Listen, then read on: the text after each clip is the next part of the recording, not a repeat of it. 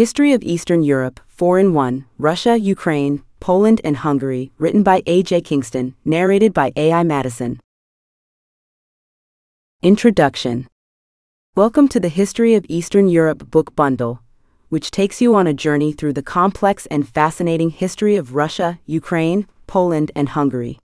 These four nations have shaped and been shaped by the events of European history, from the emergence of the Kievan Rus in the Middle Ages to the challenges of globalization and populism in the modern era. Through the pages of this bundle, you will explore the social, cultural, economic, and political transformations that have shaped these nations, from the rise and fall of empires to the struggle for democracy and human rights. You will learn about the unique histories and identities of each country, from the iconic architecture of Moscow and the Polish-Lithuanian Commonwealth to the cultural legacy of the Magyar tribes and the Ukrainian Cossacks. This bundle is a comprehensive guide to the history of Eastern Europe, offering insight into the key events, figures, and ideas that have shaped the region. Whether you are a student of history, a curious traveler, or simply interested in the fascinating stories of the past, this bundle offers a wealth of knowledge and inspiration. Join us as we delve into the rich and diverse history of Eastern Europe, exploring the triumphs and tragedies that have defined these nations and continue to shape their futures. The history of Eastern Europe is a fascinating tale of cultural, political, and economic developments that have shaped the region over the centuries. It is a story of empires, revolutions, wars, and transformations that have left their mark on the lands and the people that inhabit them. This book bundle, titled History of Eastern Europe, Russia, Ukraine, Poland, and Hungary, aims to provide an in-depth look at the histories of these four countries, which have been at the center of many of the major events that have taken place in the region. Russia, Ukraine, Poland, and Hungary have each had unique histories, shaped by their distinct cultural, religious, and political backgrounds. Russia, with its vast territory and imperial ambitions, has played a dominant role in the region for centuries, with its influence spreading from the Baltic Sea to the Black Sea.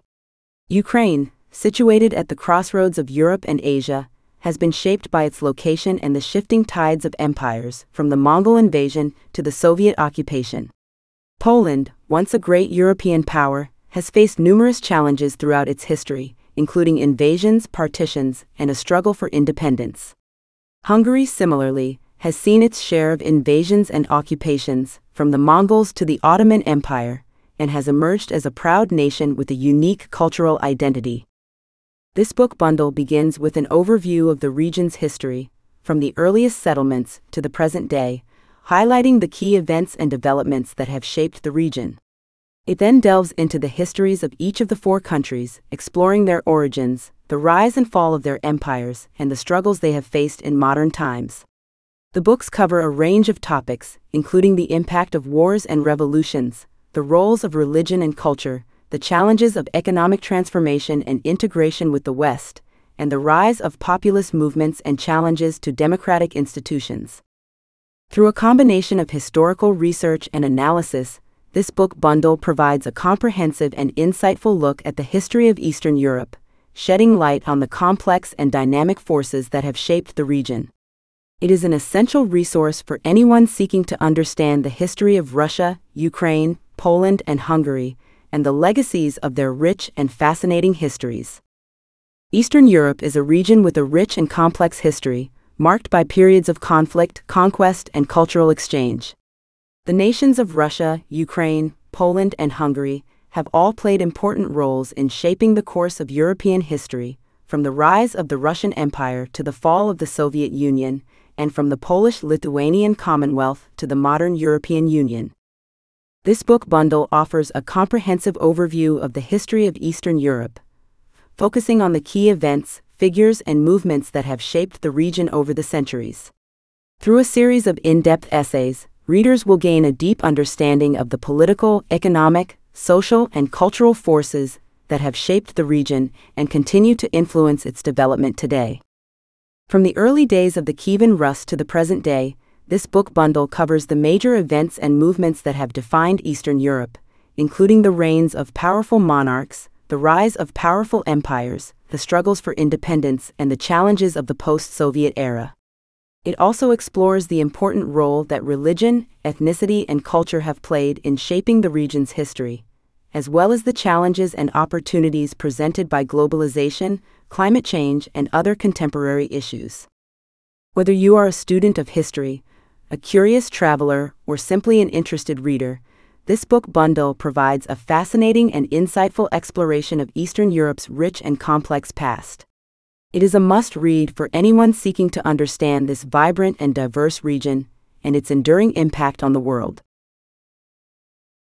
History of Russia, written by A.J.Kingston, narrated by A.I. Madison. Chapter 1: Early Russia, from the Kievan Rus to the Mongol invasion. In the annals of history, few civilizations have captured the imagination of scholars and laypeople alike as much as the Kievan Rus.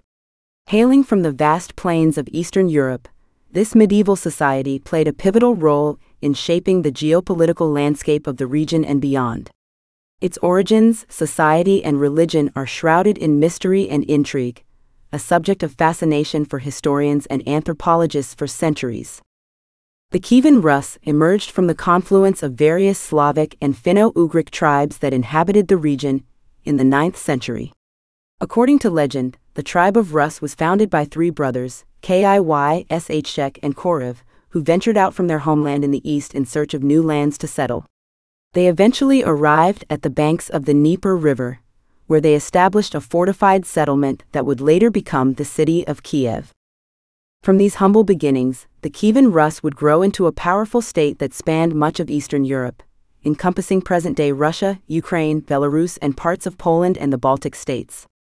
Its political and cultural influence extended far beyond its borders, reaching as far as Byzantium and the Islamic world.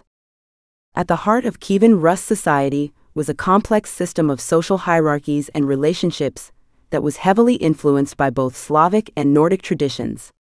At the top of this pyramid stood the prince, or Nyas, who wielded absolute power over his subjects and was responsible for maintaining law and order. The prince was supported by a retinue of loyal warriors, known as boyars, who held positions of privilege and authority within the court. Below the boyars were the commoners, who comprised the vast majority of the population. They were divided into various occupational and social groups, such as farmers, craftsmen, and merchants, each with their own set of customs and traditions. At the bottom of the social ladder were the slaves, who were often prisoners of war or debtors who had been sold into servitude. Religion played a central role in the lives of the Kievan Rus people, shaping their worldview and providing a framework for their social and cultural practices. Initially, the Kievan Rus were pagans, worshipping a pantheon of gods and goddesses that reflected the natural world around them. However, in the late 10th century, the Prince of Kiev, Vladimir the Great, converted to Christianity and initiated a mass conversion of his subjects. This conversion had far-reaching consequences for the Kievan Rus, both politically and culturally. Christianity provided a unifying force that helped to consolidate the various tribes and factions under a common banner, while also providing a new set of values and beliefs that would shape the moral and ethical standards of the society. The Kievan Rus adopted the Byzantine form of Christianity, which was characterized by its ornate liturgy and emphasis on ritual and ceremony. The Orthodox Church quickly became the dominant institution in Kievan Rus society, with the clergy playing an influential role in the political and cultural life of the state. Monasteries and churches were built throughout the region, serving as centers of learning and religious instruction. The Cyrillic alphabet, which was developed by the Byzantine missionaries who brought Christianity to the Kievan Rus, became the primary script for the Slavic languages and played a crucial role in the development of Slavic literature and culture. Despite its many achievements, the Kievan Rus was not immune to the internal and external pressures that plagued medieval states. The society was characterized by a constant struggle for power and resources, with rival princes and factions vying for control over the state. The history of the early Russian state is steeped in myth and legend, with tales of heroic warriors and legendary rulers that have captured the imagination of scholars and laypeople alike. Among these tales, few are as compelling or as enduring as that of Rurik and the Varangians, the Viking warriors who are said to have founded the first Russian state in the late 9th century. According to legend, Rurik was a powerful Viking warrior who arrived on the shores of the Dnieper River in the year 862, accompanied by his brothers Cineas and Truvor. The three brothers are said to have established a fortified settlement on the site of present-day Novgorod, laying the foundations for what would become the first Russian state.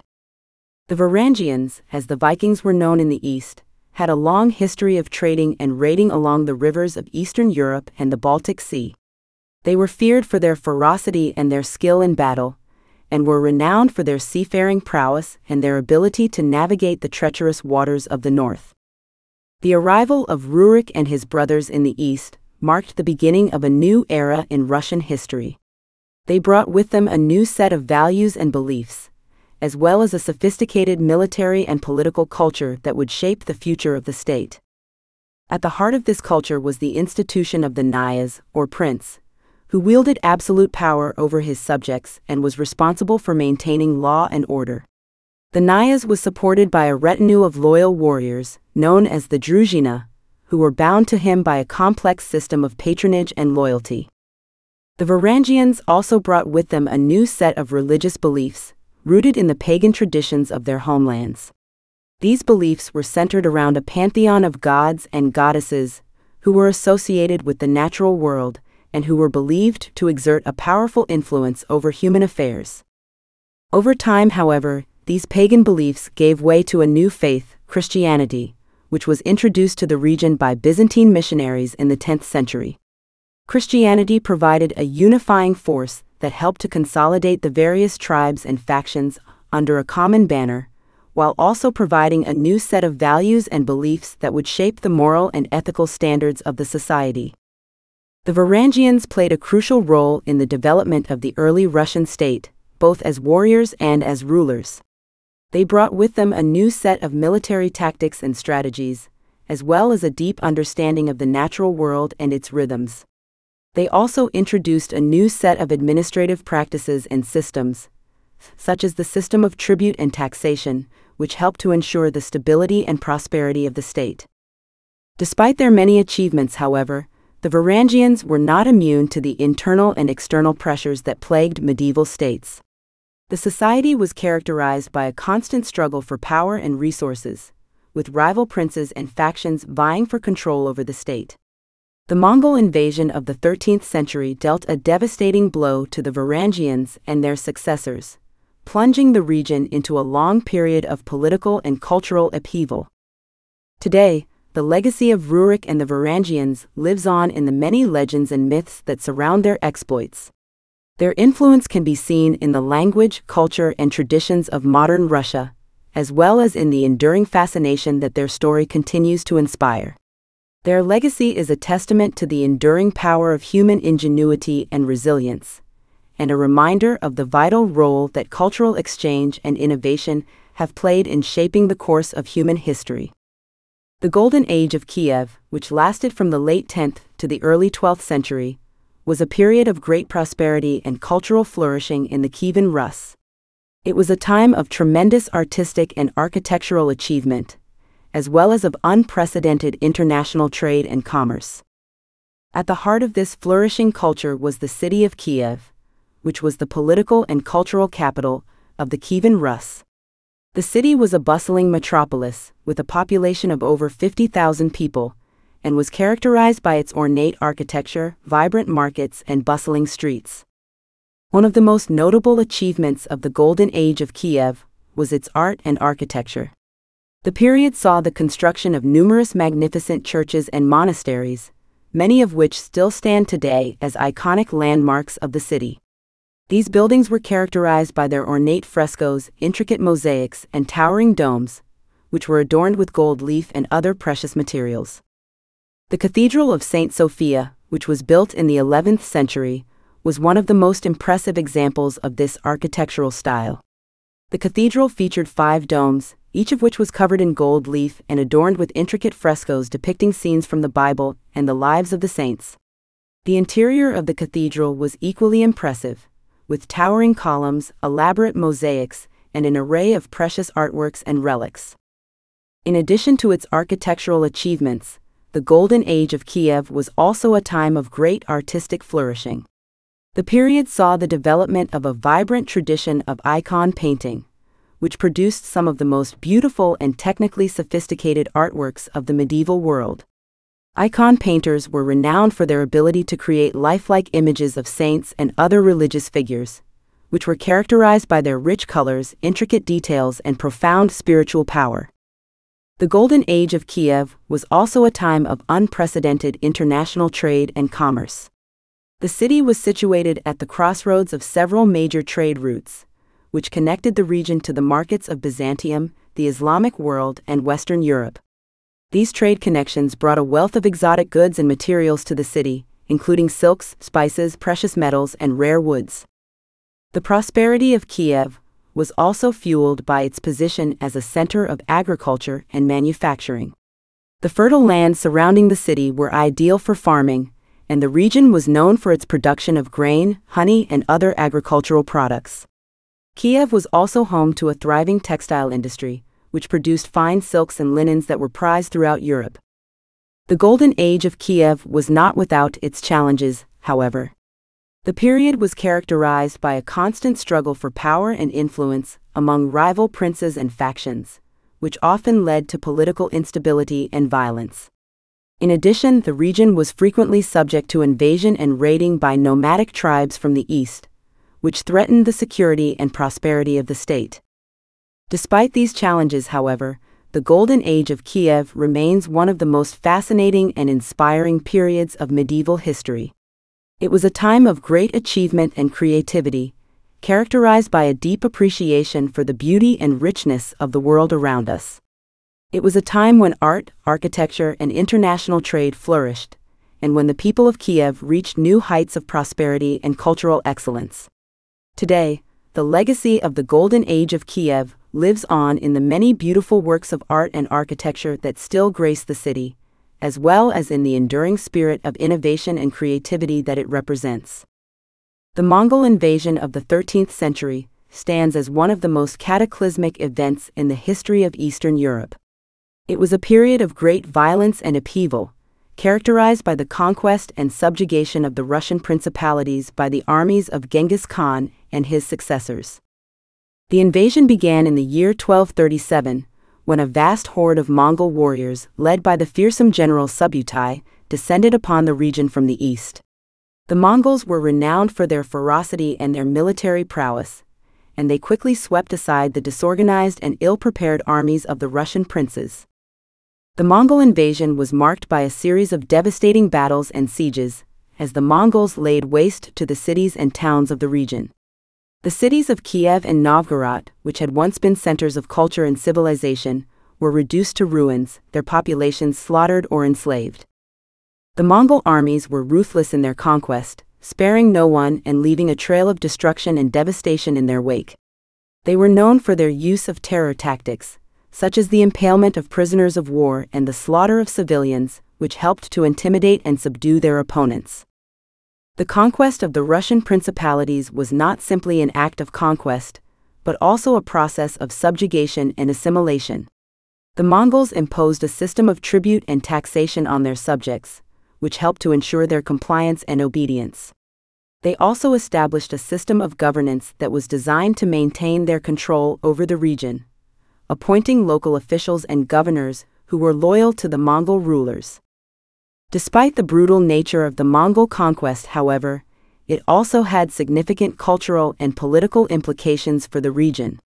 The Mongols brought with them a sophisticated and highly organized system of governance, which helped to bring a measure of stability and order to the region after centuries of political fragmentation and instability. The Mongol rulers were also known for their patronage of the arts and culture, which helped to foster a vibrant and diverse cultural scene in the region. The Mongols were particularly interested in the arts and crafts of the region, such as metalwork, embroidery, and pottery, and they encouraged local artisans and craftsmen to continue their work. The Mongol conquest also had significant implications for the religious and spiritual life of the region. The Mongols were largely tolerant of the various religious traditions of the region, including Christianity, Islam, and Buddhism, and they encouraged the development of a diverse and vibrant religious landscape. Despite these cultural and political achievements, however, the Mongol invasion had a profound and lasting impact on the region, one that would shape its history for centuries to come. The conquest marked the beginning of a long period of political and cultural subjugation, as the region became increasingly isolated and marginalized from the larger political and cultural currents of Europe. The Mongol invasion also had significant economic implications for the region. The destruction of the cities and towns of the region, coupled with the imposition of a system of tribute and taxation, led to a long period of economic stagnation and decline, which lasted for centuries. Today, the legacy of the Mongol invasion lives on in the cultural and political landscape of Eastern Europe. The region's unique cultural heritage, which is characterized by a rich and diverse blend of religious and artistic traditions, is a testament to the enduring resilience and creativity of the human spirit, even in the face of the most daunting and seemingly insurmountable challenges. The Mongol invasion of the 13th century brought with it a period of profound change and transformation in Eastern Europe. The conquest and subjugation of the region by the armies of Genghis Khan and his successors had significant political, economic, and cultural implications for the region, shaping its history and development for centuries to come. One of the most significant consequences of the Mongol invasion was the establishment of the Tatar yoke, a period of political and cultural subjugation that lasted for more than 2 centuries. The Mongols imposed a system of tribute and taxation on the region, which helped to ensure their compliance and obedience. They also established a system of governance that was designed to maintain their control over the region, appointing local officials and governors who were loyal to the Mongol rulers. The Tatar yoke had significant political implications for the region. The Mongol rulers were known for their policy of divide and conquer, pitting local princes and factions against one another in order to maintain their control over the region. This policy of fragmentation and division helped to prevent the emergence of a strong and centralized state in the region, and led to centuries of political instability and conflict. Despite the challenges posed by the Tatar yoke, however, the period also saw the emergence of a vibrant culture of resistance and opposition. Local princes and nobles, such as Alexander Nevsky and Dmitry Donskoy, rose up against the Mongol rulers, leading armies and coalitions in a series of battles and campaigns that helped to limit the power and influence of the Mongols. The emergence of Muscovy as a political and cultural center in the region was one of the most significant consequences of the Mongol invasion. The city of Moscow, which had been a relatively insignificant provincial town before the invasion, became an important center of trade and culture under Mongol rule. The Mongols encouraged the development of the city, investing in its infrastructure and appointing local officials and governors who were loyal to the Mongol rulers. Over time, the city of Moscow emerged as a powerful and influential center of political and cultural life in the region. The rulers of Moscow, known as the Grand Princes, were able to consolidate their power and influence by establishing alliances with other local princes and nobles, and by developing a strong and centralized system of governance that helped to maintain their control over the region. The emergence of Muscovy as a political and cultural center also had significant economic implications for the region. The city of Moscow became an important center of trade and commerce, connecting the region to the markets of Europe and Asia. The city's location at the crossroads of several major trade routes helped to ensure its prosperity and growth, as merchants and traders from all over the world came to the city to do business. Despite the challenges posed by the Tatar yoke, the emergence of Muscovy as a powerful and influential center of political, economic, and cultural life in the region was a testament to the resilience and creativity of the human spirit.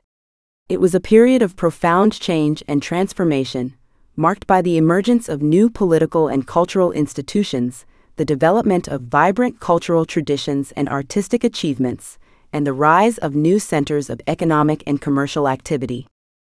Today, the legacy of the Mongol invasion and the Tatar yoke lives on in the cultural and political landscape of Eastern Europe. The region's unique cultural heritage, characterized by a rich and diverse blend of religious and artistic traditions, is a testament to the enduring resilience and creativity of the human spirit, even in the face of the most daunting and seemingly insurmountable challenges. Chapter 2: The Rise of Moscow, Ivan the Terrible and the Consolidation of Power. The period of the Tatar yoke, which lasted for more than 2 centuries, was marked by political subjugation, economic stagnation, and cultural isolation in the region. However, in the late 14th and early 15th centuries, the region began to experience a period of significant change and transformation as the power and influence of the Mongol rulers began to wane and a new political and cultural order began to emerge. One of the most significant factors in this transformation was the emergence of Muscovy as a political and cultural center in the region. The city of Moscow, which had been a relatively insignificant provincial town before the Mongol invasion, began to rise in power and influence under Mongol rule, and by the 14th century had become an important center of trade and commerce. The rise of Moscow was fueled by a number of factors, including its location at the crossroads of several major trade routes, its strategic position on the Volga River, and the development of a strong and centralized system of governance under the Grand Princes. The Grand Princes of Moscow were able to consolidate their power and influence by establishing alliances with other local princes and nobles, and by developing a system of governance that was designed to maintain their control over the region. They also invested in the city's infrastructure, building new churches, monasteries, and public buildings, and developing a strong military and administrative apparatus to protect and maintain their power. One of the key factors in the decline of the Tatar yoke was the weakening of the Mongol rulers themselves. The Mongols had been a powerful and fearsome force in the region, but by the 14th century, their power and influence had begun to wane, due in part to internal divisions and conflicts among the Mongol tribes. The decline of the Mongol rulers created a power vacuum in the region, which was quickly filled by the emerging power of Muscovy. The Grand Princes of Moscow were able to take advantage of the weakened state of the Mongols, and began to expand their territory and influence through a series of military campaigns and alliances with other local princes and nobles. One of the most significant military campaigns of this period was the Battle of Kulikovo, which took place in 1380 between the forces of Moscow and the Mongol ruler Mamai. The battle was a decisive victory for the forces of Moscow, and helped to establish the Grand Princes as the dominant political force in the region. The decline of the Tatar yoke also had significant cultural and economic implications for the region. The region had been isolated from the larger cultural currents of Europe and Asia for centuries, but with the decline of the Mongol rulers, new opportunities for cultural and economic exchange emerged. The emergence of Muscovy as a powerful and influential center of culture and trade helped to foster a new spirit of innovation and creativity in the region. The city of Moscow became an important center of art and culture, and new artistic and literary traditions began to emerge, such as the icon painting and literature of the golden age of Russian literature. The decline of the Tatar yoke was a period of profound change and transformation in the history of Eastern Europe. It marked the end of a long period of political and cultural subjugation, and the emergence of a new political and cultural order in the region.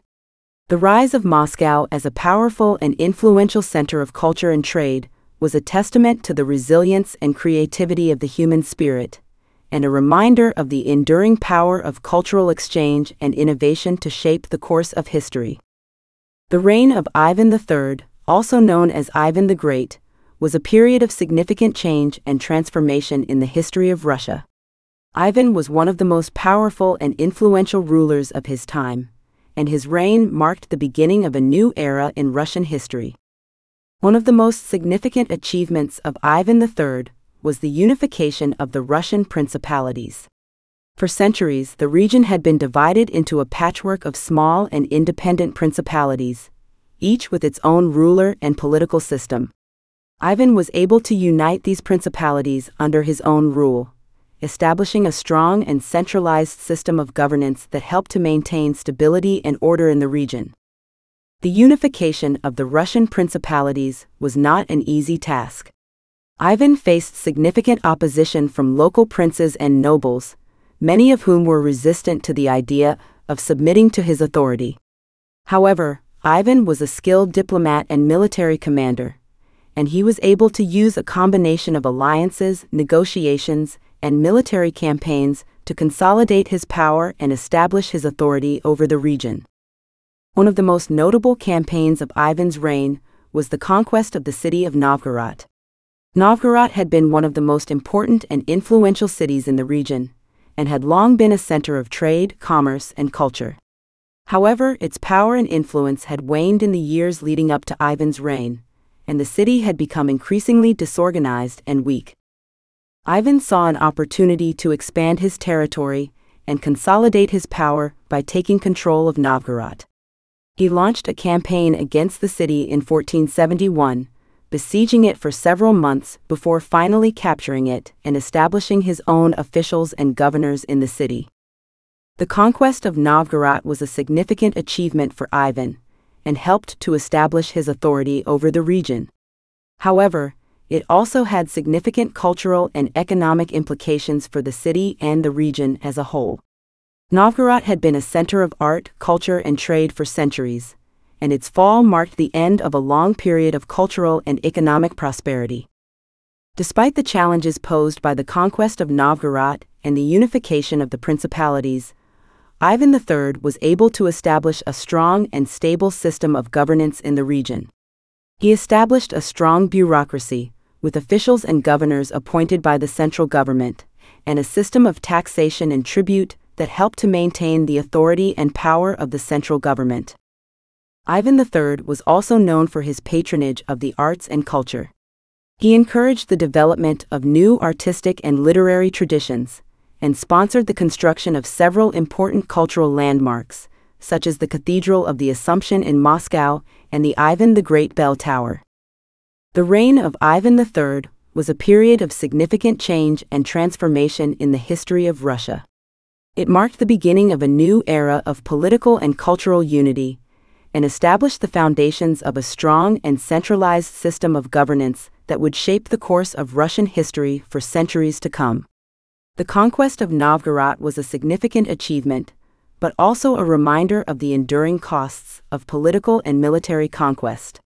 Nonetheless, the reign of Ivan III remains one of the most fascinating and inspiring periods of Russian history, marked by a deep appreciation for the beauty and richness of the world around us, and a commitment to the power of innovation and creativity to shape the course of history.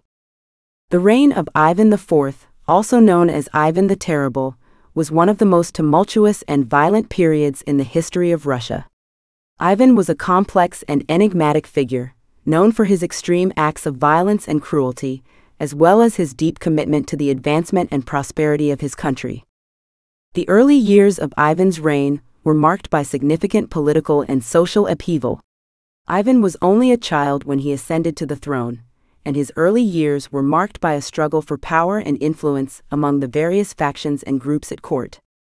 Despite these challenges, Ivan was able to establish himself as a strong and capable ruler, and he began to implement a series of reforms and policies designed to strengthen the power and influence of the central government. One of the most significant achievements of Ivan's reign was the conquest of Kazan and Astrakhan, two major cities in the south of Russia that had long been under the control of the Tatar Khanate. These cities had been a thorn in the side of Russian rulers for centuries, and their conquest was a significant achievement for Ivan and his government. The conquest of Kazan and Astrakhan was marked by significant violence and brutality. Ivan's armies laid siege to the cities for several months, launching a series of brutal attacks on the city's walls and defenses. The defenders of the cities were known for their fierce resistance, but eventually they were overwhelmed by the sheer force of Ivan's armies, and the cities fell to Russian control. The conquest of Kazan and Astrakhan had significant political and economic implications for the region. The cities had long been centers of trade and commerce, and their capture helped to strengthen the position of the central government in the region. It also helped to expand the territory and influence of the Russian state, establishing its authority over a vast and diverse region. However, the conquest of Kazan and Astrakhan also had significant cultural and social implications for the region. The cities had been centers of Tatar culture and civilization, and their fall marked the end of a long period of cultural and religious diversity in the region. Ivan's reign was marked by a deep commitment to the advancement and prosperity of his country, as well as a fierce determination to maintain his own power and authority. He implemented a series of reforms and policies designed to strengthen the power and influence of the central government, and he was known for his ruthless tactics in dealing with those who opposed his rule. Despite the challenges posed by his violent and unpredictable behavior, Ivan was able to establish himself as one of the most powerful and influential rulers of his time. His conquest of Kazan and Astrakhan was just one of many achievements of his reign, which also saw significant advances in the areas of art, culture, and education. However, Ivan's reign was also marked by significant violence and cruelty. He was known for his extreme acts of violence against his opponents, and he was responsible for the deaths of many thousands of people during his reign. The conquest of Kazan and Astrakhan was a significant achievement for Ivan and his government, but it also served as a reminder of the costs and consequences of political and military conquest. The fall of these cities marked the end of a long period of cultural and religious diversity in the region, and helped to establish the dominance of Russian culture and civilization in the region for centuries to come. The Oprichnina was one of the most tumultuous and violent periods in the history of Russia. It was a period of political repression and terror, marked by the establishment of a secret police force and the persecution of Ivan IV's political opponents. The Oprichnina was established in 1565 by Ivan IV, also known as Ivan the Terrible. It was a period of deep political and social upheaval in the country, marked by significant instability and conflict. The purpose of the Oprichnina was to establish a system of governance that was entirely loyal to Ivan and his government. It was intended to be a separate and distinct entity from the rest of the country, with its own system of governance and administration. The Oprichnina was marked by significant violence and brutality. Ivan's secret police force, known as the Oprichniki, were given wide-ranging powers to suppress dissent and opposition, and they were known for their extreme acts of violence and cruelty. The Oprichnina was also marked by significant economic and social consequences. The establishment of a separate system of governance and administration disrupted the normal functioning of the country, leading to significant economic and social dislocation. Despite the significant violence and brutality of the Oprichnina, it also had significant political and social implications for the country. The establishment of a separate system of governance helped to strengthen the position of Ivan and his government, and it allowed them to maintain greater control over the country and its people. However, the establishment of the Oprichnina also had significant consequences for the rest of the country. The Zemshchina, or the traditional system of governance in the country, was weakened and disrupted by the establishment of the Oprichnina, and many of its institutions and traditions were undermined. The Zemshchina was a system of governance based on the rule of local princes and nobles, and it had long been a central feature of the political and social landscape of the country. However, the establishment of the Oprichnina disrupted this system, and many of the local princes and nobles were either co-opted into the new system or eliminated altogether. The establishment of the Oprichnina was a period of significant change and transformation in the history of Russia. It was a period marked by deep political and social upheaval, and by significant violence and brutality. However, despite the significant costs and consequences of the Oprichnina, it also had significant implications for the country and its people. The establishment of a separate system of governance helped to strengthen the position of Ivan and his government, and it allowed them to maintain greater control over the country and its people. The fall of the Oprichnina marked the beginning of a new era in the history of Russia, marked by the restoration of the Zemshchina and the re-establishment of the traditional system of governance. It was a period of deep political and social change, marked by the emergence of new political institutions and traditions, and by the ongoing struggle for power and influence in the country. The legacy of Ivan IV, also known as Ivan the Terrible, was a complex and multifaceted one.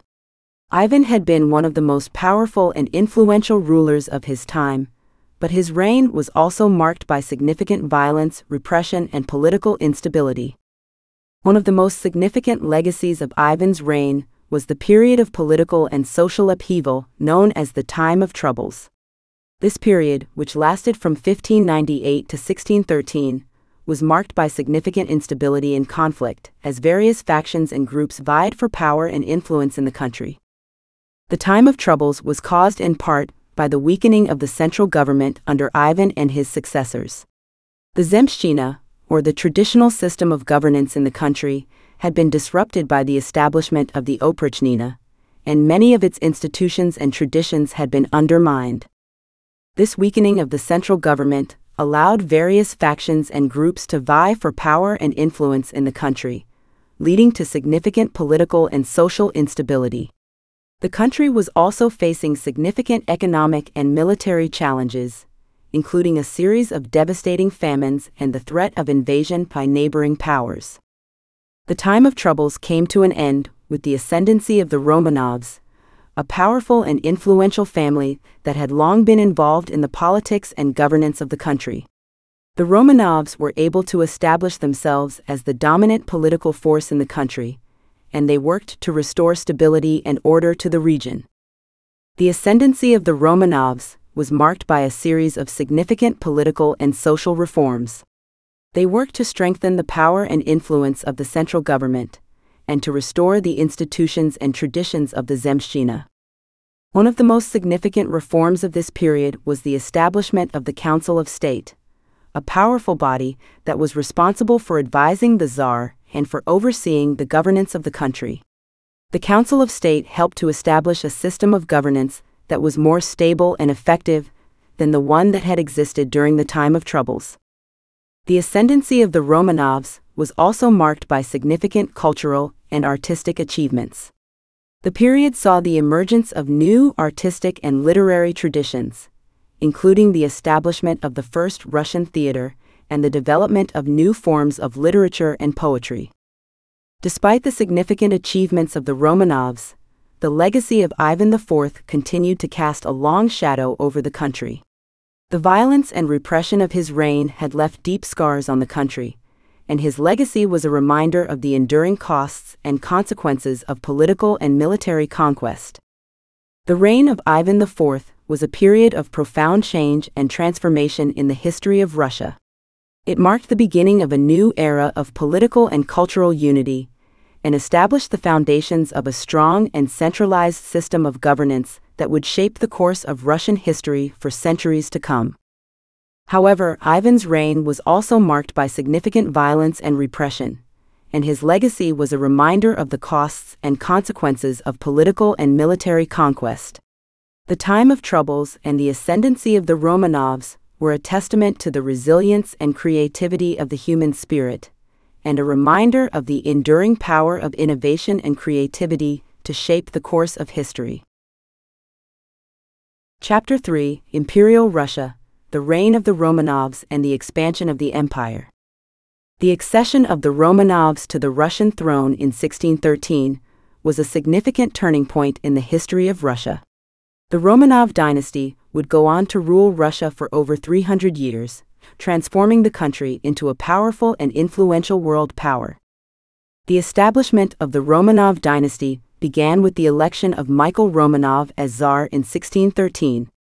Michael was the son of a powerful boyar family, and he had been educated in the traditions and customs of the Zemshchina, the traditional system of governance in the country. Michael's reign was marked by significant political and social reforms, as he worked to establish a system of governance that was more stable and effective than the one that had existed during the Time of Troubles. One of the most significant reforms of Michael's reign was the establishment of a system of governance based on the principles of autocracy and divine right. Under this system, the Tsar was seen as the ultimate authority in the country, with the power to rule by divine right and to make decisions without the input or approval of other political bodies. This system of governance helped to establish a strong and centralized government in the country, and it played a significant role in the expansion and development of the Russian state over the next few centuries. Michael's reign was also marked by significant cultural and artistic achievements. He was a patron of the arts, and he encouraged the development of new artistic and literary traditions in the country. He sponsored the construction of several important cultural landmarks, including the Church of the Intercession on the Nurul and the Cathedral of St. Michael the Archangel. The establishment of the Romanov dynasty was a significant turning point in the history of Russia. The Romanovs were able to establish a system of governance that was more stable and effective than the one that had existed during the time of troubles, and they worked to establish a strong and centralized government in the country. Over the next few centuries, the Romanov dynasty would go on to transform the country into a powerful and influential world power. They expanded the territory of the Russian state, established a strong and effective system of governance, and helped to foster a sense of national identity and pride in the country. However, the reign of the Romanovs was not without its challenges and controversies. The dynasty was marked by significant political and social upheaval, including the infamous reign of Ivan the Terrible and the violent and repressive policies of the Oprichnina. The Romanovs were also faced with significant economic and military challenges, including a series of devastating wars and the threat of invasion by neighboring powers. Despite these challenges, the Romanov dynasty was able to establish itself as one of the most powerful and influential dynasties in the history of Russia. Their legacy would continue to shape the course of Russian history for centuries to come, and their influence can still be felt in the political, cultural, and artistic traditions of the country today. The establishment of the Romanov dynasty was a significant turning point in the history of Russia. Michael's reign marked the beginning of a new era of stability and order in the country, and established the foundations of a strong and centralized system of governance that would help to shape the course of Russian history for centuries to come. The reign of Peter the Great, who ruled Russia from 1682 to 1725, was a period of profound change and transformation in the history of the country. Peter was a visionary leader who was committed to the modernization of Russia, and his reign saw significant reforms and achievements in the areas of government, culture, and industry. One of the most significant achievements of Peter's reign was the founding of St. Petersburg, which became the new capital of the country and a symbol of Peter's commitment to modernization and progress. St. Petersburg was built on the site of a small Swedish fort on the banks of the Neva River, and Peter oversaw every aspect of its construction, from the design of the city's streets and buildings to the selection of its residents and artisans. The construction of St. Petersburg was a massive undertaking, and it required significant resources and manpower. Peter had to recruit skilled craftsmen and laborers from all over the country, and he had to invest significant resources in the construction of the city's buildings and infrastructure. Despite these challenges, the construction of St. Petersburg was a significant achievement for Peter and his government. The city became a symbol of Russia's commitment to modernization and progress, and it helped to establish the country as a major European power. In addition to the founding of St. Petersburg, Peter's reign was marked by significant political and social reforms. He implemented a series of policies designed to strengthen the power and influence of the central government, and to modernize the country's military, industry, and culture. One of the most significant reforms of Peter's reign was the establishment of the Table of Ranks, a system of bureaucratic and military appointments that helped to establish a more meritocratic system of governance in the country. Peter also worked to modernize the country's military, introducing new training methods and tactics that helped to establish the Russian army as one of the most powerful and effective in Europe. Peter's reign was also marked by significant achievements in the areas of art and culture. He was a patron of the arts, and he encouraged the development of new artistic and literary traditions in the country. He sponsored the construction of several important cultural landmarks, including the Winter Palace and the Hermitage Museum.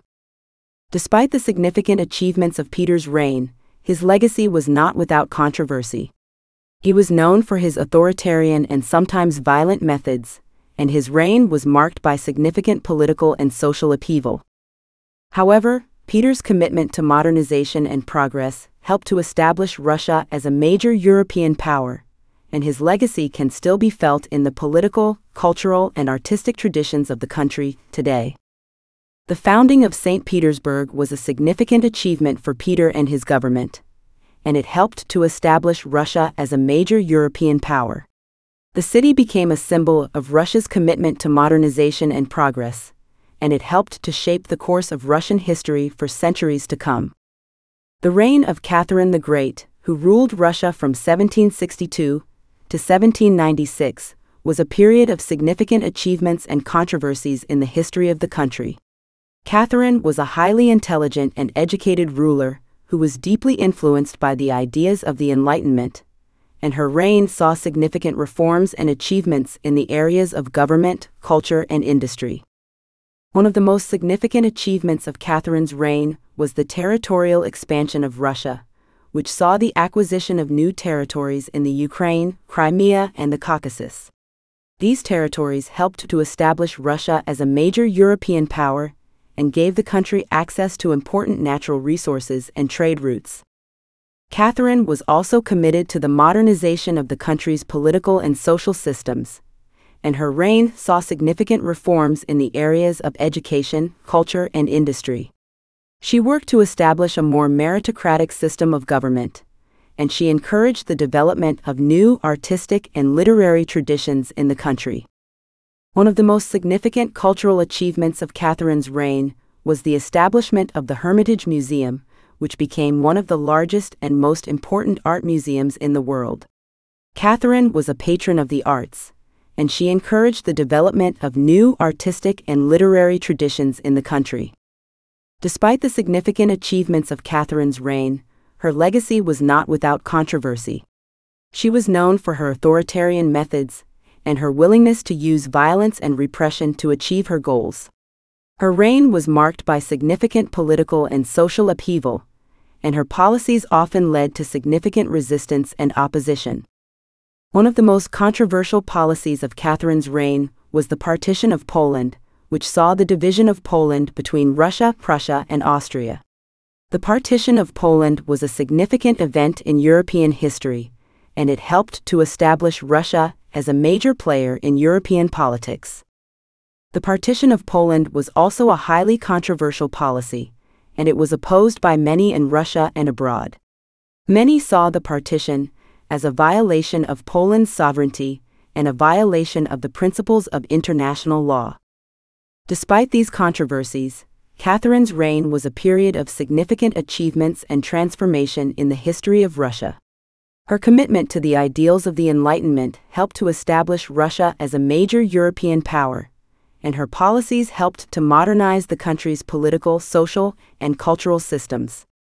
The territorial expansion of Russia during Catherine's reign helped to establish the country as a major European power and gave it access to important natural resources and trade routes. The establishment of the Hermitage Museum and the encouragement of new artistic and literary traditions helped to establish Russia as a center of culture and creativity. The partition of Poland was a controversial policy, but it helped to establish Russia as a major player in European politics and set the stage for future territorial acquisitions and political influence. Overall, Catherine's reign was a period of significant achievements and controversies in the history of Russia. Her legacy continues to be debated and discussed, but her commitment to the ideals of the Enlightenment and her efforts to modernize and transform the country helped to shape the course of Russian history for centuries to come. The reign of Alexander I, who ruled Russia from 1801 to 1825, was a period of significant political and social upheaval in the history of the country. Alexander was a complex and enigmatic figure who was deeply influenced by the events and ideas of his time, and his reign saw significant achievements and controversies in the areas of government, culture, and foreign policy. One of the most significant events of Alexander's reign was the Napoleonic Wars, which saw Russia and France engage in a series of devastating conflicts that reshaped the political and military landscape of Europe. Alexander played a significant role in the defeat of Napoleon and the establishment of a new order in Europe, and his policies helped to establish Russia as a major player in European politics. The Congress of Vienna, which was held in 1815, was a significant event in European history, and it helped to establish a new order in Europe after the defeat of Napoleon. Alexander played a key role in the Congress, and he helped to negotiate the terms of the settlement that established a new balance of power in Europe. Despite these significant achievements, Alexander's reign was also marked by significant controversy and social upheaval. One of the most significant events of this period was the Decembrist Revolt, which saw a group of military officers attempt to overthrow the government and establish a constitutional monarchy. The Decembrist Revolt was a significant event in Russian history, and it reflected the growing dissatisfaction among many in the country with the autocratic and repressive policies of the government. The revolt ultimately failed, but it helped to establish a tradition of dissent and resistance in the country that would continue to shape the course of Russian history in the years to come. Alexander's reign was also marked by significant cultural and artistic achievements. He was a patron of the arts, and he encouraged the development of new artistic and literary traditions in the country. He sponsored the construction of several important cultural landmarks, including the Alexander Column and the Kazan Cathedral. Despite the significant achievements of Alexander's reign, his legacy was not without controversy. His policies and actions were often inconsistent and contradictory, and his reign was marked by significant political and social upheaval. Overall, Alexander's reign was a period of significant achievements and controversies in the history of Russia. His role in the defeat of Napoleon and the establishment of a new order in Europe helped to establish Russia as a major player in European politics, and his support for cultural and artistic development helped to establish Russia as a center of culture and creativity. However, his reign was also marked by significant political and social upheaval, including the Decembrist Revolt, and his legacy continues to be debated and discussed by historians and scholars. The reign of Nicholas I, who ruled Russia from 1825 to 1855, was a period of significant political and social repression in the history of the country. Nicholas was a highly conservative and authoritarian ruler who was deeply suspicious of Western ideas and influences, and his reign saw significant repression and censorship of political dissent and social reform. One of the most significant policies of Nicholas's reign was his crackdown on political dissent and social reform. He introduced a series of repressive policies that were designed to suppress opposition to his rule and to maintain the status quo in the country. These policies included the establishment of a secret police force, the introduction of strict censorship laws, and the repression of minority groups and nationalist movements. Nicholas's reign was also marked by significant nationalist sentiment and territorial expansion. He saw himself as the protector of the Russian people and the defender of the country's territorial integrity, and he was willing to use military force to achieve these goals. One of the most significant events of Nicholas's reign was the Crimean War, which saw Russia engage in a devastating conflict with an alliance of European powers. The war was a significant defeat for Russia, and it led to significant territorial losses and a weakening of the country's military and political influence. Despite the significant repression and political upheaval of Nicholas's reign, it was also a period of significant cultural and artistic achievement. Nicholas was a patron of the arts, and he encouraged the development of new artistic and literary traditions in the country. He sponsored the construction of several important cultural landmarks, including the Mariinsky Theater and the Cathedral of Christ the Savior. Despite the significant achievements of Nicholas's reign, his policies and actions were deeply controversial, and his legacy continues to be debated and discussed by historians and scholars. His crackdown on political dissent and social reform was seen by many as a violation of basic human rights and a betrayal of the ideals of the Enlightenment. His policies of territorial expansion and nationalist sentiment were also controversial, and they helped to sow the seeds of future conflicts and tensions between Russia and other European powers. Overall, Nicholas's reign was a period of significant repression, nationalism, and territorial expansion in the history of Russia. His policies and actions helped to shape the course of Russian history for years to come, and his legacy continues to be felt in the political, cultural, and social traditions of the country today. Chapter 4: The Enlightenment and the Decembrist Uprising, Russia in the 18th and 19th centuries. The reign of Catherine the Great, who ruled Russia from 1762 to 1796, was a period of significant cultural and intellectual achievement in the history of the country. Catherine was deeply influenced by the ideas of the Enlightenment, and her reign saw significant reforms and achievements in the areas of education, culture, and society. One of the most significant achievements of Catherine's reign was the establishment of a system of public education that was designed to promote the ideals of the Enlightenment and to prepare the country for the challenges of the modern era. Catherine believed that education was essential for the development of a strong and prosperous society, and she worked to establish a system of schools and universities that were open to people of all social classes. Under Catherine's leadership, the University of Moscow was established, and significant reforms were made to the country's primary and secondary school systems. These reforms helped to establish Russia as a center of learning and education, and they helped to prepare the country for the challenges of the modern era. Catherine was also a patron of the arts, and she encouraged the development of new artistic and literary traditions in the country. She sponsored the construction of several important cultural landmarks, including the Hermitage Museum and the Catherine Palace. In addition to these cultural and educational achievements, Catherine's reign was also marked by significant reforms in the areas of society and politics. She was committed to the idea of social justice, and she worked to improve the lives of the poor and marginalized in the country. She introduced several significant reforms that were designed to protect the rights of serfs and to improve their living conditions. These reforms included the establishment of a legal code that protected the rights of peasants, the introduction of measures to improve agricultural productivity, and the establishment of a system of hospitals and other social services. Despite these significant achievements, Catherine's legacy was not without controversy. She was known for her authoritarian methods and her willingness to use violence and repression to achieve her goals. Her reign was marked by significant political and social upheaval, and her policies often led to significant resistance and opposition.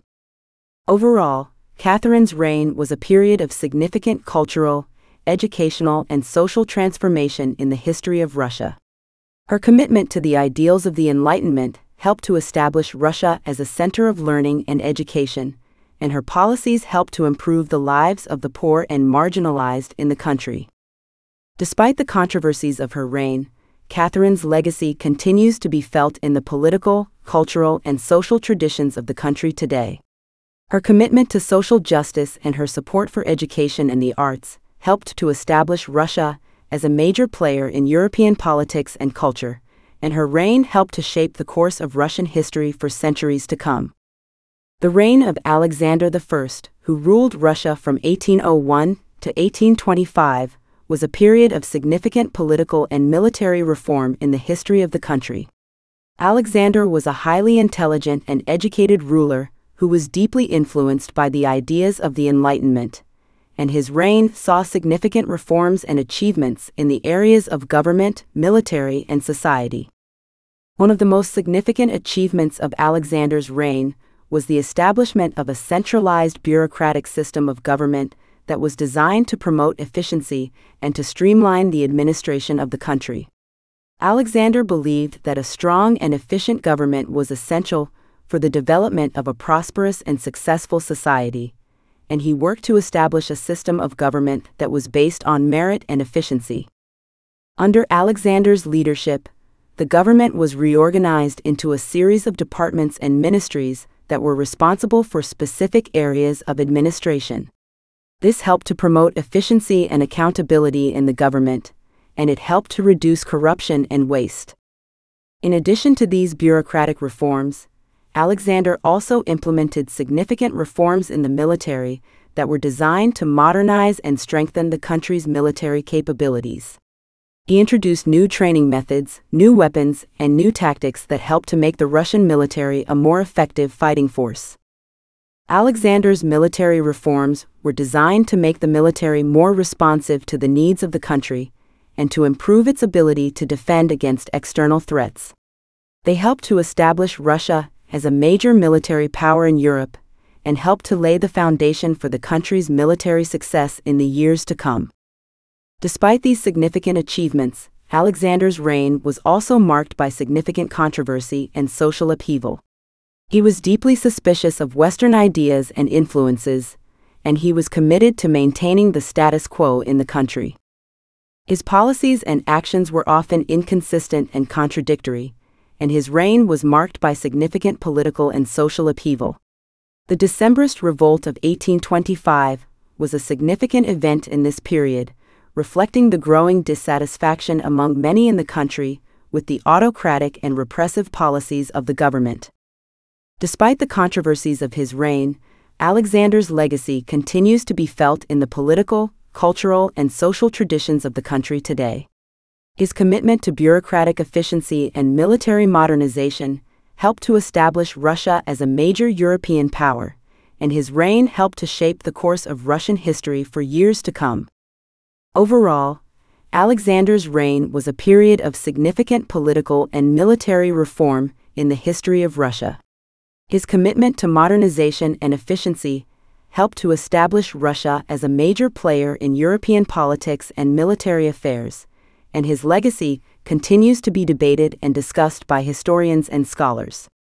The Decembrist Uprising of 1825 was a significant event in the history of Russia that reflected the growing discontent among many in the country with the autocratic and repressive policies of the government. The uprising was led by a group of military officers who were inspired by the ideas of liberalism and democracy, and who sought to establish a constitutional monarchy in Russia.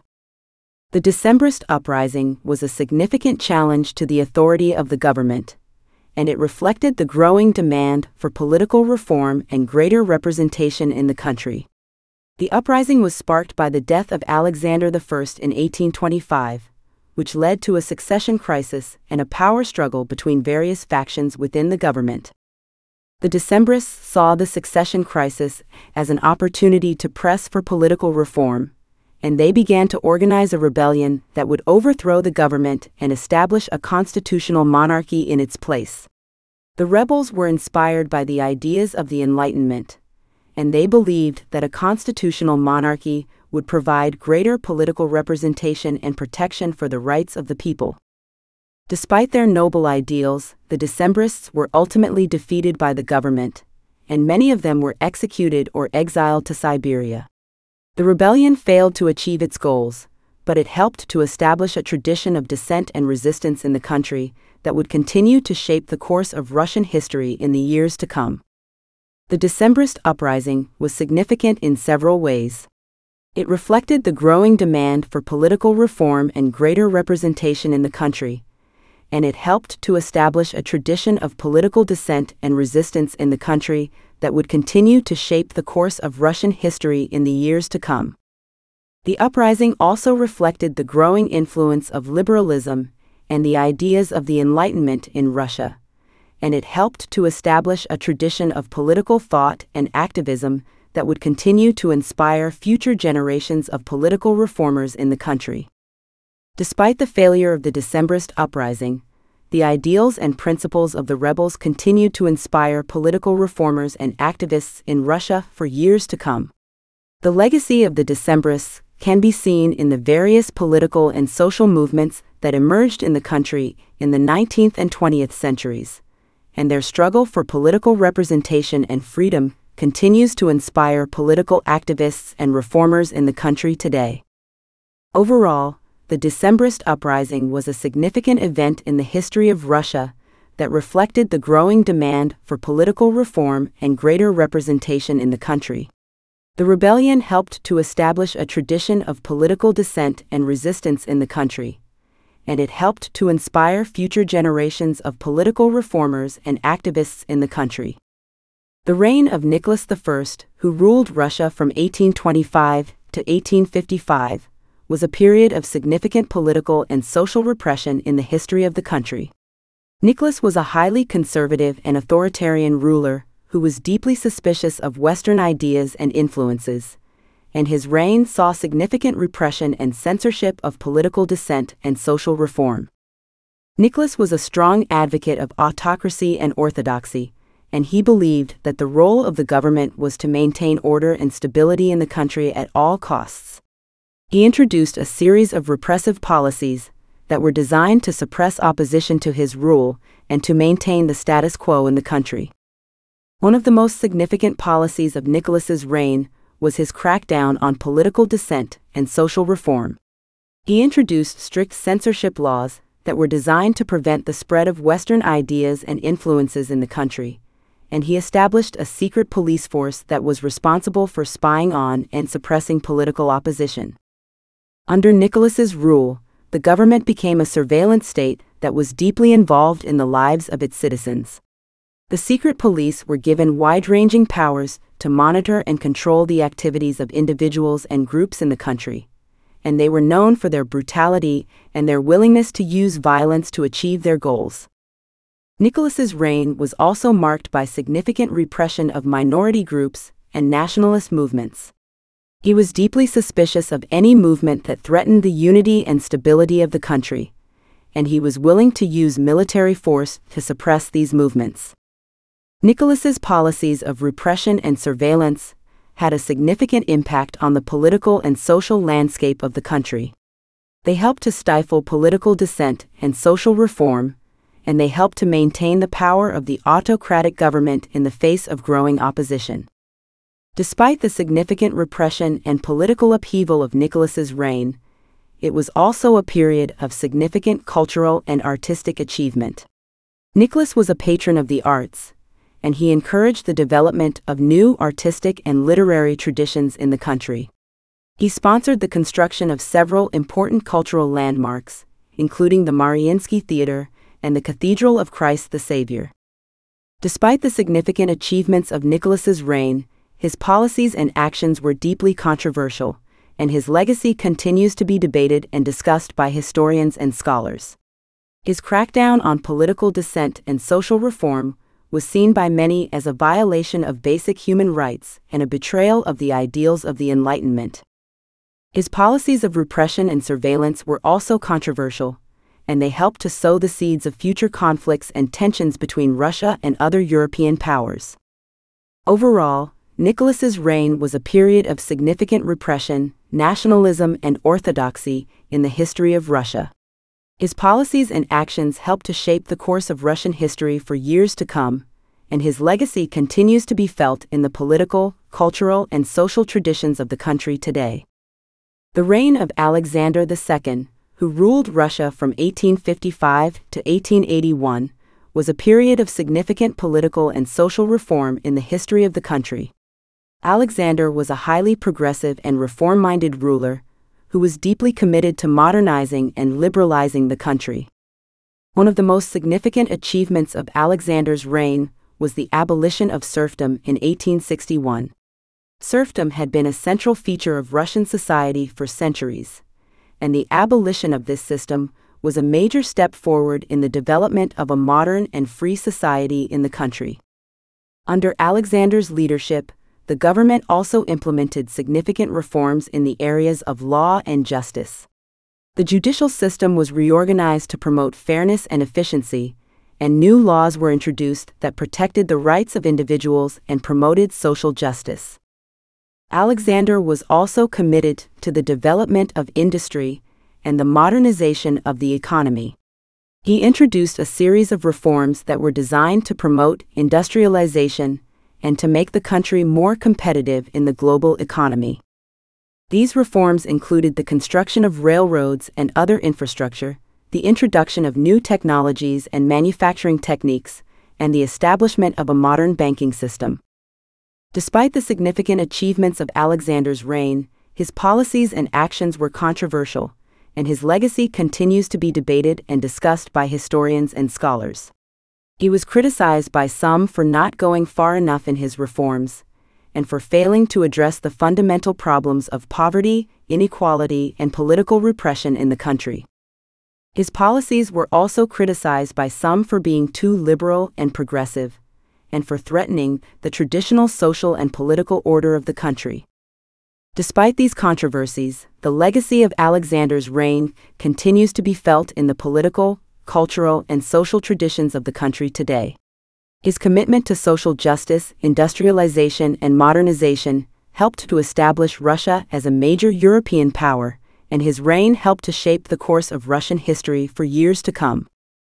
Overall, Alexander's reign was a period of significant political and social reform in the history of Russia.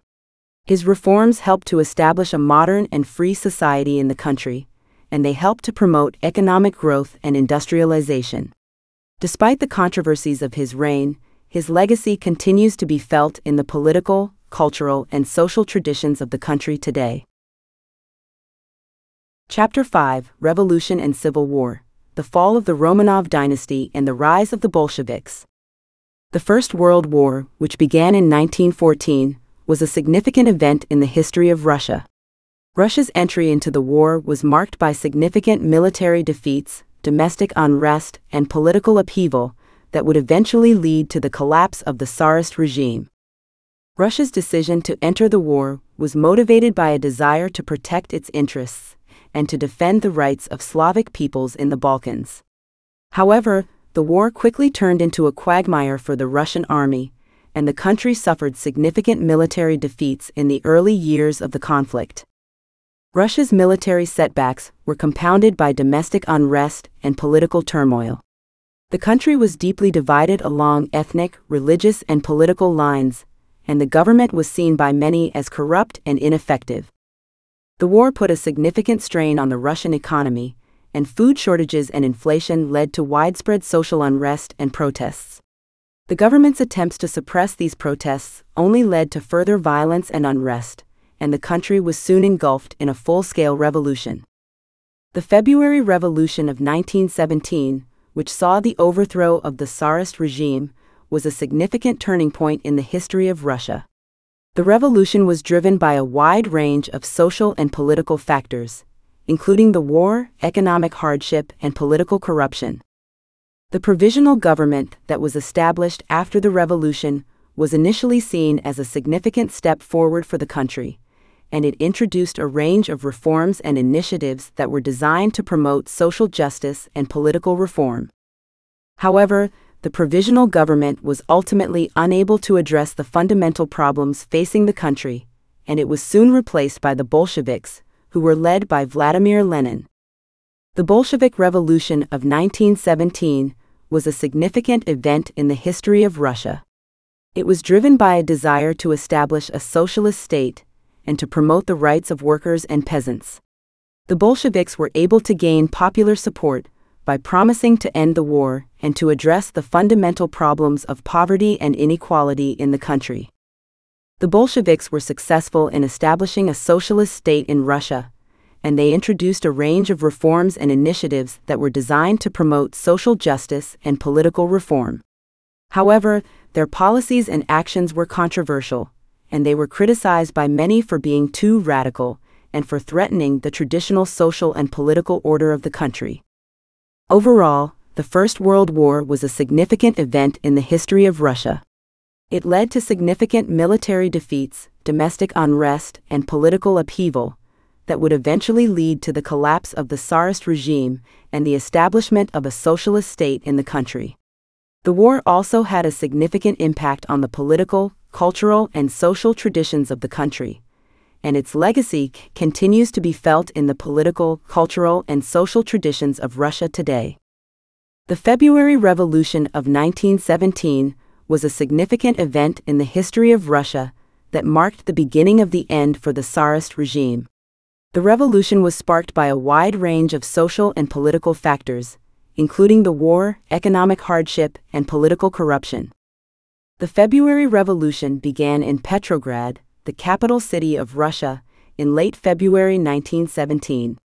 The city was in a state of turmoil, with food shortages and inflation leading to widespread social unrest and protests.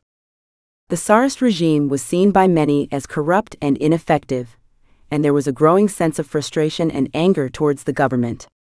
The revolution was initially driven by workers and peasants who were demanding better wages and working conditions, but it soon grew into a wider movement for political reform and greater representation in the government. The revolution was fueled by a wide range of social and political groups, including liberals, socialists, and radicals. These groups were united in their desire to overthrow the Tsarist regime and to establish a more democratic and representative government in the country. The revolution was ultimately successful in forcing the Tsar to abdicate his throne, marking the end of the Romanov dynasty that had ruled Russia for over 3 centuries. The provisional government was established in the wake of the Tsar's abdication, and it was initially seen as a significant step forward for the country. The provisional government was led by Alexander Kerensky, a socialist politician who was committed to political reform and greater representation in the government. The government introduced a range of reforms and initiatives that were designed to promote social justice and political reform. However, the provisional government was ultimately unable to address the fundamental problems facing the country, and it was soon challenged by the Petrograd Soviet, a radical socialist organization that represented the interests of workers and peasants. The Petrograd Soviet was initially seen as a significant challenge to the authority of the provisional government, and it introduced a range of radical policies and initiatives that were designed to promote the rights of workers and peasants. The Soviet was led by revolutionary figures such as Vladimir Lenin and Leon Trotsky, who were committed to establishing a socialist state in Russia. The conflict between the provisional government and the Petrograd Soviet was one of the defining features of the February Revolution. The two groups were deeply divided along ideological and political lines, and their conflict helped to shape the course of Russian history for years to come. Overall, the February Revolution was a significant event in the history of Russia that marked the beginning of the end for the Tsarist regime. The revolution was driven by a wide range of social and political factors, and it was fueled by a range of social and political groups that were united in their desire to overthrow the Tsarist regime and to establish a more democratic and representative government in the country. The legacy of the revolution continues to be felt in the political, cultural, and social traditions of Russia today. The Bolshevik Revolution of 1917, also known as the October Revolution, was a defining moment in the history of Russia. The revolution was driven by a desire to establish a socialist state in the country, and it marked the end of the provisional government that had been established after the February Revolution. The October Revolution began in Petrograd on October 25, 1917, when Bolshevik forces led by Vladimir Lenin seized power in the city. The revolution was marked by significant violence and bloodshed, with the Bolsheviks using force to establish their control over the city. The seizure of power in Petrograd was followed by a wider revolution throughout the country, with the Bolsheviks quickly establishing their control over major cities and industrial centers. The Bolsheviks were able to gain popular support by promising to end the war and to address the fundamental problems of poverty and inequality in the country. The Bolsheviks established the Soviet government in the wake of the revolution, with Lenin serving as the first leader of the new government. The Soviet government was based on the principles of socialism, with the means of production and distribution being controlled by the state. Under the Soviet government, the country was transformed into a socialist state, with significant reforms and initiatives being introduced to promote social justice and political reform. These reforms included the introduction of universal education, the establishment of a modern healthcare system, and the promotion of women's rights and gender equality. The Bolshevik Revolution was highly controversial, and it was met with significant resistance and opposition both within Russia and from other countries around the world. The Soviet government was seen by many as a threat to the traditional social and political order of the country, and the Bolsheviks were accused of being too radical and of threatening the rights and freedoms of individuals and groups in the country. The Bolsheviks were also criticized for their use of violence and repression to establish their control over the country. The Red Terror, which was a period of significant violence and repression in the early years of Soviet Russia, was seen by many as a violation of basic human rights and a betrayal of the ideals of socialism. Despite these controversies, the Bolshevik Revolution had a significant impact on the political, cultural, and social traditions of Russia. It helped to establish a socialist state in the country, and it promoted social justice and political reform. Overall, the Bolshevik Revolution of 1917 was a significant event in the history of Russia that marked the establishment of Soviet Russia and the beginning of a new era in the country's history. Despite the controversies and criticisms that have been leveled against the revolution, its legacy continues to be felt in the political, cultural, and social traditions of the country today. The civil war that followed the Bolshevik Revolution of 1917 was a significant event in the history of Russia. The war was fought between the Red Army, which was loyal to the Soviet government, and the White Army, which was composed of a wide range of groups opposed to the Soviet government. The war was fought across the entire country, with significant battles being fought in major cities and industrial centers. The war was marked by significant violence and bloodshed, with both sides using force to establish their control over territory and resources. The Red Army was led by revolutionary figures such as Leon Trotsky, who were committed to establishing a socialist state in Russia. The Red Army was highly organized and disciplined, and it was able to gain significant popular support by promising to end the war and to address the fundamental problems of poverty and inequality in the country. The White Army was composed of a wide range of groups, including former Tsarist officials, military leaders, and anti-Bolshevik socialists. The White Army was highly disorganized and lacked a clear leadership structure, which made it difficult for them to coordinate their efforts and establish control over territory. The Civil War was also marked by significant international intervention, with a range of countries providing support to both the Red and White armies. The Allies, which included France, Britain, and the United States, provided support to the White Army in an effort to defeat the Soviet government. The Soviet government, in turn, received support from other countries, including Germany and Austria-Hungary, which were motivated by a desire to weaken the Allies and to establish closer economic and political ties with Soviet Russia.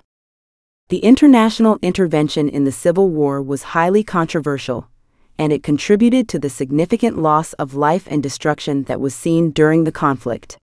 The intervention also had significant political and diplomatic repercussions, with the relationship between the Soviet government and the international community being strained for years to come. The Civil War ultimately ended in victory for the Red Army, with the Soviet government establishing control over the entire country by 1922.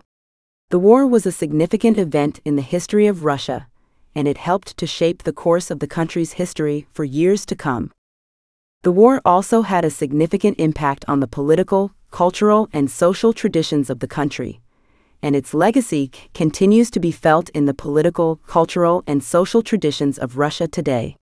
Despite the controversies and criticisms that have been leveled against the war and its participants, the Civil War remains an important and influential event in the history of Russia. Lenin's new economic policy, also known as the NEP, was a significant shift in economic policy that was introduced in Soviet Russia in 1921. The NEP was designed to address the significant economic problems that had arisen in the country in the wake of the Bolshevik Revolution and the Civil War. The NEP represented a significant departure from the earlier policies of the Soviet government, which had emphasized the centralization of economic power and the nationalization of industry. The NEP introduced elements of capitalism into the Soviet economy, allowing for private ownership of small businesses and the establishment of a market system. Under the NEP, the Soviet government retained control over key industries such as transportation and heavy industry, but it allowed for the development of small-scale private enterprise in other sectors of the economy. This policy was known as state capitalism, and it was designed to promote economic growth and development in the country. The NEP also introduced significant reforms to the agrarian sector of the economy, which had been severely damaged during the Civil War. The Soviet government introduced land reforms that allowed for the distribution of land to peasants, and it promoted agricultural development through the establishment of collective farms. Despite these reforms, the NEP was also marked by significant political repression. The Soviet government maintained a tight grip on political power, and it used force and violence to suppress dissent and opposition to its policies. The NEP was successful in stabilizing the Soviet economy and promoting economic growth in the country. However, it was also controversial, with many within the Soviet government seeing it as a betrayal of the principles of socialism. Lenin's leadership during the implementation of the NEP was highly controversial, and he was criticized by both supporters and opponents of the policy. Lenin argued that the NEP was necessary to promote economic growth and development in the country, but he also recognized that it represented a significant departure from the earlier policies of the Soviet government. Overall, the NEP represented a significant shift in economic policy in Soviet Russia. The policy introduced elements of capitalism into the Soviet economy, and it promoted economic growth and development in the country. However, it was also marked by significant political repression and controversy, and its legacy continues to be felt in the political, economic, and social traditions of Russia today. Chapter 6: Soviet Russia, the Stalin Era and the Creation of a Totalitarian State. Stalin's rise to power in Soviet Russia was a significant event in the history of the country. Stalin was able to establish control over the Soviet government through a combination of political maneuvering, propaganda, and repression. Stalin's rise to power was marked by a significant struggle for succession within the Soviet government. Two of Stalin's main rivals for power were Leon Trotsky and Nikolai Bukharin. Trotsky was a revolutionary leader who had played a significant role in the Bolshevik Revolution and the early years of Soviet Russia. He was seen as a charismatic and influential figure within the Soviet government, and he was a vocal critic of Stalin's policies and leadership. Bukharin was a socialist economist who had played a significant role in the development of the new economic policy under Lenin. Bukharin was seen as a moderate within the Soviet government, and he advocated for a more gradual approach to socialist development in the country. Stalin was able to establish control over the Soviet government by using a combination of political maneuvering and propaganda. He was able to build a cult of personality around himself, and he portrayed himself as a strong and decisive leader who was committed to the principles of socialism. Stalin was also able to use repression to eliminate his rivals and establish control over the Soviet government. Trotsky was expelled from the Soviet government in 1927 and later exiled from the country, while Bukharin was executed in 1938. Stalin's consolidation of power was marked by significant changes in Soviet policy and ideology.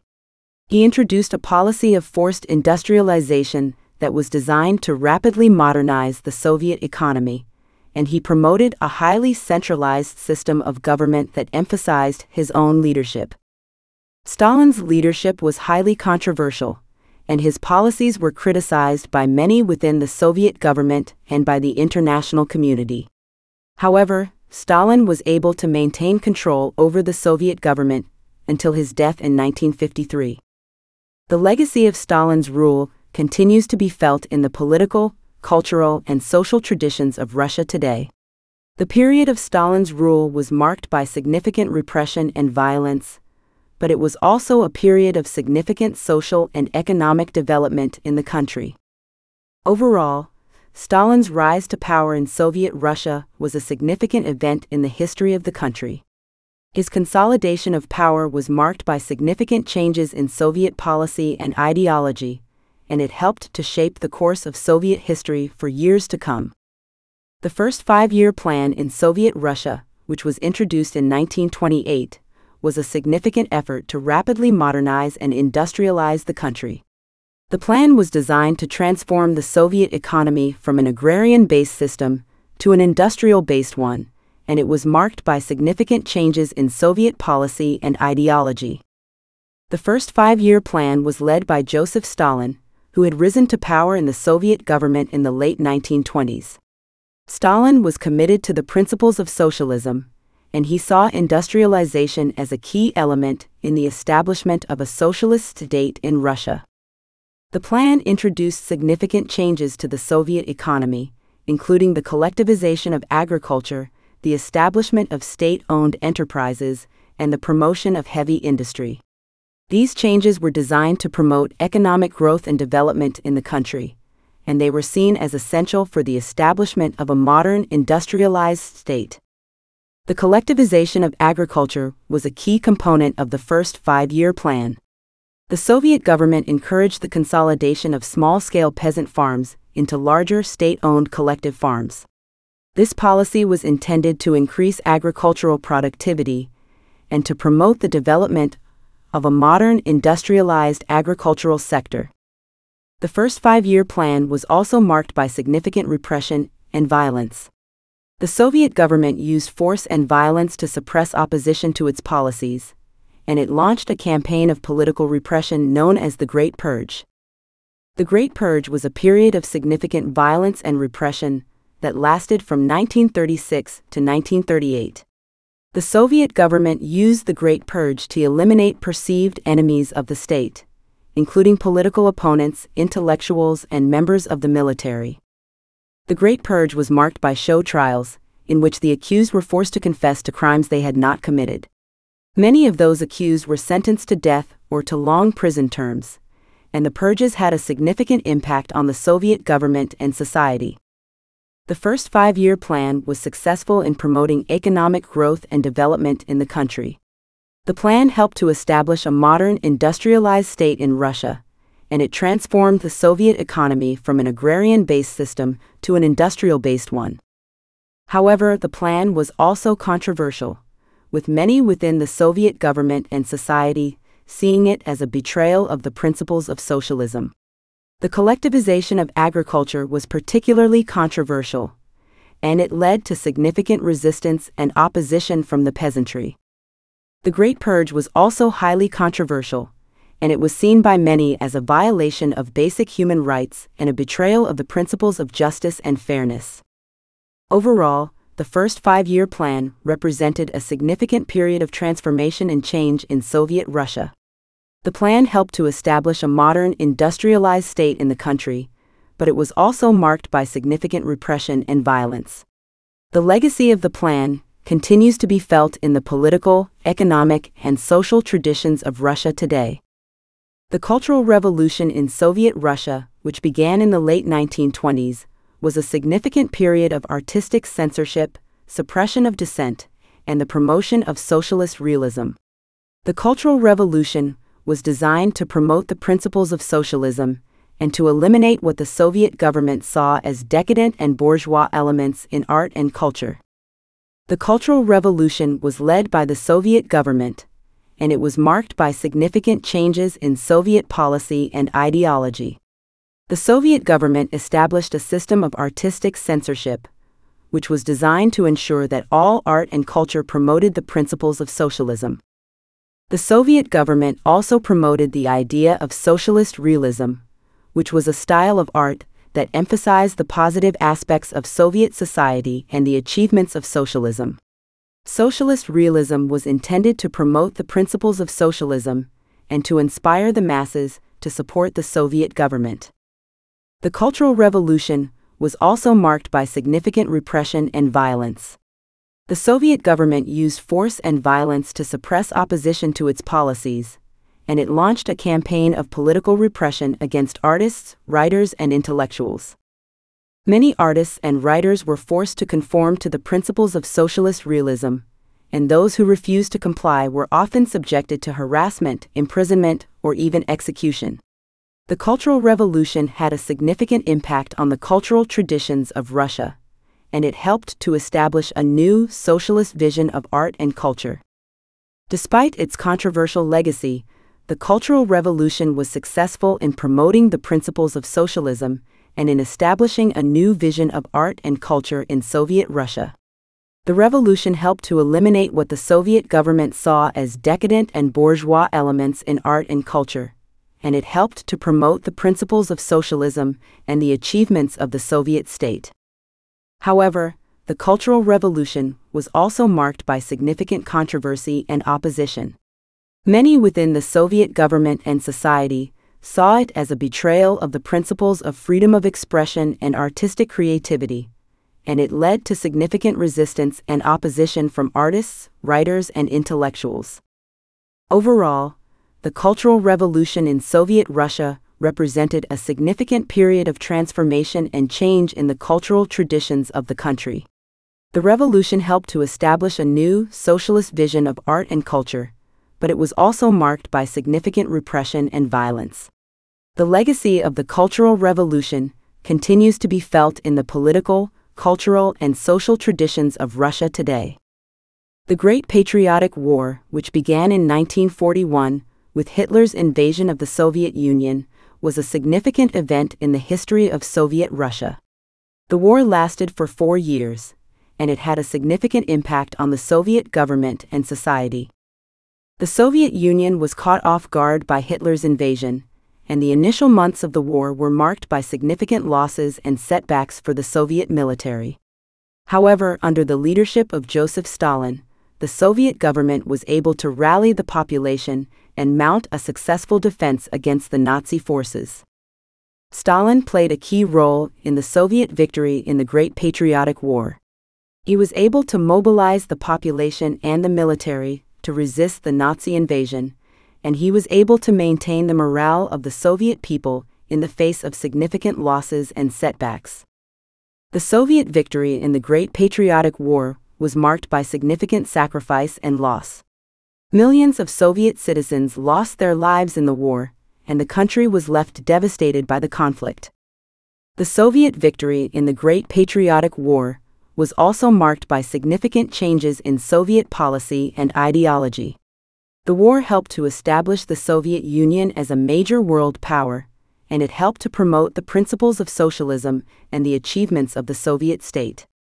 The Great Patriotic War also had a significant impact on the political and social traditions of Russia. The war helped to promote a sense of national pride and identity in the country, and it helped to establish a new, more patriotic vision of Russian culture and society. The legacy of the Great Patriotic War continues to be felt in the political, cultural, and social traditions of Russia today.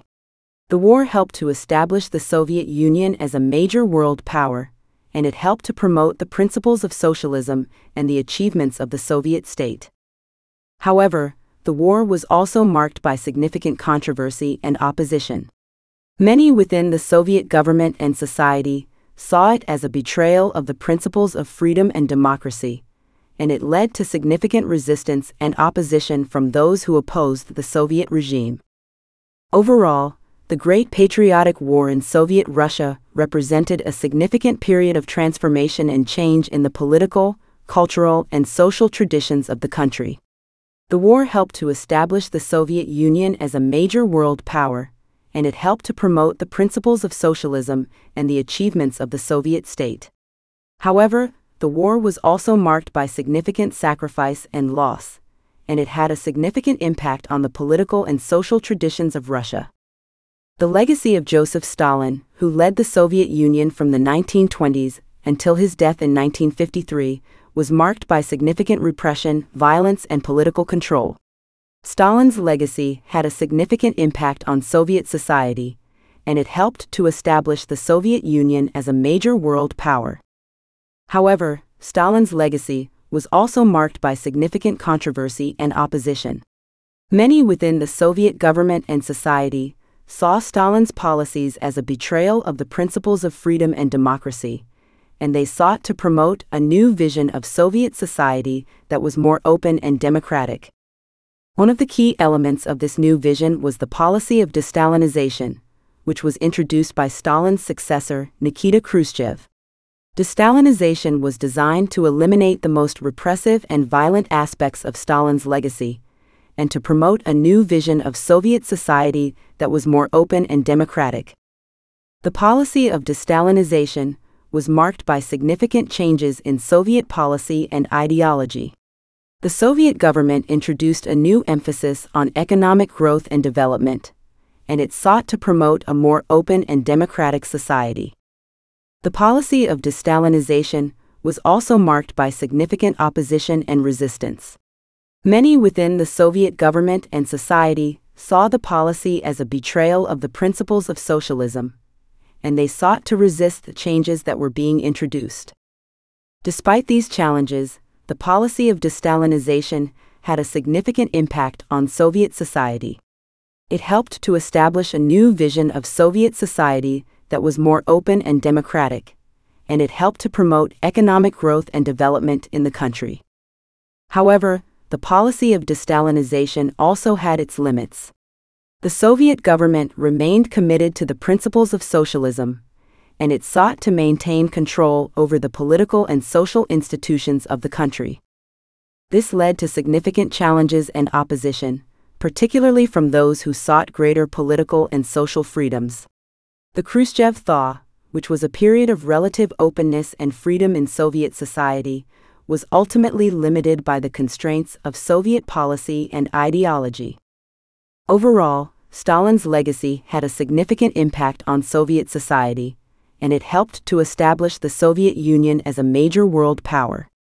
However, the legacy was also marked by significant repression, violence, and political control, and it led to significant opposition and resistance from those who sought greater political and social freedoms. The policy of de-Stalinization, while limited in its impact, helped to establish a new vision of Soviet society that was more open and democratic, and it helped to promote economic growth and development in the country. The Khrushchev thaw, while ultimately limited by the constraints of Soviet policy and ideology, represented a significant period of transformation and change in the political and social traditions of the country. Chapter 7: The Great Patriotic War, the Soviet Union's victory over Nazi Germany. Operation Barbarossa, the Nazi Germany invasion of the Soviet Union in 1941, was one of the most significant events in the history of the Second World War. The invasion was a surprise attack, launched without a formal declaration of war, and it marked a significant turning point in the war in Europe. The German invasion of the Soviet Union was part of Adolf Hitler's plan to expand German territory and to establish a German-dominated Europe. The invasion was also motivated by Hitler's ideological beliefs, which saw the Soviet Union as a threat to the future of the German people. The German invasion of the Soviet Union was a massive military operation, involving more than 3 million German soldiers, and it was marked by significant early successes. The German army was able to advance deep into Soviet territory, and it was able to capture significant amounts of territory and resources. However, the German invasion of the Soviet Union was also marked by significant challenges and setbacks. The harsh Russian winter, combined with fierce Soviet resistance, led to significant losses and setbacks for the German army. The German invasion of the Soviet Union was also marked by significant brutality and violence. The German army committed numerous war crimes and atrocities, including the mass murder of Jews, Romani people, and other minority groups. Despite these challenges and setbacks, the German invasion of the Soviet Union had a significant impact on the course of the Second World War. The invasion led to a significant diversion of resources and attention for the German army, and it helped to weaken the German war effort. The German invasion of the Soviet Union also had a significant impact on Soviet society. The invasion helped to promote a sense of national pride and identity in the country, and it helped to establish a new, more patriotic vision of Russian culture and society. The legacy of the German invasion of the Soviet Union continues to be felt in the political, cultural, and social traditions of Russia today. The invasion helped to establish the Soviet Union as a major world power, and it helped to promote the principles of socialism and the achievements of the Soviet state. However, the invasion was also marked by significant controversy and opposition. Many within the Soviet government and society saw it as a betrayal of the principles of freedom and democracy, and it led to significant resistance and opposition from those who opposed the Soviet regime. Overall, the German invasion of the Soviet Union represented a significant period of transformation and change in the political, cultural, and social traditions of the country. The invasion helped to establish the Soviet Union as a major world power, but it was also marked by significant brutality, violence, and loss. The Battle of Stalingrad, fought between the German and Soviet armies from August 1942 to February 1943, was one of the most significant battles of the Second World War. The battle was marked by intense fighting and significant losses on both sides, and it ultimately represented a turning point in the war in the East. The German army, under the command of General Friedrich Paulus, had launched a major offensive against the Soviet Union in the summer of 1942. The German army had achieved significant early successes, and it had advanced deep into Soviet territory. However, the German advance was halted at the city of Stalingrad, which was located on the banks of the Volga River. The Soviet army, under the command of General Georgy Zhukov, mounted a significant defense of the city, and the battle ultimately became a war of attrition. The Battle of Stalingrad was marked by significant losses on both sides. The German army suffered significant casualties, and it was ultimately forced to surrender in February 1943. The Soviet army also suffered significant losses, but it was ultimately able to emerge victorious. The Battle of Stalingrad was a significant turning point in the war in the East. The Soviet victory at Stalingrad helped to turn the tide of the war in favor of the Allies, and it helped to weaken the German army's ability to mount an effective offensive. The Battle of Stalingrad also had a significant impact on Soviet society. The battle helped to promote a sense of national pride and identity in the country, and it helped to establish a new, more patriotic vision of Russian culture and society. The legacy of the Battle of Stalingrad continues to be felt in the political, cultural, and social traditions of Russia today. The battle helped to establish the Soviet Union as a major world power, and it helped to promote the principles of socialism and the achievements of the Soviet state. However, the battle was also marked by significant controversy and opposition. Many within the Soviet government and society saw it as a betrayal of the principles of freedom and democracy, and it led to significant resistance and opposition from those who opposed the Soviet regime. Overall, the Battle of Stalingrad represented a significant period of transformation and change in the political, cultural, and social traditions of the country. The battle helped to establish the Soviet Union as a major world power, but it was also marked by significant brutality, violence, and loss. Despite this, the battle remains one of the most significant events in the history of the Second World War. The Battle of Kursk, fought between the German and Soviet armies in July 1943, was one of the most significant battles of the Second World War. The battle was marked by intense fighting and significant losses on both sides, and it ultimately represented a turning point in the war in the East.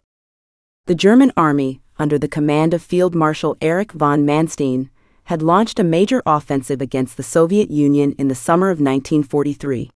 The German army had achieved significant early successes, and it had advanced deep into Soviet territory. However, the German advance was halted at the city of Kursk, where the Soviet army had established a significant defensive line. The Battle of Kursk became the largest tank battle in history, as the German army and the Soviet army engaged in a fierce battle of attrition. The Battle of Kursk was marked by significant losses on both sides. The German army suffered significant casualties, and it was ultimately forced to retreat. The Soviet army also suffered significant losses, but it was ultimately able to emerge victorious. The Battle of Kursk was a significant turning point in the war in the East. The Soviet victory at Kursk helped to turn the tide of the war in favor of the Allies, and it helped to weaken the German army's ability to mount an effective offensive. The Battle of Kursk also had a significant impact on Soviet society. The battle helped to promote a sense of national pride and identity in the country, and it helped to establish a new, more patriotic vision of Russian culture and society. The legacy of the Battle of Kursk continues to be felt in the political, cultural, and social traditions of Russia today. The battle helped to establish the Soviet Union as a major world power, and it helped to promote the principles of socialism and the achievements of the Soviet state. However, the battle was also marked by significant controversy and opposition. Many within the Soviet government and society saw it as a betrayal of the principles of freedom and democracy, and it led to significant resistance and opposition from those who opposed the Soviet regime. Overall, the Battle of Kursk represented a significant period of transformation and change in the political, cultural, and social traditions of the country. The battle helped to establish the Soviet Union as a major world power, but it was also marked by significant brutality, violence, and loss. Despite this, the battle remains one of the most significant events in the history of the Second World War. Operation Bagration, launched by the Soviet Union in June 1944, was one of the most significant military operations of the Second World War. The operation was a major offensive against the German army, and it ultimately led to the liberation of Eastern Europe from German occupation. The Soviet army, under the command of Marshal Georgy Zhukov, launched a massive attack against the German army in Belarus. The attack involved more than 2 million Soviet soldiers and was marked by significant strategic planning and preparation. The Soviet offensive was incredibly successful, as the German army was caught off guard and suffered significant losses. The Soviet army was able to advance rapidly and capture significant amounts of territory and resources. The operation ultimately led to the liberation of Eastern Europe from German occupation. The Soviet army was able to push the German army back into Germany, and it helped to weaken the German war effort. The operation also had a significant impact on Soviet society. The operation helped to promote a sense of national pride and identity in the country, and it helped to establish a new, more patriotic vision of Russian culture and society. The legacy of Operation Bagration continues to be felt in the political, cultural, and social traditions of Russia today. The operation helped to establish the Soviet Union as a major world power, and it helped to promote the principles of socialism and the achievements of the Soviet state. However, the operation was also marked by significant controversy and opposition. Many within the Soviet government and society saw it as a betrayal of the principles of freedom and democracy, and it led to significant resistance and opposition from those who opposed the Soviet regime. Overall, Operation Bagration represented a significant period of transformation and change in the political, cultural, and social traditions of the country. The operation helped to establish the Soviet Union as a major world power, but it was also marked by significant brutality, violence, and loss.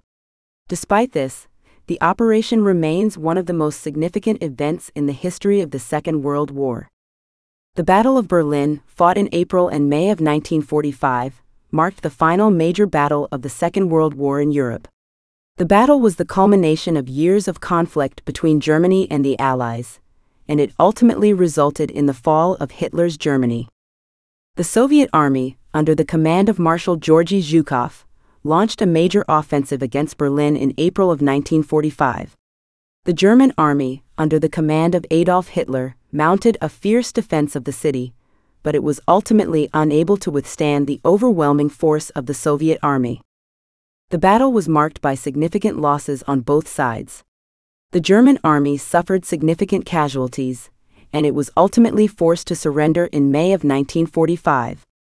The Soviet army also suffered significant losses, but it was ultimately able to emerge victorious. The Battle of Berlin was a significant event in the history of the Second World War. The battle marked the end of the war in Europe, and it helped to establish the Soviet Union as a major world power. The battle also had a significant impact on Soviet society. The battle helped to promote a sense of national pride and identity in the country, and it helped to establish a new, more patriotic vision of Russian culture and society. The legacy of the Battle of Berlin continues to be felt in the political, cultural, and social traditions of Russia today. The battle helped to establish the Soviet Union as a major world power, and it helped to promote the principles of socialism and the achievements of the Soviet state. However, the battle was also marked by significant controversy and opposition. Many within the Soviet government and society saw it as a betrayal of the principles of freedom and democracy, and it led to significant resistance and opposition from those who opposed the Soviet regime. Overall, the Battle of Berlin represented a significant period of transformation and change in the political, cultural, and social traditions of the country. The battle helped to establish the Soviet Union as a major world power, but it was also marked by significant brutality, violence, and loss. Despite this, the battle remains one of the most significant events in the history of the Second World War. Chapter 8: The Cold War and the Space Race, Russia's Place on the World Stage. The Cold War was a period of political tension and military buildup that began after the end of the Second World War. The origins of the Cold War can be traced back to a combination of factors, including ideology, diplomacy, and military buildup. One of the main factors contributing to the origins of the Cold War was ideology. The Soviet Union, led by Joseph Stalin, was a communist state that believed in the eventual worldwide spread of communism. The United States, on the other hand, was a capitalist democracy that believed in the spread of democracy and capitalism. The clash between these two ideologies created a significant amount of tension and mistrust between the two nations. Each side saw the other as a threat to its way of life, and each side was willing to take aggressive action to protect its interests. Diplomacy also played a significant role in the origins of the Cold War. After the end of the Second World War, the United States and the Soviet Union were the two dominant powers in the world. However, the two nations had very different ideas about how the world should be organized. The United States saw itself as a defender of democracy and capitalism, and it sought to promote these values throughout the world. The Soviet Union, on the other hand, saw itself as a defender of communism, and it sought to promote this ideology throughout the world. These differing visions of the world led to a significant amount of tension between the two nations. Diplomatic relations between the United States and the Soviet Union were often strained, with each side accusing the other of aggression and espionage. Military buildup also contributed to the origins of the Cold War. After the end of the Second World War, both the United States and the Soviet Union engaged in a significant military buildup. Each side saw the other as a threat, and each side was willing to invest heavily in military technology and equipment. The military buildup created a significant amount of tension between the two nations, and it contributed to the perception that the Cold War was an inevitable conflict between two opposing ideologies. Overall, the origins of the Cold War can be traced back to a combination of factors, including ideology, diplomacy, and military buildup. The clash between communism and capitalism created a significant amount of tension and mistrust between the two nations, and this tension was exacerbated by diplomatic and military actions taken by both sides. The Cold War would go on to shape world events for decades to come, and its impact is still felt in the political, cultural, and social traditions of Russia and the United States today. The arms race between the United States and the Soviet Union was a major feature of the Cold War. The race was marked by the development of new military technologies, including nuclear weapons and missile technology, and it contributed to a significant amount of tension and mistrust between the two nations. The development of nuclear weapons was a significant factor in the arms race. Both the United States and the Soviet Union developed their own nuclear weapons programs, and each side was determined to maintain a strategic advantage over the other. The development of nuclear weapons created a significant amount of fear and uncertainty on both sides. Each side knew that the other was capable of causing significant damage and destruction, and this fear contributed to the overall tension between the two nations. Missile technology was also a major feature of the arms race. Both the United States and the Soviet Union developed intercontinental ballistic missiles, ICBMs, that were capable of delivering nuclear weapons across great distances. The development of missile technology created a new kind of strategic balance between the two nations. Each side knew that a first strike could lead to devastating consequences, and this led to a policy of mutually assured destruction (MAD), where each side was deterred from launching a nuclear attack out of fear of retaliation. The arms race contributed to a significant amount of tension and mistrust between the United States and the Soviet Union. Each side was determined to maintain a strategic advantage, and this led to a significant amount of investment in military technology and equipment. The arms race also had a significant impact on the global political and social landscape. The fear of nuclear war and the development of new military technologies contributed to a sense of anxiety and uncertainty in the world, and it led to significant changes in international relations.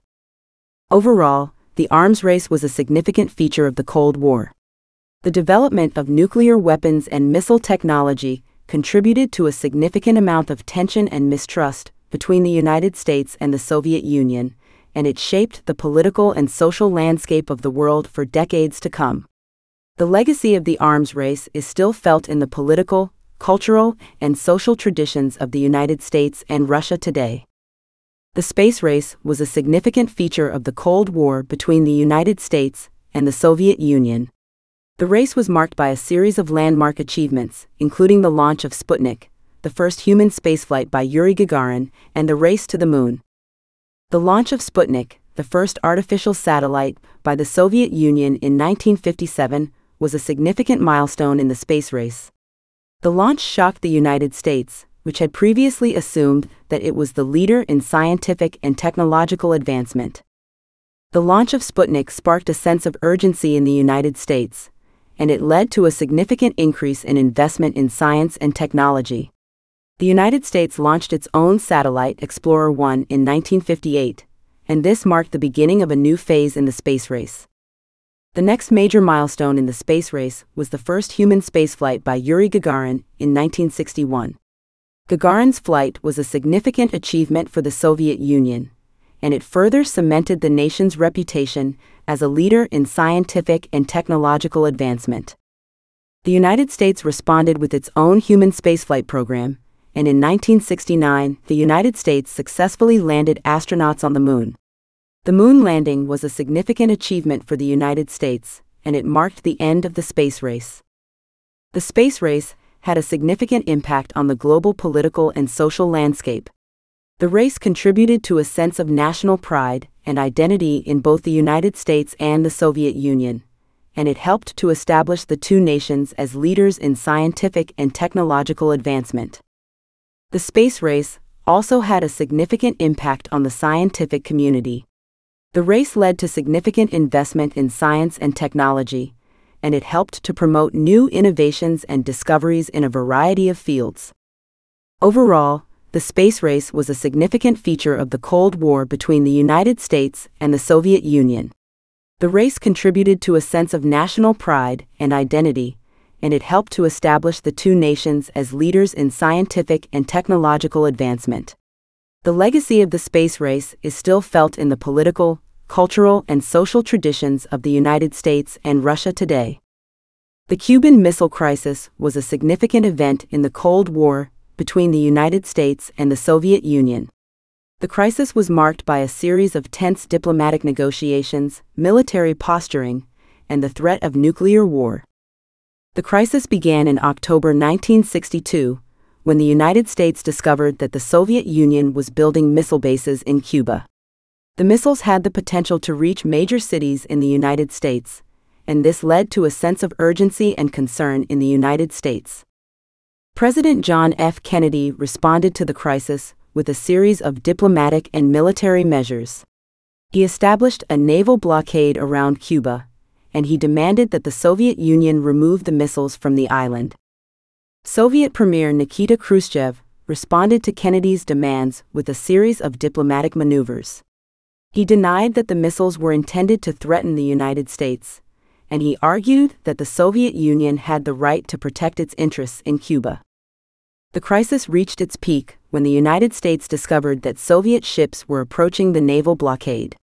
Kennedy ordered the U.S. military to prepare for a potential invasion of Cuba, and he threatened to use nuclear weapons if the Soviet Union did not remove the missiles from the island. The crisis was ultimately resolved through a series of diplomatic negotiations. Kennedy and Khrushchev agreed to a deal in which the Soviet Union would remove the missiles from Cuba in exchange for a U.S. pledge not to invade the island and to remove U.S. missiles from Turkey. The Cuban Missile Crisis was a significant event in the Cold War, and it had a lasting impact on the global political and social landscape. The crisis demonstrated the potential for a nuclear war between the United States and the Soviet Union, and it led to a significant increase in the awareness of the dangers of nuclear weapons. The crisis also had a significant impact on the relationship between the United States and the Soviet Union. The two nations became more aware of the potential for conflict and the need for diplomacy, and this helped to pave the way for future negotiations and agreements. Overall, the Cuban Missile Crisis was a significant event in the history of the Cold War. The crisis demonstrated the potential for a nuclear war, and it helped to shape the political and social landscape of the world for decades to come. The legacy of the Cuban Missile Crisis is still felt in the political, cultural, and social traditions of the United States and Russia today. Détente was a significant period in the Cold War between the United States and the Soviet Union. The period was marked by a series of diplomatic negotiations and agreements, and it helped to ease tensions between the two nations. Détente began in the late 1960s, during the presidency of Richard Nixon. Nixon was determined to improve relations with the Soviet Union, and he pursued a policy of engagement and dialogue with Soviet leaders. The Soviet Union, under the leadership of Leonid Brezhnev, also expressed a willingness to pursue a policy of détente. Brezhnev recognized the need for improved relations with the United States, and he pursued a policy of negotiation and compromise. The period of détente was marked by a series of significant agreements between the United States and the Soviet Union. These agreements included the Strategic Arms Limitation Talks, SALT agreements, which limited the development of nuclear weapons, and the Helsinki Accords, which established a framework for improved relations between the two nations. Détente began to unravel in the late 1970s due to a number of factors. These factors included the Soviet invasion of Afghanistan, increased tensions between the United States and the Soviet Union, and the emergence of new leaders in both nations. The end of détente was marked by the rise of Mikhail Gorbachev to power in the Soviet Union. Gorbachev was determined to pursue a policy of reform and openness in the Soviet Union, and he recognized the need for improved relations with the United States. Gorbachev's policy of reform led to significant changes in the Soviet Union. He introduced a series of economic and political reforms, including perestroika and glasnost, which helped to modernize the Soviet Union and improve its relations with the West. The end of the Cold War was marked by a series of significant events, including the fall of the Berlin Wall in 1989 and the collapse of the Soviet Union in 1991. These events marked the end of the ideological struggle between the United States and the Soviet Union, and they helped to establish a new era of international relations.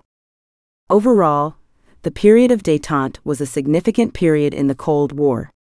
The period was marked by a series of significant agreements and negotiations between the United States and the Soviet Union, and it helped to ease tensions between the two nations. The end of détente was marked by the rise of Mikhail Gorbachev to power, and his policy of reform helped to establish a new era of international relations. The legacy of détente is still felt in the political, cultural, and social traditions of the United States and Russia today. Chapter 9: Perestroika and the Collapse of the Soviet Union, the End of an Era.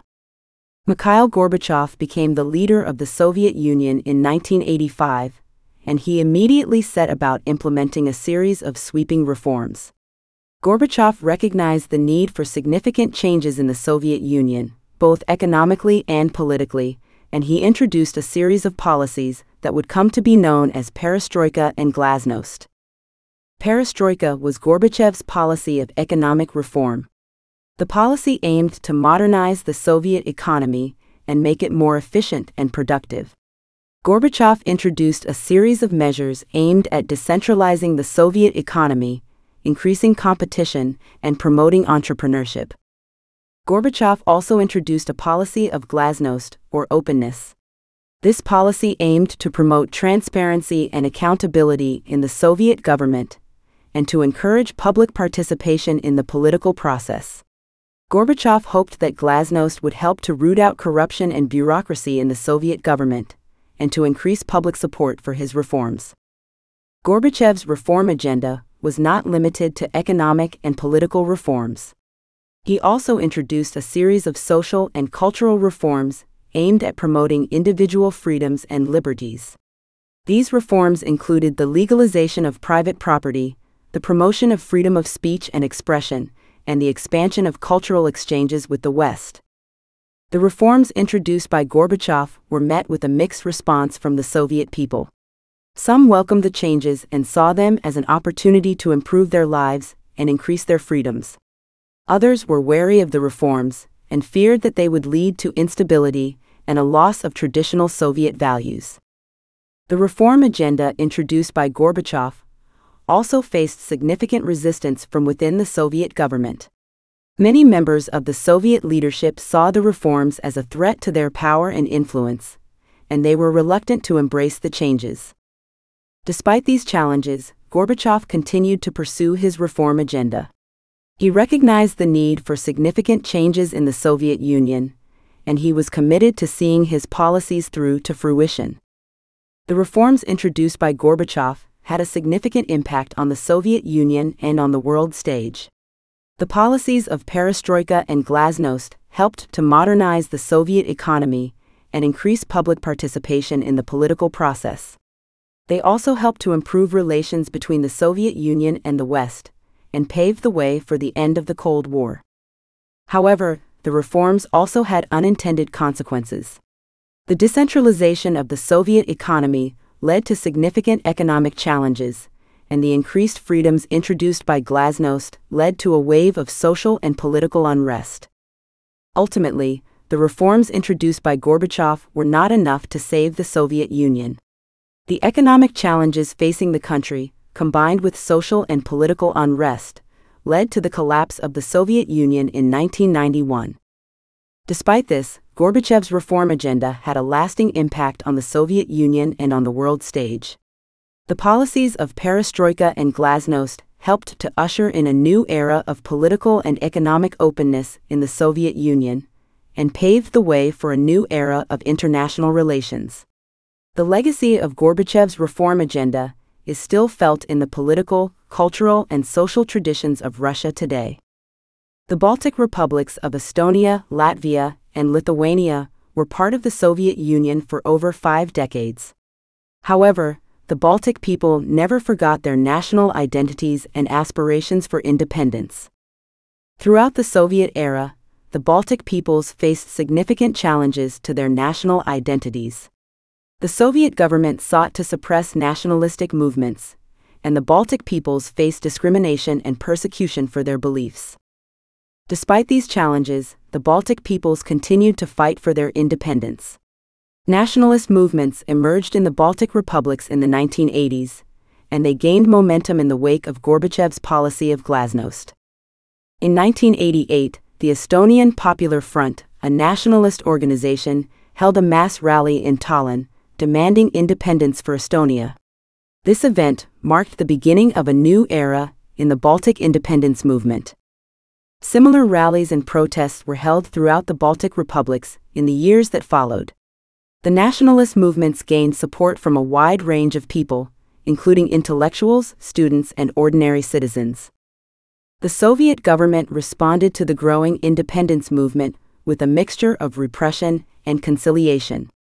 Some Soviet officials recognized the legitimacy of the independence movements, while others sought to suppress them with force. Despite these challenges, the Baltic republics continued to press for their independence. In 1990, the Lithuanian parliament declared independence from the Soviet Union, becoming the first Soviet republic to do so. This move was followed by similar declarations of independence by Estonia and Latvia. The Soviet government responded to these declarations with force. In January 1991, Soviet troops stormed the Lithuanian television tower in Vilnius, killing several people and injuring hundreds more. The violent crackdown on the independence movement in the Baltic republics led to widespread condemnation from the international community. Western governments and human rights organizations called on the Soviet Union to respect the rights of the Baltic peoples and allow them to determine their own futures. The pressure from the international community, combined with the determination of the Baltic peoples, eventually led to their independence. In August 1991, a failed coup against Gorbachev led to the collapse of the Soviet Union, and the Baltic republics were finally free to pursue their own paths. The independence of the Baltic republics was a significant moment in the history of the Soviet Union and the world. It demonstrated the power of nationalism and the resilience of the human spirit in the face of adversity. The legacy of the Baltic independence movement can still be felt in the political, cultural, and social traditions of the region today. The Baltic republics have become successful and prosperous democracies, with strong national identities and a commitment to human rights and freedoms. Overall, the struggle for independence in the Baltic republics was a defining moment in the history of the Soviet Union and the world.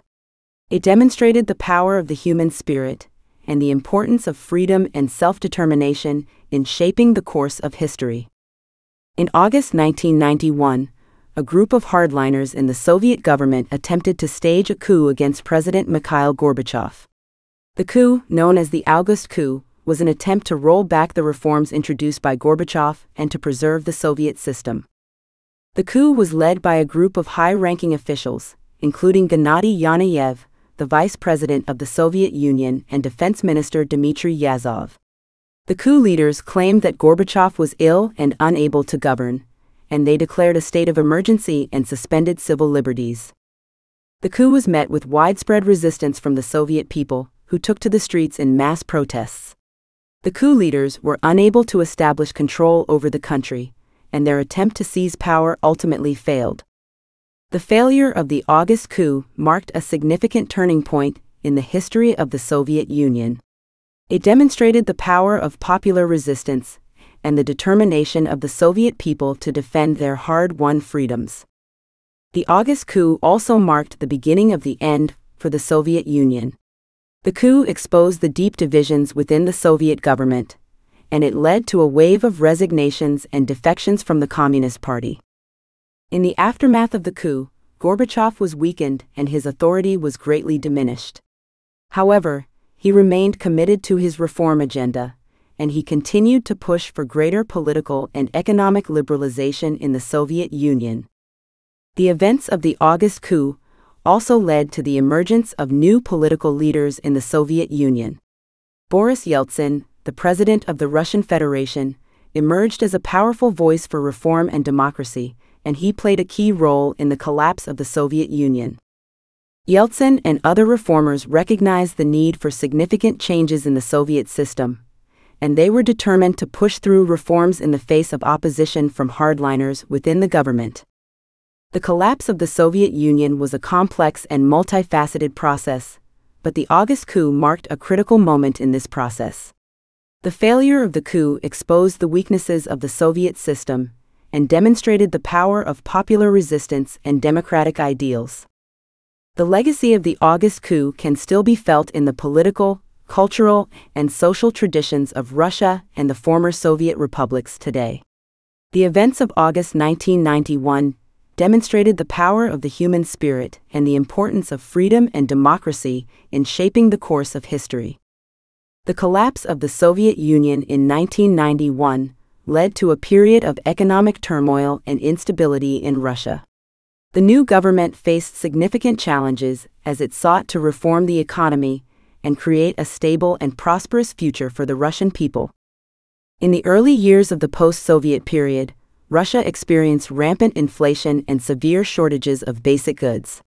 The country's currency, the ruble, was rapidly losing value, and the government struggled to stabilize the economy. The economic crisis was exacerbated by the legacy of the Soviet system, which had left Russia with an outdated and inefficient industrial base. The government also faced significant political opposition to its reform efforts, particularly from groups that had benefited from the Soviet system. Despite these challenges, the government continued to pursue economic reform. In 1992, a program of shock therapy was introduced, aimed at transitioning the Russian economy from a centrally planned system to a market-oriented one. The program included the liberalization of prices, the privatization of state-owned enterprises, and the introduction of market reforms. However, the program was controversial and unpopular, and it led to widespread social and economic dislocation. The economic crisis in Russia also had significant geopolitical consequences. The government's inability to maintain economic stability led to a loss of influence in the international community, and it weakened Russia's position as a global superpower. The emergence of the Russian Federation in 1991 marked a new era in the history of the country. The new government was committed to political and economic reform, but it faced significant challenges in implementing these reforms. The Russian Federation faced significant opposition from groups that had benefited from the Soviet system, and it also faced challenges in establishing the rule of law and combating corruption. The government struggled to balance the demands of political stability with the need for economic reform and growth. Despite these challenges, the Russian Federation made significant progress in the years that followed. The government introduced a series of economic reforms, including the privatization of state-owned enterprises and the introduction of market-based economic policies. The Russian Federation also experienced a period of economic growth and stability in the early 2000s, driven in part by high oil prices and a booming global economy. However, the economic crisis of the 1990s had lasting effects on the Russian economy and society. The country's industrial base was weakened, and the government struggled to establish a stable and prosperous economy. The legacy of the economic crisis can still be felt in Russia today. The country continues to face challenges in establishing the rule of law, combating corruption, and promoting economic growth and stability. Overall, the economic crisis in Russia in the 1990s was a defining moment in the history of the country. It marked the end of the Soviet system and the beginning of a new era of economic and political reform. The legacy of this period continues to shape the political and economic landscape of Russia today. The collapse of the Soviet Union in 1991 marked the end of one of the most significant political and economic experiments in modern history. The Soviet Union had been a superpower for over half a century, but by the end of the 1980s, it was facing significant internal and external challenges. The Soviet economy was struggling to keep up with the demands of modernization and was hampered by inefficiencies and corruption. The political system was also under pressure from growing calls for greater political freedom and human rights. The leadership of the Soviet Union at this time was split between two figures who represented very different approaches to reform. Mikhail Gorbachev, the General Secretary of the Communist Party of the Soviet Union, was a reformist who believed in modernizing the Soviet system while maintaining the principles of socialism. Boris Yeltsin, the President of the Russian Federation, was a more radical figure who favored rapid and comprehensive economic and political reform. Yeltsin was a strong advocate of democracy and believed that the Soviet system was irreparably flawed. The rivalry between Gorbachev and Yeltsin came to a head in August 1991, when a group of hardliners in the Soviet government attempted to stage a coup against Gorbachev. The coup failed, but it weakened Gorbachev's position and paved the way for Yeltsin to emerge as the dominant political figure in Russia. The collapse of the Soviet Union was a complex process that involved political, economic, and social factors.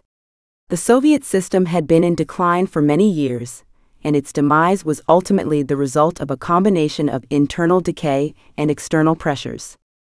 The legacy of the communist regime in Russia was complex and multifaceted. The Soviet system had left deep scars on the country, and the collapse of the regime led to a period of social and economic dislocation. However, the end of the Soviet Union also represented a significant opportunity for Russia to reinvent itself and establish a new political and economic system. The government under Yeltsin pursued a program of economic and political liberalization, aimed at creating a more open and democratic society. Despite the challenges and setbacks that the country faced in the years that followed, the legacy of the Soviet system gradually faded, and a new Russia emerged in its place. Today, Russia is a dynamic and complex country, with a rich cultural heritage and a diverse population.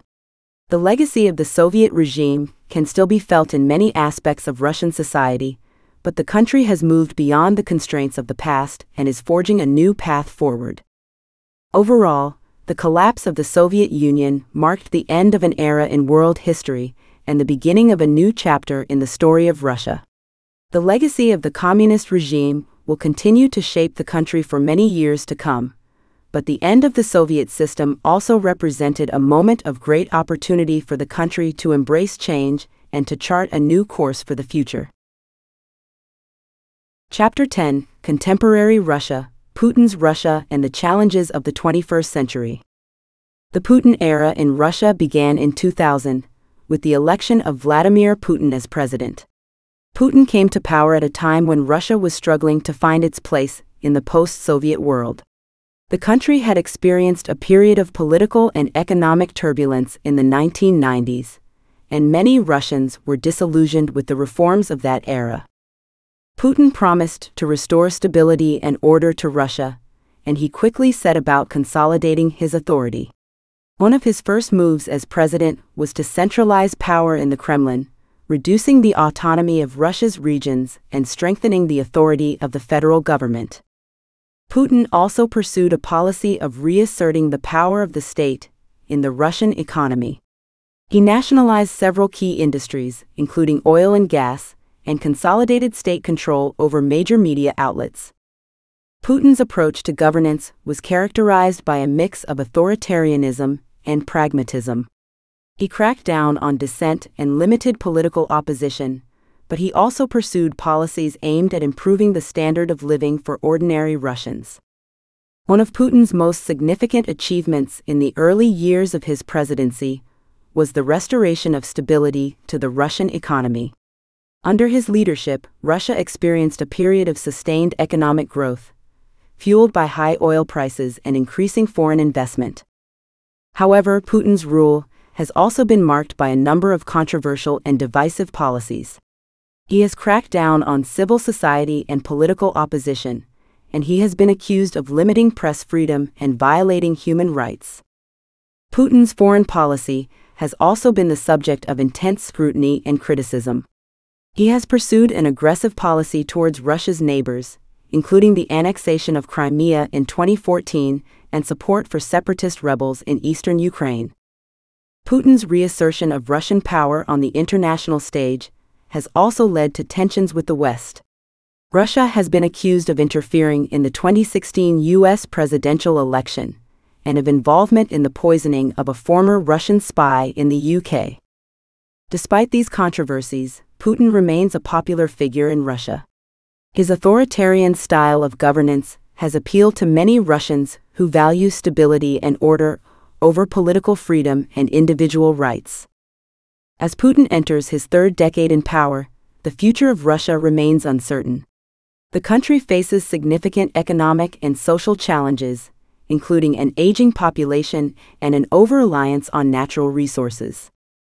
However, Putin's reassertion of the power of the state and his focus on stability have helped to ensure that Russia remains a major player on the world stage.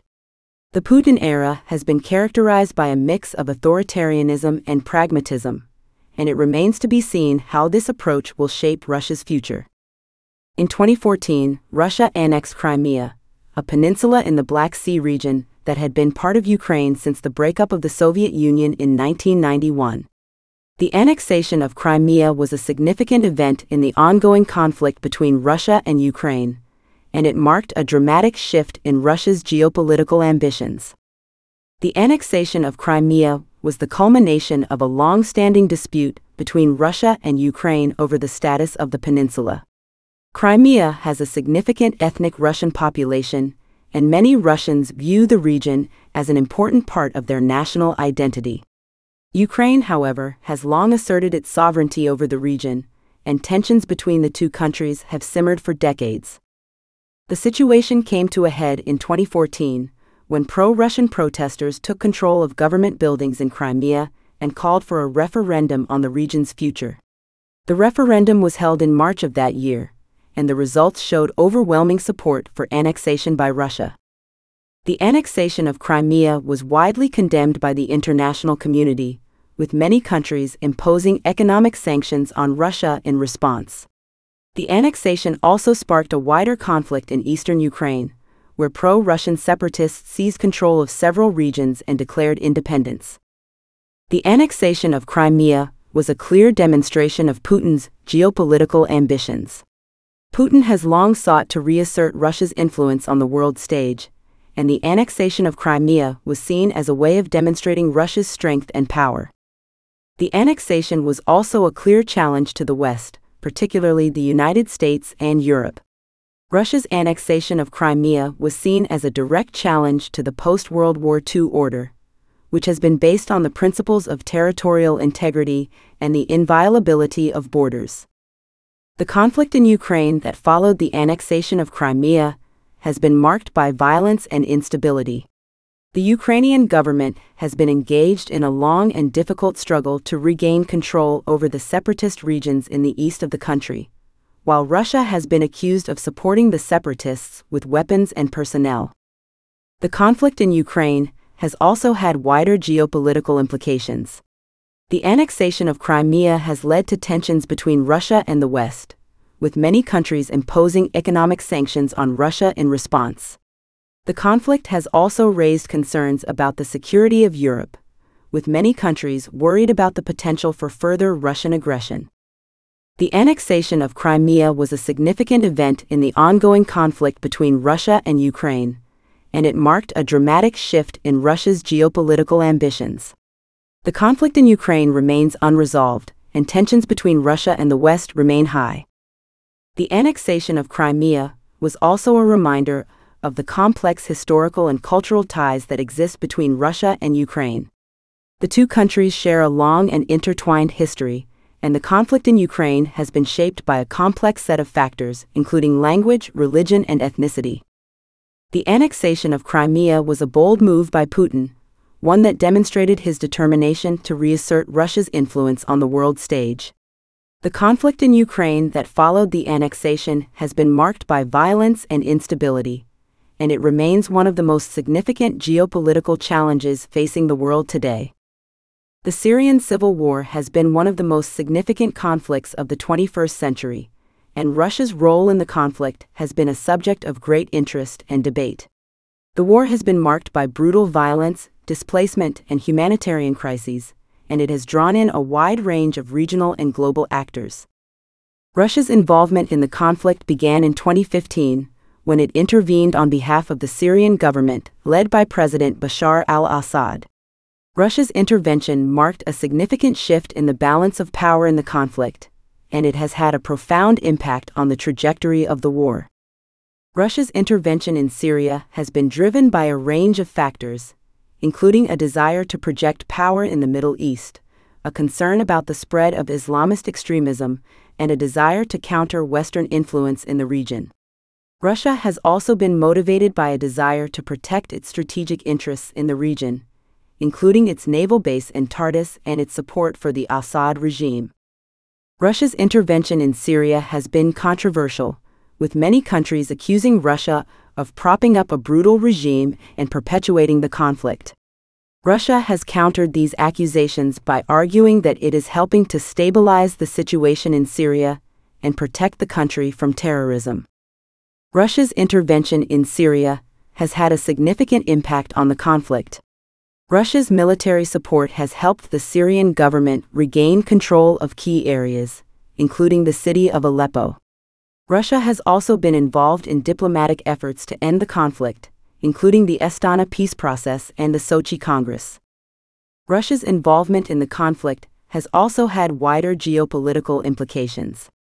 Russia's intervention has challenged Western influence in the region, and it has strengthened Russia's relationships with other countries in the Middle East, including Iran and Turkey. The war in Syria has been marked by a complex array of actors and interests, and Russia's role in the conflict has been one of the most significant factors. Russia's intervention has been controversial, but it has also had a significant impact on the trajectory of the conflict. The war in Syria has been one of the most significant conflicts of the 21st century, and it has drawn in a wide range of regional and global actors. Russia's intervention in the conflict has been driven by a range of factors, including a desire to project power in the Middle East and protect its strategic interests in the region.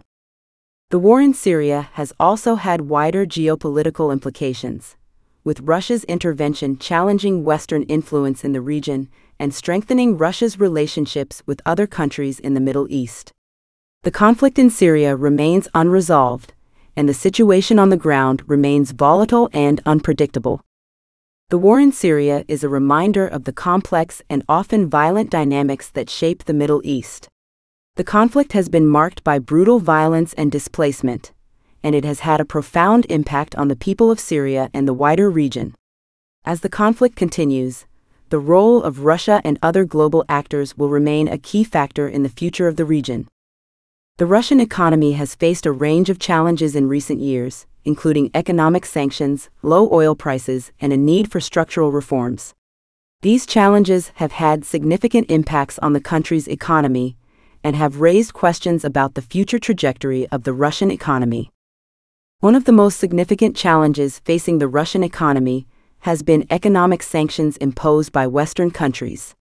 The sanctions were first imposed in 2014 in response to Russia's annexation of Crimea and involvement in the conflict in Ukraine. The sanctions have targeted a range of sectors, including finance, energy, and defense, and have had a significant impact on the Russian economy. The sanctions have contributed to a decline in foreign investment and have limited Russia's access to international financial markets. They have also led to a decline in trade with Western countries and have created challenges for Russian companies that rely on exports. Another significant challenge facing the Russian economy has been low oil prices. Oil and gas exports are a significant part of the Russian economy, and low oil prices have had a significant impact on the country's budget and trade balance. In response to low oil prices, Russia has taken steps to diversify its economy and reduce its reliance on oil and gas exports. This has included efforts to promote the development of other sectors, such as technology and agriculture, and to attract foreign investment. In addition to these external challenges, the Russian economy has also faced a need for structural reforms. Russia's economy has long been characterized by a reliance on state-owned enterprises and a lack of competition in key sectors. This has led to inefficiencies and limited growth in some parts of the economy. To address these challenges, the Russian government has undertaken a range of economic reforms. These reforms have included efforts to promote competition, improve the business climate, and reduce the role of the state in the economy. Despite these challenges, the Russian economy has shown some signs of resilience in recent years. The country's GDP growth has remained positive, albeit at a relatively modest rate, and the government has taken steps to stabilize the economy and reduce the impact of sanctions and low oil prices. In the long term, however, the Russian economy will need to address these challenges if it is to continue to grow and develop. This will require a commitment to economic reforms and a willingness to adapt to changing economic conditions. The economic challenges facing Russia are a reminder of the complex and often unpredictable nature of the global economy. As a major player in the global economy, Russia will need to navigate these challenges and adapt to changing economic conditions if it is to continue to grow and prosper in the years ahead. Throughout its history, Russia has faced political dissent and repression. From the Tsarist era to the Soviet Union and beyond, the country has grappled with challenges to its authority and efforts to suppress dissent. Under the Tsars, political dissent was often met with harsh repression. Political opposition was viewed as a threat to the stability of the regime, and efforts were made to crush dissent. This often took the form of arrests, imprisonment, and exile, and was sometimes accompanied by violent repression. The Soviet Union continued this tradition of repression, with political opposition often met with brutal force. The regime saw any criticism of the Communist Party as a threat to the state, and was quick to crack down on dissent. This often included the imprisonment and execution of political opponents, as well as efforts to control the media and limit access to information. In the post-Soviet era, Russia has continued to face political dissent and repression. While there have been some efforts to liberalize the political system, political opposition is often met with repression and violence. In recent years, protests have become a common form of political dissent in Russia. Protests have been organized on a range of issues, including corruption, electoral fraud, and human rights abuses. These protests have often been met with force, with police and security forces cracking down on demonstrators and arresting opposition leaders. In addition to these protests, Russia has also faced criticism over its human rights record. The country has been accused of suppressing freedom of speech and the press, as well as limiting political opposition and civil society groups. The government has also been criticized for its treatment of ethnic and religious minorities, including the persecution of LGBT individuals and discrimination against non-Russian ethnic groups. Despite these challenges, there have been some efforts to address these issues in Russia. The government has made some efforts to promote civil society and protect human rights, and there have been some reforms to the legal system aimed at improving access to justice. However, these efforts have been overshadowed by ongoing concerns about political repression and human rights abuses. The Russian government has been accused of using the legal system to silence political opposition and stifle dissent, and there have been allegations of torture and abuse in Russian prisons. As Russia continues to grapple with political dissent and repression, it is clear that the country still has a long way to go in terms of protecting civil liberties and promoting democratic values. While there have been some positive steps in recent years, there is still much work to be done to ensure that all Russians have the right to speak out and participate in the political process without fear of persecution or violence. This has been History of Russia. Written by A.J. Kingston, narrated by A.I. Madison, copyright 2023 by A.J. Kingston, production copyright 2023 by A.J. Kingston. History of Ukraine, written by A.J. Kingston, narrated by A.I. Madison. Chapter 1: Early Ukraine, the Origins of the Slavic Peoples and the Kievan Rus. The Slavic migrations of the early Middle Ages were a complex phenomenon that played a major role in shaping the demographic and cultural landscape of Eastern Europe. The movement of Slavic tribes across the continent began in the early 6th century and continued for several centuries, ultimately leading to the establishment of numerous Slavic states and the emergence of a distinct Slavic culture. The origins of the Slavs are somewhat mysterious, with scholars debating their exact homeland and ethnic origins. However, it is generally accepted that the Slavs were an Indo-European people who originally lived in the area around the Vistula River in what is now Poland. From there, they migrated south and east, eventually settling in areas that are now Ukraine, Belarus, Russia, and the Balkans. The early Slavic migrations were driven by a variety of factors, including population pressure, climate change, and the need for arable land. The Slavs were a primarily agricultural people, and as their populations grew, they began to migrate in search of new areas to cultivate. The migration of the Slavs was not a single unified movement, but rather a series of smaller migrations by various tribes and groups. The movements were often accompanied by conflicts with other groups, including Germanic tribes and the Byzantine Empire. This resulted in a period of instability and conflict as the Slavs established themselves in new territories. As the Slavs migrated and settled in new areas, they began to develop distinct cultural and linguistic identities. The Slavic languages, which are now spoken by millions of people across Eastern Europe, evolved from a common Proto-Slavic language. This language was spoken by the early Slavs and gradually diverged into the various Slavic languages spoken today. In addition to their language, the Slavs developed a distinct culture and society. This included a unique set of beliefs, customs, and traditions, many of which were influenced by the cultures they encountered during their migrations. For example, the adoption of Christianity in the 9th century had a significant impact on Slavic culture, influencing everything from art and architecture to the organization of society. The establishment of Slavic states, such as the Kingdom of Poland and the Kievan Rus, also played a major role in shaping the cultural and political landscape of Eastern Europe. These states were established by Slavic rulers and became centers of power and culture in the region. They played a major role in the spread of Christianity and the development of a distinct Slavic culture. Today, the Slavic migrations are viewed as a significant event in the history of Eastern Europe. They played a major role in the development of the region's cultural and linguistic identity, and had a lasting impact on the political and social structures of the area.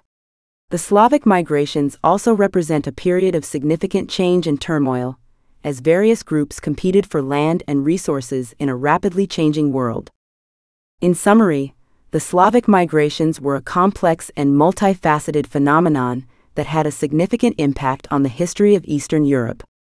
They were driven by a variety of factors and led to the establishment of numerous Slavic states and the emergence of a distinct Slavic culture.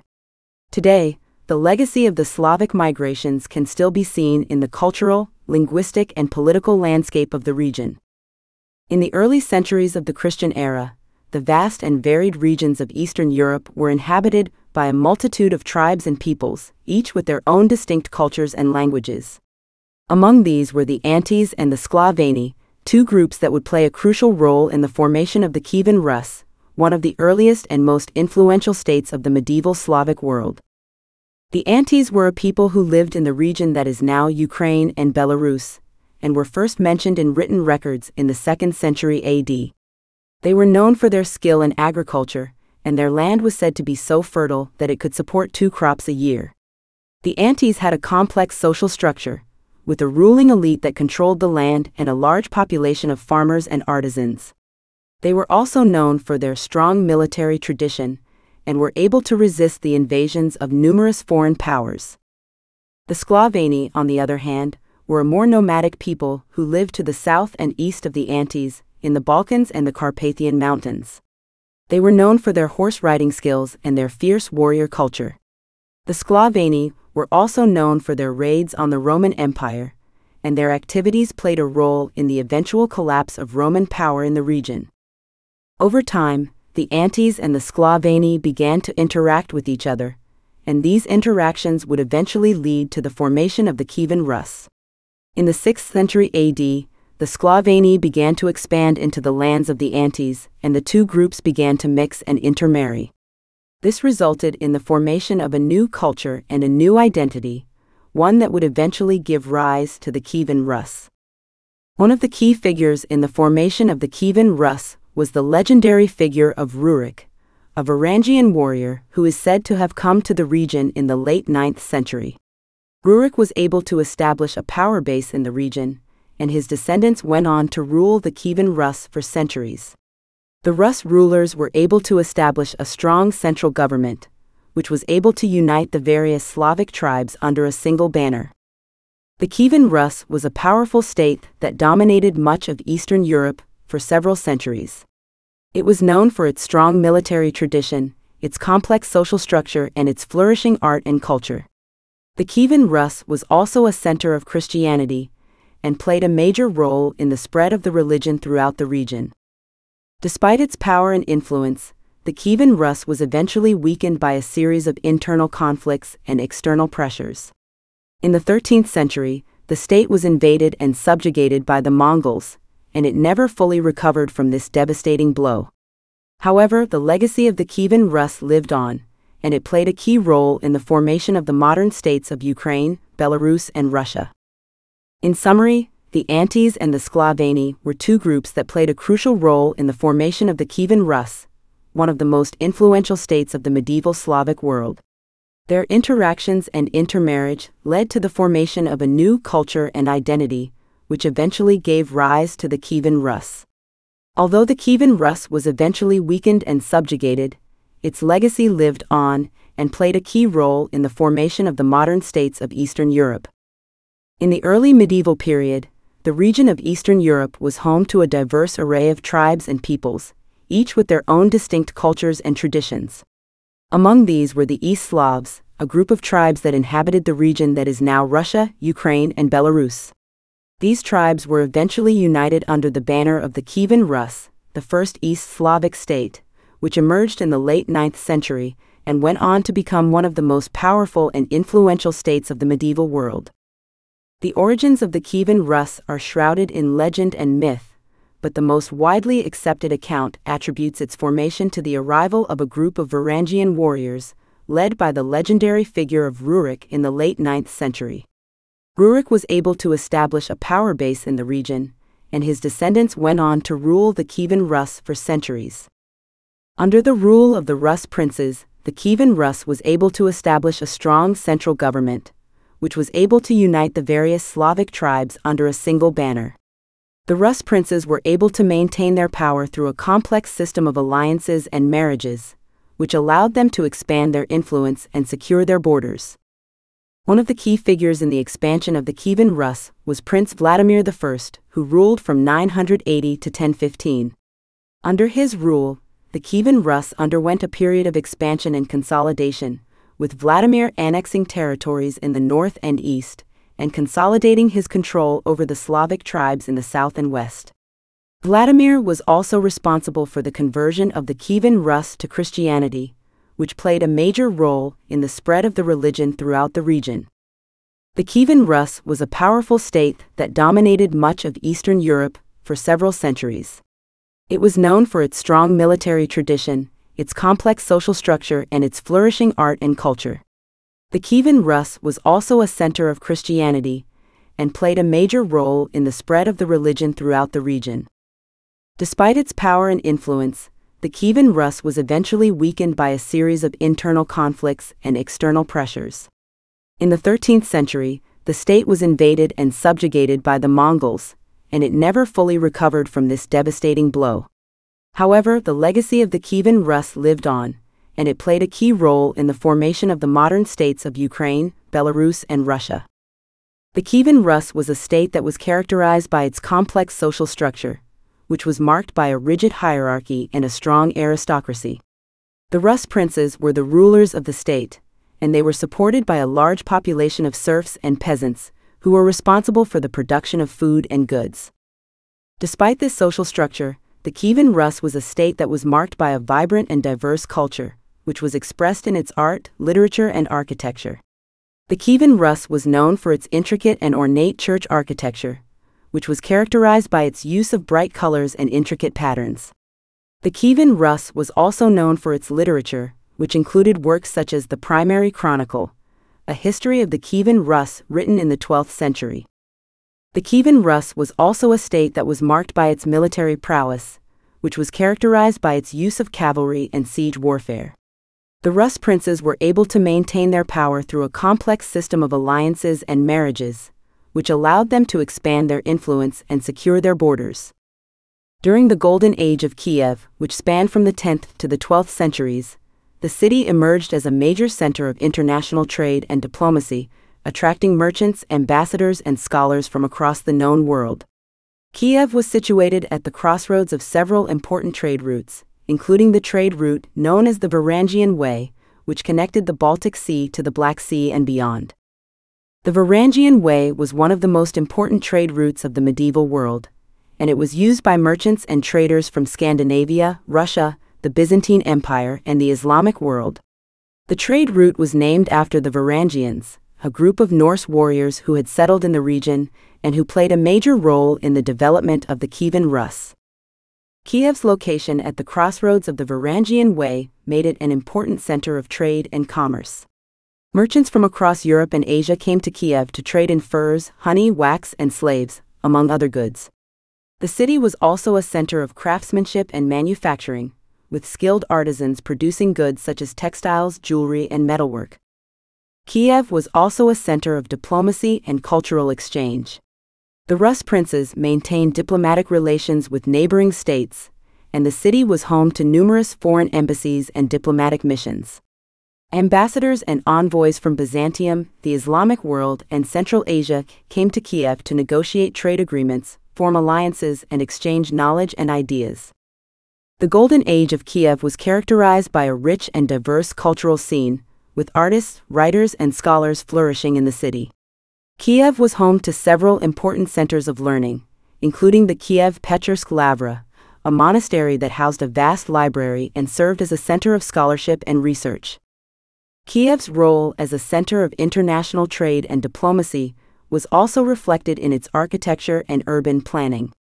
The city was home to numerous grand palaces, churches, and public buildings, which were built in a range of architectural styles, reflecting the city's diverse cultural influences. The city was also laid out in a grid pattern, with wide boulevards and grand squares, creating a sense of grandeur and majesty that reflected the city's status as a major center of power and influence. Despite its wealth and prosperity, the Golden Age of Kiev was eventually brought to an end by a combination of internal conflict and external pressures. In the late 12th century, the city was sacked by a coalition of neighboring states, and it never fully recovered from this devastating blow.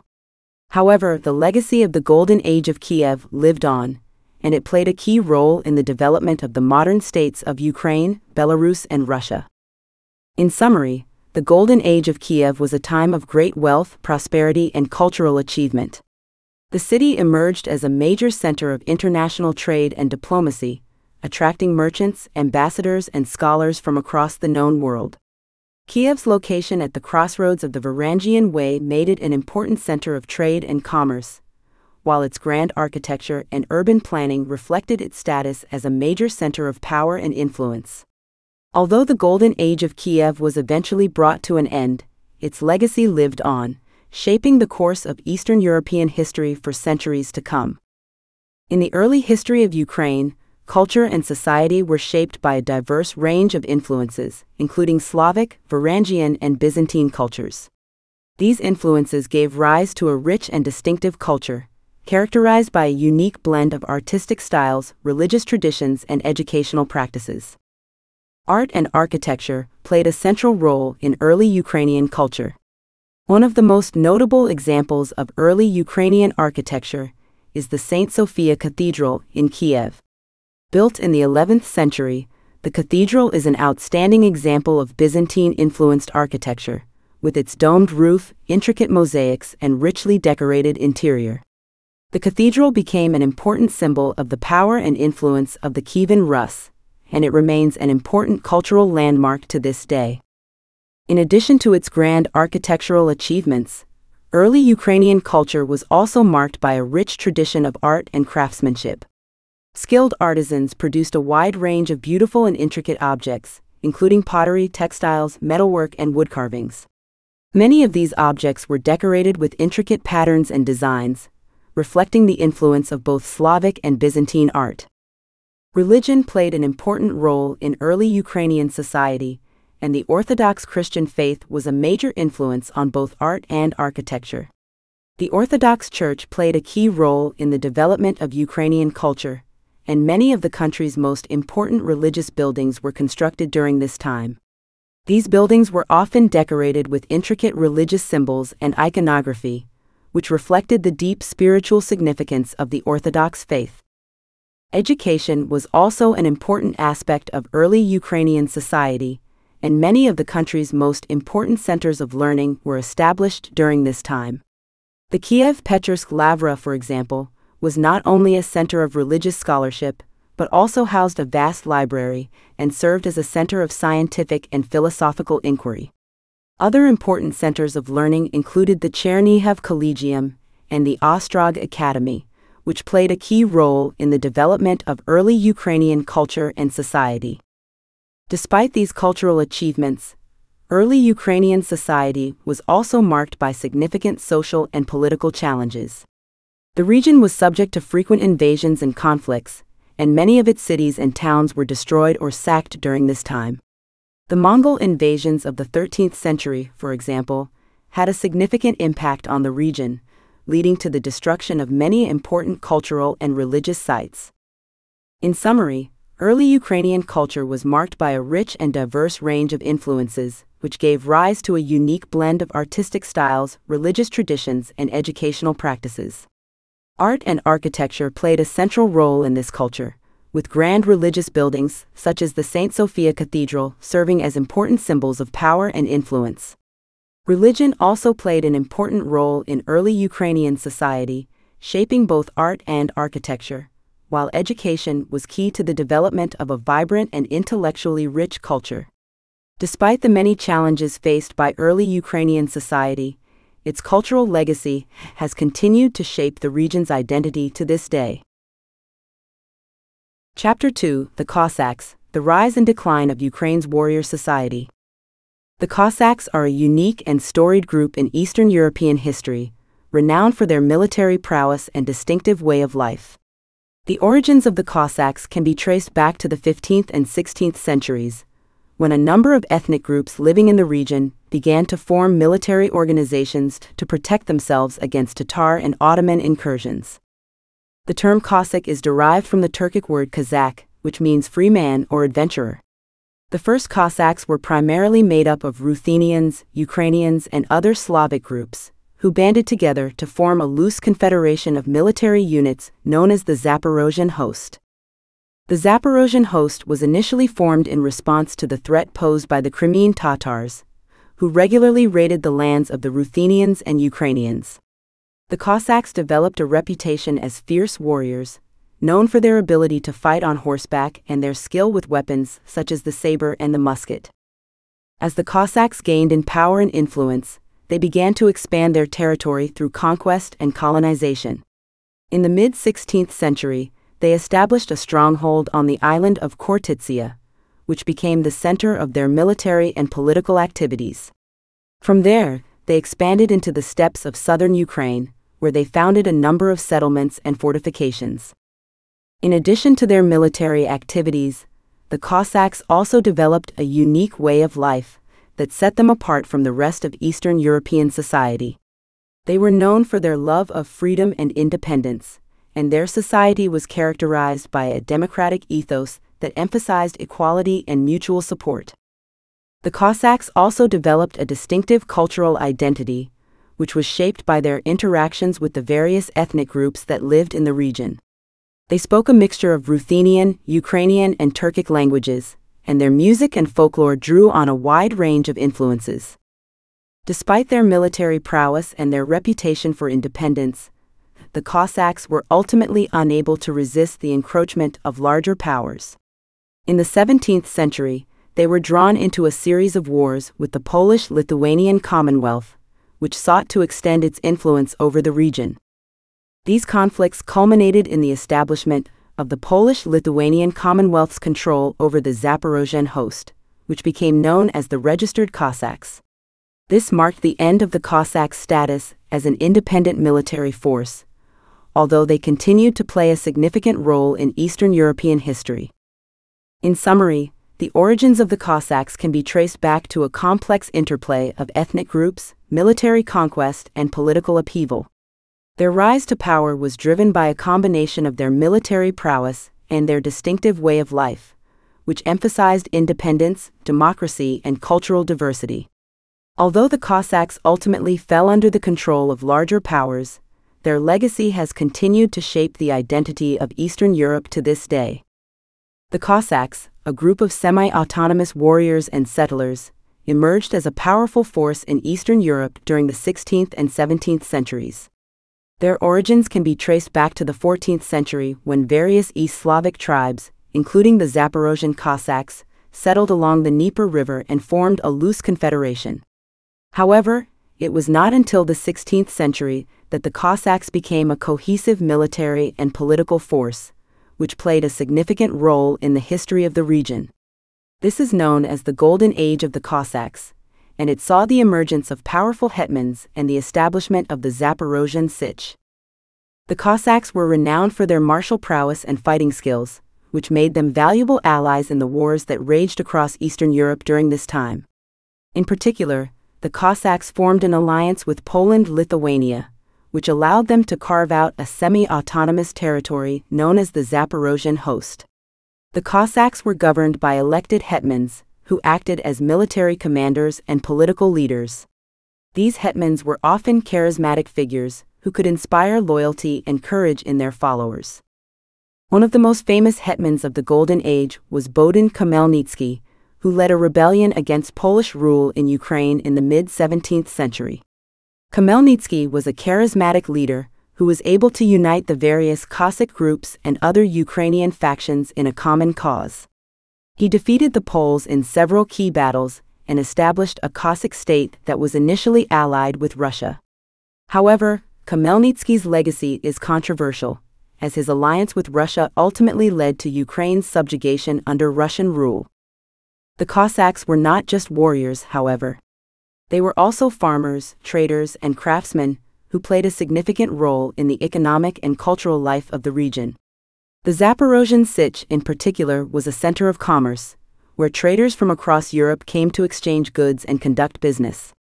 The Cossacks were also skilled craftsmen who produced high-quality weapons, clothing, and other goods.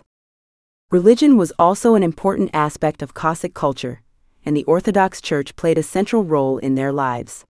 Many Cossacks were deeply religious and saw their military and political struggles as part of a larger religious mission. The Orthodox Church also provided a sense of unity and continuity in a region that was marked by political instability and constant warfare. The Cossacks also played an important role in the development of Ukrainian culture and literature. They were renowned for their epic poetry and folk songs, which celebrated the bravery and heroism of the Cossack warriors. The Cossacks also played a role in the development of Ukrainian language and literature, which helped to promote a sense of national identity and unity among the Ukrainian people. Despite their military and cultural achievements, the Golden Age of the Cossacks came to an end in the late 17th century. The Cossacks were increasingly caught up in the rivalries between Russia, Poland, Lithuania, and the Ottoman Empire, which led to a series of devastating wars and conflicts. By the end of the 18th century, the Cossack host had been abolished by the Russian Empire, and the Cossacks had been integrated into the regular Russian army. Nevertheless, the legacy of the Cossacks lives on, and they continue to be celebrated in Ukrainian culture and folklore. The Cossacks represented a unique blend of martial prowess, cultural achievement, and political autonomy that has inspired generations of Ukrainians. The Cossacks, a group of Eastern Slavic peoples, emerged as a distinct military and social group in the late 15th and early 16th centuries in what is now Ukraine. Originally, they were formed as a response to the political and economic instability of the region, with groups of peasants and runaway serfs banding together for protection and raiding neighboring territories. By the 16th century, the Cossacks had become an important military force in Eastern Europe, renowned for their skill in battle and their fierce independence. They formed the basis of the Zaporozhian Sich, a semi-autonomous territory located in what is now central Ukraine. During the 16th and 17th centuries, the Cossacks enjoyed a period of unprecedented power and prosperity. They formed an alliance with the Polish-Lithuanian Commonwealth, which granted them a degree of autonomy and allowed them to expand their territory through military conquest. The Cossacks played a key role in the defense of the Commonwealth against invading armies from the Ottoman Empire, Russia, and other neighboring powers. Under the leadership of charismatic hetmans such as Bohdan Khmelnytsky and Ivan Mazepa, the Cossacks established a thriving culture that emphasized military prowess, entrepreneurship, and religious piety. They built impressive fortifications, such as the Sich fortress on the Dnieper River, and developed a distinct style of architecture that blended elements of traditional Ukrainian and Ottoman design. The Cossacks also played a significant role in the development of Ukrainian culture and literature. They were known for their love of song and dance, and many famous Ukrainian folk tales and ballads were first recorded by Cossack poets and storytellers. However, the Cossacks' power and prosperity were short-lived. In the late 17th and early 18th centuries, the Cossacks were caught in a series of conflicts with neighboring powers that ultimately led to their downfall. One of the most significant of these conflicts was the Great Northern War, which pitted Sweden against a coalition of European powers led by Russia. The Cossacks initially supported Sweden, hoping to win greater autonomy and support for their struggle against the Polish-Lithuanian Commonwealth. However, after suffering a series of crushing defeats, they were forced to switch sides and pledge loyalty to Russia. This marked the beginning of a long period of decline for the Cossacks. Over the next century, they were gradually absorbed into the Russian Empire and lost their autonomy and distinct cultural identity. The Zaporozhian Sich was destroyed by Catherine the Great in 1775, and many Cossacks were forced to relocate to other parts of the empire. Despite their decline, the legacy of the Cossacks lives on in Ukrainian culture and history. Today, they are celebrated as national heroes and symbols of Ukrainian identity, and their contributions to the development of Ukrainian language, literature, and culture are widely recognized. The history of the Cossacks in Ukraine is a fascinating tale of a military society that played a significant role in shaping the identity of the Ukrainian people. The Cossacks were a unique group of people who emerged from the frontier between Russia, Poland, and the Ottoman Empire during the late 15th and early 16th centuries. They were originally characterized by their military skills, particularly their expertise in horseback riding and archery, which they used to defend the borders of the territories they inhabited. Over time, the Cossacks grew in strength and became a formidable force in the region, playing a crucial role in the development of Ukraine as a nation. The origins of the Cossacks can be traced back to the 14th century, when the steppe regions of Eastern Europe were inhabited by a number of different ethnic groups. These included the Kipchaks, the Cumans, and the Polovtsians, among others. These groups were largely nomadic, moving across the vast plains with their herds of animals in search of grazing land. The frontier regions were a hotbed of conflict, as different groups vied for control of the land and resources. During the 15th and 16th centuries, the Cossacks emerged as a distinct group in the region. They were made up of a mixture of ethnic groups, including Ukrainians, Poles, Russians, Tatars, and others. The Cossacks were initially formed as a military society, tasked with defending the borders of the territories they inhabited. They were skilled horsemen and expert archers, making them a formidable force in battle. The Cossacks were also known for their independent spirit and love of freedom. They were fiercely proud of their heritage and culture, and they were unwilling to be ruled by anyone other than their own leaders. Over time, the Cossacks began to form their own communities, which came to be known as Siches. These Siches were self-governing communities, with their own laws, customs, and traditions. The Golden Age of the Cossacks occurred during the 16th and 17th centuries, when the Ukrainian lands were part of the Polish-Lithuanian Commonwealth. The Cossacks played a significant role in the politics and culture of the region during this time, and they were instrumental in defending the borders of the Commonwealth against the Ottoman Empire.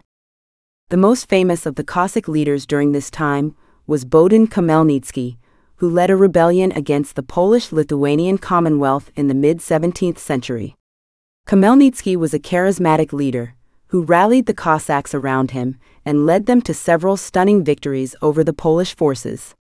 The rebellion was eventually crushed, but it left a lasting impact on the region, and it helped to strengthen the identity of the Ukrainian people. The decline of the Cossacks began in the late 17th century, when Ukraine was incorporated into the Russian Empire. The Cossacks were initially granted a degree of autonomy within the empire, but this was gradually eroded over time. The Cossacks continued to play a role in the military affairs of the region, but their political power was greatly reduced. Despite this decline, the legacy of the Cossacks lived on in the Ukrainian national movement. The Cossacks were seen as symbols of Ukrainian independence and pride, and they played an important role in the cultural and intellectual life of the country. The Cossack traditions and customs were celebrated in literature, art, and music, and they helped to shape the identity of the Ukrainian people. The Cossacks, once a dominant force in Eastern Europe, have experienced a revival in contemporary Ukraine and Russia. The resurgence of the Cossack identity has been a source of controversy, with some seeing it as a positive cultural movement and others as a troubling return to nationalism and militarism. The Cossacks, known for their fierce military prowess, originated in the 15th century as frontier warriors defending the borders of Poland, Lithuania, and the Grand Duchy of Moscow. They were a diverse group of people, consisting of runaway serfs, adventurers, and displaced ethnic groups such as Tatars, Mongols, and Armenians. They formed communities known as hosts and were granted a degree of autonomy in exchange for their military service. During the 16th and 17th centuries, the Cossacks reached the height of their power and influence. The Zaporozhian Sich, a Cossack state located in what is now Ukraine, became a major center of trade, diplomacy, and military power. The Cossacks also played a significant role in the struggle for Ukrainian independence from Poland, Lithuania. However, the decline of the Cossacks began in the late 17th century. Russia, seeking to expand its territory, absorbed much of the Cossack lands and imposed its own authority. The Cossacks themselves became divided between those who allied with Russia and those who remained loyal to the old Cossack ways. In the 20th century, the Cossack identity was suppressed under Soviet rule. However, with the collapse of the Soviet Union, the Cossacks experienced a resurgence in both Ukraine and Russia. The revival of the Cossack identity was largely a cultural movement, with many Ukrainians and Russians looking to reclaim their heritage. In Ukraine, the Cossack revival was closely tied to the Ukrainian national movement. Cossack symbols and traditions were used to promote Ukrainian identity and independence. In 1991, Ukraine declared independence from the Soviet Union, and the Cossack identity became an important part of the country's cultural heritage. In Russia, the Cossack revival has been more focused on military and patriotic traditions. Cossack organizations have been established to promote a sense of national identity and to support the Russian government's policies. The Russian government has also revived the Cossack military units, which serve as a form of reserve troops and a symbol of Russian military power. The resurgence of the Cossacks has been met with mixed reactions. Some see it as a positive cultural movement, promoting a sense of history and identity. Others see it as a troubling return to nationalism and militarism, reminiscent of the old Cossack ways.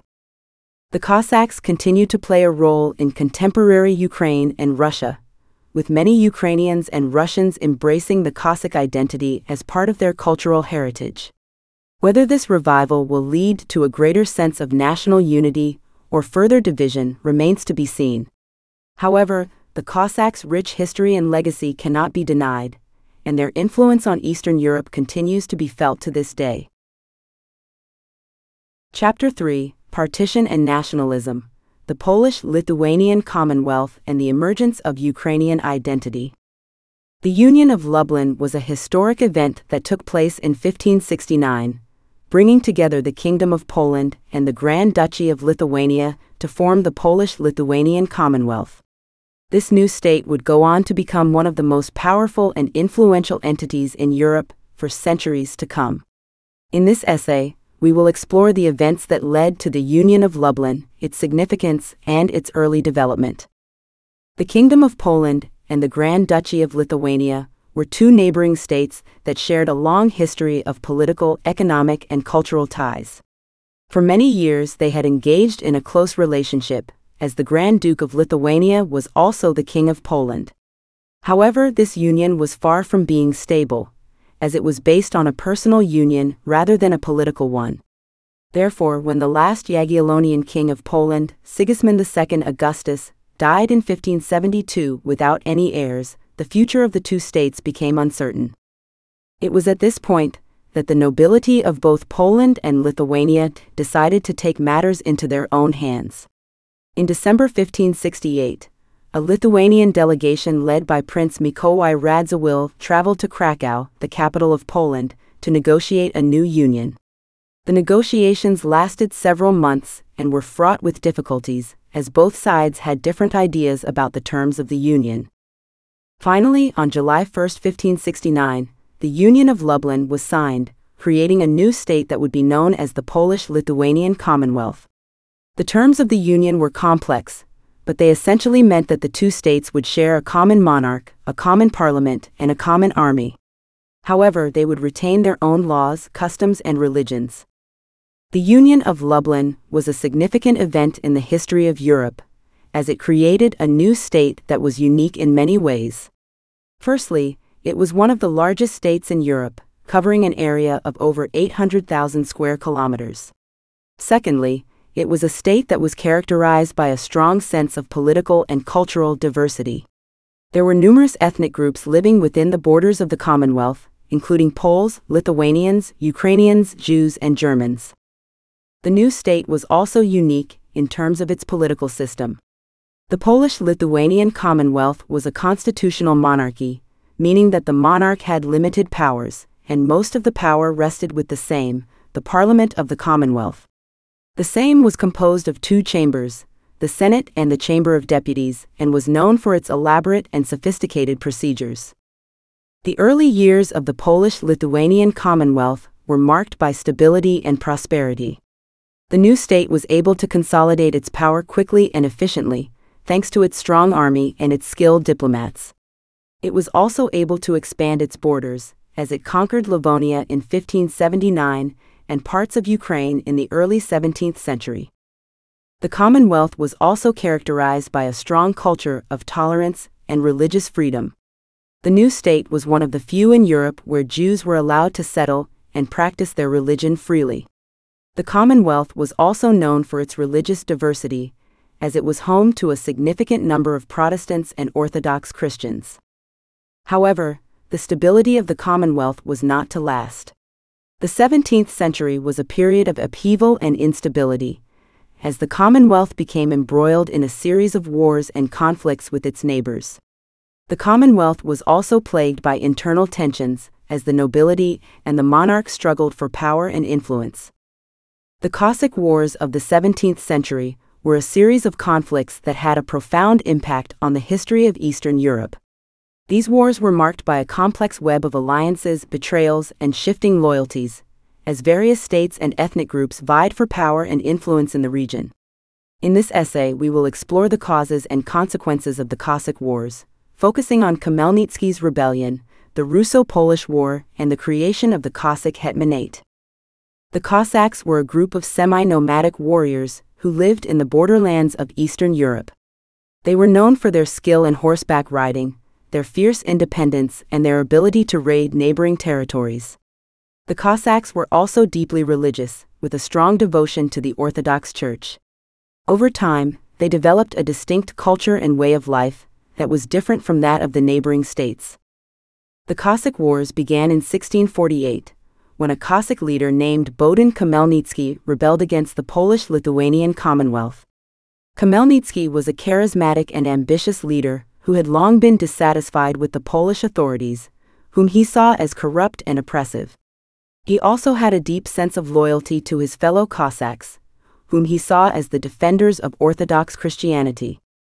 Khmelnytsky's rebellion quickly gained momentum, as he rallied the Cossacks to his cause and won the support of many Ukrainian peasants. The Polish authorities were caught off guard by the rebellion and were initially unable to mount an effective response. Khmelnytsky's forces won a series of victories, culminating in the capture of the city of Kiev in 1649. The rebellion posed a serious threat to the Polish-Lithuanian Commonwealth, as it was one of the most significant uprisings in its history.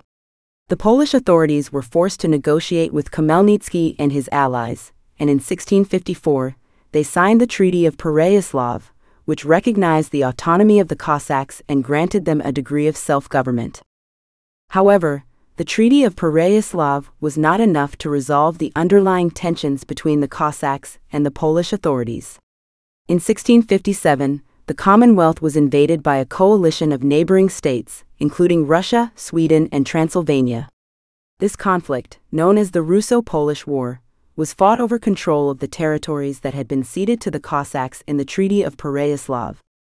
The Russo-Polish War was a complex and protracted conflict that lasted for several years. The Cossacks initially supported the Russian side, but they later switched their allegiance to the Polish side when they realized that the Russians had no intention of granting them autonomy. The conflict was marked by a series of military campaigns, sieges, and battles, with both sides suffering heavy losses. In the end, the Russo-Polish War ended in a stalemate, with neither side able to gain a decisive advantage. However, the conflict had a profound impact on the region, as it paved the way for the creation of a new state, the Cossack Hetmanate. The Hetmanate was a semi-independent state that was ruled by a Cossack hetman, who was elected by the Cossack Council. The Hetmanate was located in the territory that had been ceded to the Cossacks in the Treaty of Pereyaslav, and was recognized as a vassal state of the Polish-Lithuanian Commonwealth.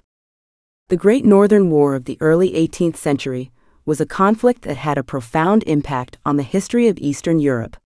This war was fought between Sweden, Russia, and their respective allies, and it was marked by a series of military campaigns, sieges, and battles that devastated the region. In this essay, we will explore the causes and consequences of the Great Northern War, focusing on the Swedish invasions, the partition of the Polish-Lithuanian Commonwealth, and the rise of Saxon rule. The Great Northern War began in 1700, when the Swedish king Charles XII launched an invasion of the Russian Empire. Charles XII was a young and ambitious monarch who was determined to assert his dominance over the region. He saw Russia as a potential threat to Swedish power and believed that a preemptive strike was necessary to maintain Sweden's dominance. The Swedish invasion of Russia was initially successful, as Charles XII won a series of victories and forced the Russian army to retreat. However, the tide of the war soon turned against the Swedes, as the Russian army regrouped and launched a counteroffensive. The war became a protracted conflict that lasted for several years, with both sides suffering heavy losses. The Great Northern War had a significant impact on the Polish-Lithuanian Commonwealth, which found itself caught in the crossfire between Sweden and Russia. The Commonwealth had been weakened by a series of internal conflicts, and was ill-prepared to face the military might of the two great powers. The Swedish army invaded the Commonwealth in 1702, and for the next several years the region was ravaged by war and conflict. The Swedish invasion of the Commonwealth was a devastating blow to the region, as it led to widespread destruction and suffering. The Swedish army was notorious for its brutality, and it committed numerous atrocities against the civilian population. The war also had a significant impact on the economy of the Commonwealth, as the fighting disrupted trade and commerce and led to widespread poverty and famine. The Great Northern War also had political consequences for the Commonwealth, as it exposed the weaknesses of its political system. The Commonwealth was characterized by a weak central government and a strong aristocracy, which made it difficult to mobilize the resources necessary to defend the region. The war also highlighted the divisions between the different ethnic groups within the Commonwealth, as the Polish and Lithuanian nobility were reluctant to cooperate with each other. In 1704, the Commonwealth was partitioned by its neighbors, Russia, Prussia, and Austria, in what became known as the First Partition of Poland. This partition was a significant blow to the region, as it led to the loss of significant territories and resources. The First Partition also set a precedent for further partitions, which would ultimately lead to the demise of the Commonwealth. The decline of the Commonwealth was further exacerbated by the rise of Saxon rule. In 1697, Augustus II, the Elector of Saxony, was elected as the King of Poland. Augustus II was a controversial figure who was seen by many as a foreign interloper. He was also seen as a puppet of the Russian Empire, which had supported his election. Augustus II's reign was marked by a series of political and economic reforms, but these were overshadowed by his lavish lifestyle and his penchant for extravagance. His rule was also marked by a series of conflicts with the Polish nobility, who were opposed to his attempts to centralize power and limit their influence. The decline of the Commonwealth under Saxon rule was further exacerbated by the Second and Third Partitions of Poland, which took place in 1793 and 1795, respectively. The Polish Uprising of 1830 was a pivotal event in the history of Eastern Europe. This uprising was a response to the growing sense of nationalism and identity formation that had been taking place in the region. In this essay, we will explore the causes and consequences of the Polish uprising, focusing on the nationalist movements, the role of Romanticism, and the re-emergence of Ukraine. The Polish uprising of 1830 was a response to the growing sense of nationalism and identity formation that had been taking place in the region.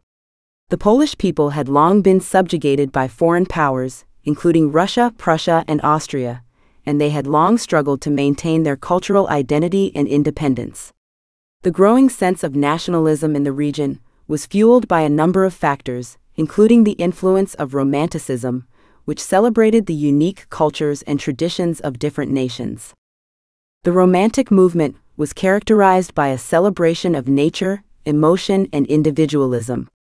Romanticism also celebrated the unique cultures and traditions of different nations, and it was this emphasis on cultural identity that helped to fuel the growth of nationalism in Eastern Europe. The Romantic movement was particularly influential in Poland, where it inspired a sense of pride and identity among the Polish people. The nationalist movements that emerged in the region were characterized by a desire for self-determination and independence. The Polish people had long been subjugated by foreign powers, and they had long struggled to maintain their cultural identity and independence. The growth of nationalism in the region was fueled by a number of factors, including the influence of Romanticism, which celebrated the unique cultures and traditions of different nations. The Polish uprising of 1830 was a response to the growing sense of nationalism in the region.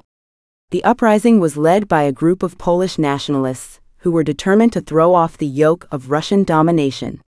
The uprising was initially successful, as the Polish forces won a number of victories against the Russian army. However, the Polish uprising was ultimately unsuccessful, as the Russian army was able to quell the rebellion and reassert its dominance over the region.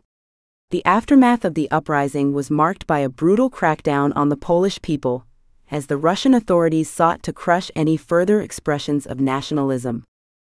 The Polish uprising had a profound impact on the region, as it helped to fuel the growth of nationalist movements in other parts of Eastern Europe. One of the most significant of these movements was the re-emergence of Ukraine, which had long been subjugated by foreign powers.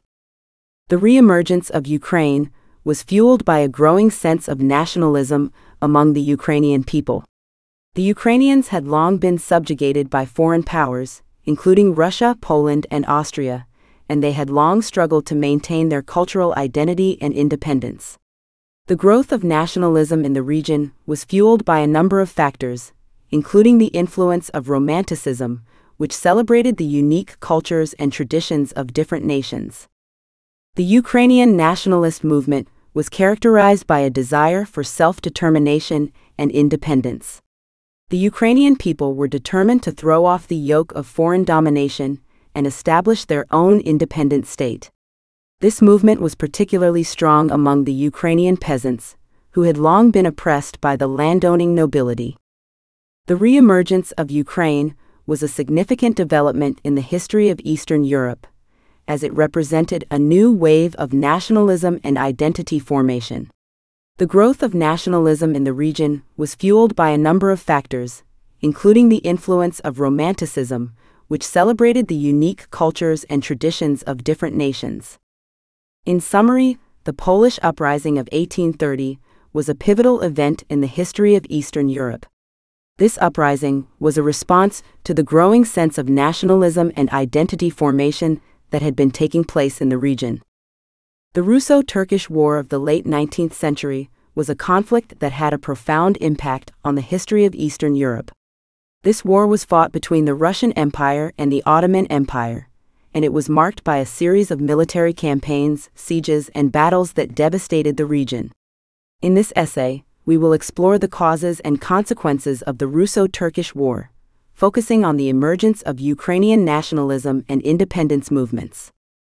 The Russo-Turkish War was fought between 1877 and 1878, and it was a continuation of the long-standing rivalry between Russia and the Ottoman Empire. The war was sparked by a number of factors, including Russian claims to protect the Orthodox Christian population in the Balkans and Ottoman resistance to Russian expansionism. The war had significant consequences for the region, including the emergence of Ukrainian nationalism and independence movements. The Ukrainian people had long been subjugated by foreign powers, including Russia and Austria, and they had long struggled to maintain their cultural identity and independence. The growth of Ukrainian nationalism was fueled by a number of factors, including the influence of Romanticism, which celebrated the unique cultures and traditions of different nations. Ukrainian nationalists were inspired by the idea of self-determination and independence, and they sought to establish their own independent state. The Russo-Turkish War had a significant impact on the growth of Ukrainian nationalism. The war was fought in the Balkans, which was a region that was home to a significant Ukrainian population. The Ukrainian people in the region were caught in the crossfire between the Russian and Ottoman armies, and they suffered greatly as a result. The war also had a significant impact on the Ukrainian population in the Russian Empire. The Russian authorities had long sought to suppress Ukrainian culture and identity, and the war provided an opportunity for Ukrainian nationalists to push for greater autonomy and independence. The emergence of Ukrainian nationalism and independence movements was a significant development in the history of Eastern Europe. The Ukrainian people had long been subjugated by foreign powers, and the growth of nationalism represented a new wave of identity formation and self-determination. The growth of Ukrainian nationalism also had significant consequences for the region. The Ukrainian people sought to establish their own independent state, and this led to conflicts with the Russian Empire, which saw Ukraine as an integral part of its territory. The Ukrainian independence movements were initially unsuccessful, as the Russian Empire was able to suppress any expressions of nationalism and identity. However, the growth of Ukrainian nationalism continued, and it was fueled by a number of factors, including the influence of Romanticism and the desire for self-determination and independence. The growth of Ukrainian nationalism eventually led to the establishment of the Ukrainian People's Republic in 1917. This state was short-lived, as it was crushed by the Bolsheviks in 1919. However, the growth of Ukrainian nationalism continued, and it was a significant factor in the establishment of the modern state of Ukraine in 1991.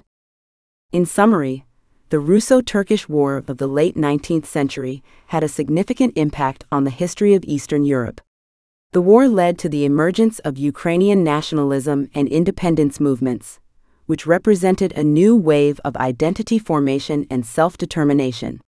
The growth of Ukrainian nationalism was fueled by a number of factors, including the influence of Romanticism and the desire for self-determination and independence. The emergence of Ukrainian nationalism had significant consequences for the region, and it was a significant factor in the establishment of the modern state of Ukraine. Chapter 4: The Great Famine and World War II, Ukraine under Soviet rule. The collectivization policies implemented by Joseph Stalin in the Soviet Union in the early 1930s had a profound impact on the history of Eastern Europe. These policies were aimed at transforming agriculture in the Soviet Union from a system of private ownership to a system of collective ownership. However, the implementation of these policies was marked by violence, coercion, and famine, particularly in Ukraine. In this essay, we will explore the causes and consequences of collectivization and the Holodomor, focusing on Stalin's agricultural policies and the famine in Ukraine. Collectivization was part of Stalin's broader plan to modernize the Soviet economy and consolidate his power. The collectivization policies aimed to create large collective farms, which would be more efficient and productive than small private farms.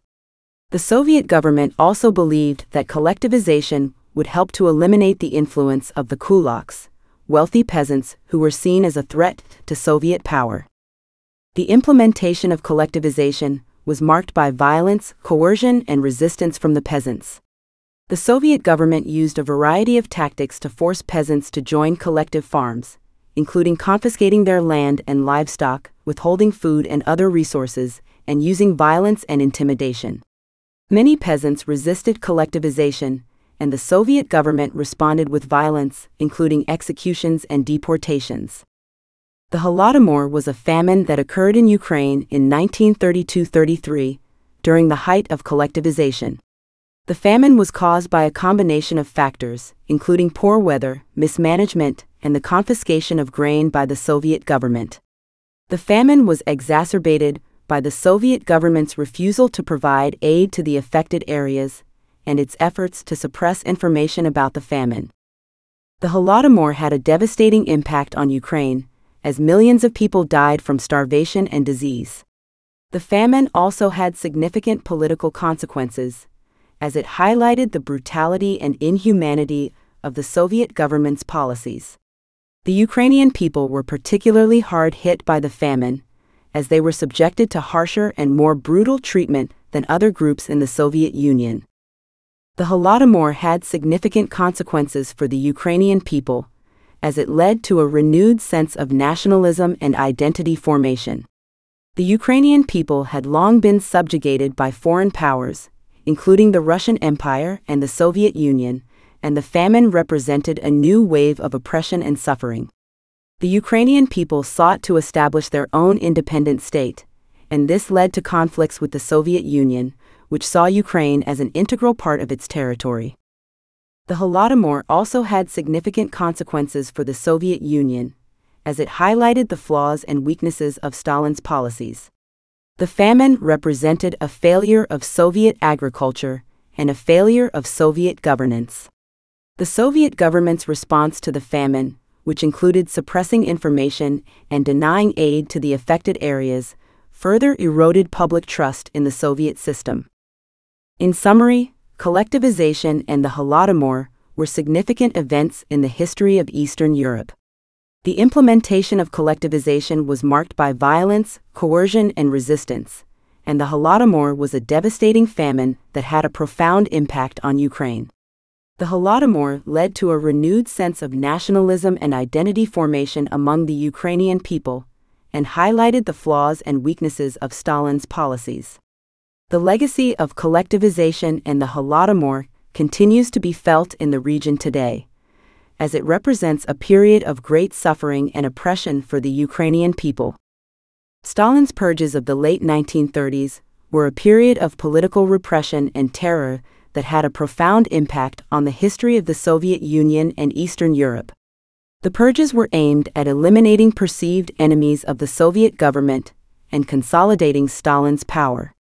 Ukraine was one of the areas that was particularly hard hit by the purges, with thousands of people being arrested, tortured, and executed. In this essay, we will explore the causes and consequences of Stalin's purges, focusing on the Great Terror and political repression in Ukraine. The purges were part of Stalin's broader plan to consolidate his power and eliminate perceived enemies of the Soviet government. The purges targeted a wide range of people, including political opponents, intellectuals, and even members of Stalin's own government. The purges were characterized by a lack of due process, with people being arrested and executed without trial or evidence of wrongdoing. The Great Terror was the peak of the purges, occurring between 1936 and 1938. The Great Terror was characterized by mass arrests, show trials, and executions. The Soviet government used a variety of tactics to extract confessions from those accused of crimes, including torture and intimidation. The trials were heavily scripted and controlled by the Soviet government, with the verdicts being predetermined. The purges had a significant impact on Ukraine, which was seen as a hotbed of political opposition and nationalism. The Ukrainian people had long been subjugated by foreign powers, including the Russian Empire and the Soviet Union, and they had long struggled to maintain their cultural identity and independence. The purges targeted many of the leading Ukrainian intellectuals and political figures, further eroding public trust in the Soviet system. The purges also had significant consequences for the Soviet Union, as they led to a breakdown in trust and cooperation within the government. The purges eliminated many of the most talented and experienced members of the Soviet government, leaving the government weakened and vulnerable. The purges also had a chilling effect on intellectual and artistic life, as many writers and artists were afraid to express dissenting opinions. The legacy of the purges continues to be felt in Ukraine today, as it represents a period of great suffering and oppression for the Ukrainian people. The purges were part of a broader pattern of Soviet repression, which included collectivization, the Holodomor, and the suppression of Ukrainian culture and identity. In summary, Stalin's purges were a period of political repression and terror that had a profound impact on the Soviet Union and Eastern Europe. The purges were aimed at consolidating Stalin's power and eliminating perceived enemies of the Soviet government. Ukraine was particularly hard hit by the purges, with thousands of people being arrested, tortured, and executed. The legacy of the purges continues to be felt in Ukraine today, as it represents a period of great suffering and oppression for the Ukrainian people. The Molotov-Ribbentrop Pact of 1939 was a secret agreement between the Soviet Union and Nazi Germany that had a profound impact on the history of the 20th century. The pact was aimed at dividing Eastern Europe between the two powers and allowing for the invasion of Poland. The invasion of Poland, which began on September 1, 1939, marked the beginning of World War II. In this essay, we will explore the causes and consequences of the Molotov-Ribbentrop Pact and the invasion of Poland. The Molotov-Ribbentrop Pact was signed on August 23, 1939, and it was a secret agreement between the Soviet Union and Nazi Germany. The pact was named after the two foreign ministers who signed it, Vyacheslav Molotov and Joachim von Ribbentrop. The pact was aimed at dividing Eastern Europe between the two powers, with the Soviet Union being given control over the Baltic states, Finland, and Bessarabia, while Germany was given control over much of Eastern Europe. The pact also allowed for the invasion of Poland, which had long been a point of contention between Germany and the Soviet Union. The invasion of Poland was the result of a long-standing dispute over the status of the city of Danzig, which was controlled by Poland but had a large German population. The invasion of Poland marked the beginning of World War II, as Britain and France declared war on Germany in response. The invasion of Poland had a significant impact on the history of Europe and the world. The invasion marked the beginning of World War II, which would go on to claim the lives of millions of people and shape the course of the 20th century. The invasion of Poland also had significant consequences for the people of Poland, who suffered greatly under Nazi rule. The Molotov-Ribbentrop Pact had significant consequences for the Soviet Union, as it led to a breakdown in relations with the Western powers. The Soviet Union had long been isolated from the Western powers, and the pact only served to deepen this isolation. The pact also led to a deterioration in relations between the Soviet Union and other communist countries, as it signaled a willingness to work with fascist powers. The Molotov-Ribbentrop Pact also had significant consequences for the people of Eastern Europe. The pact paved the way for the Soviet Union to gain control over much of Eastern Europe, which would lead to decades of communist rule and repression. The pact also allowed for the expansion of Nazi Germany, which would go on to commit some of the worst atrocities in human history.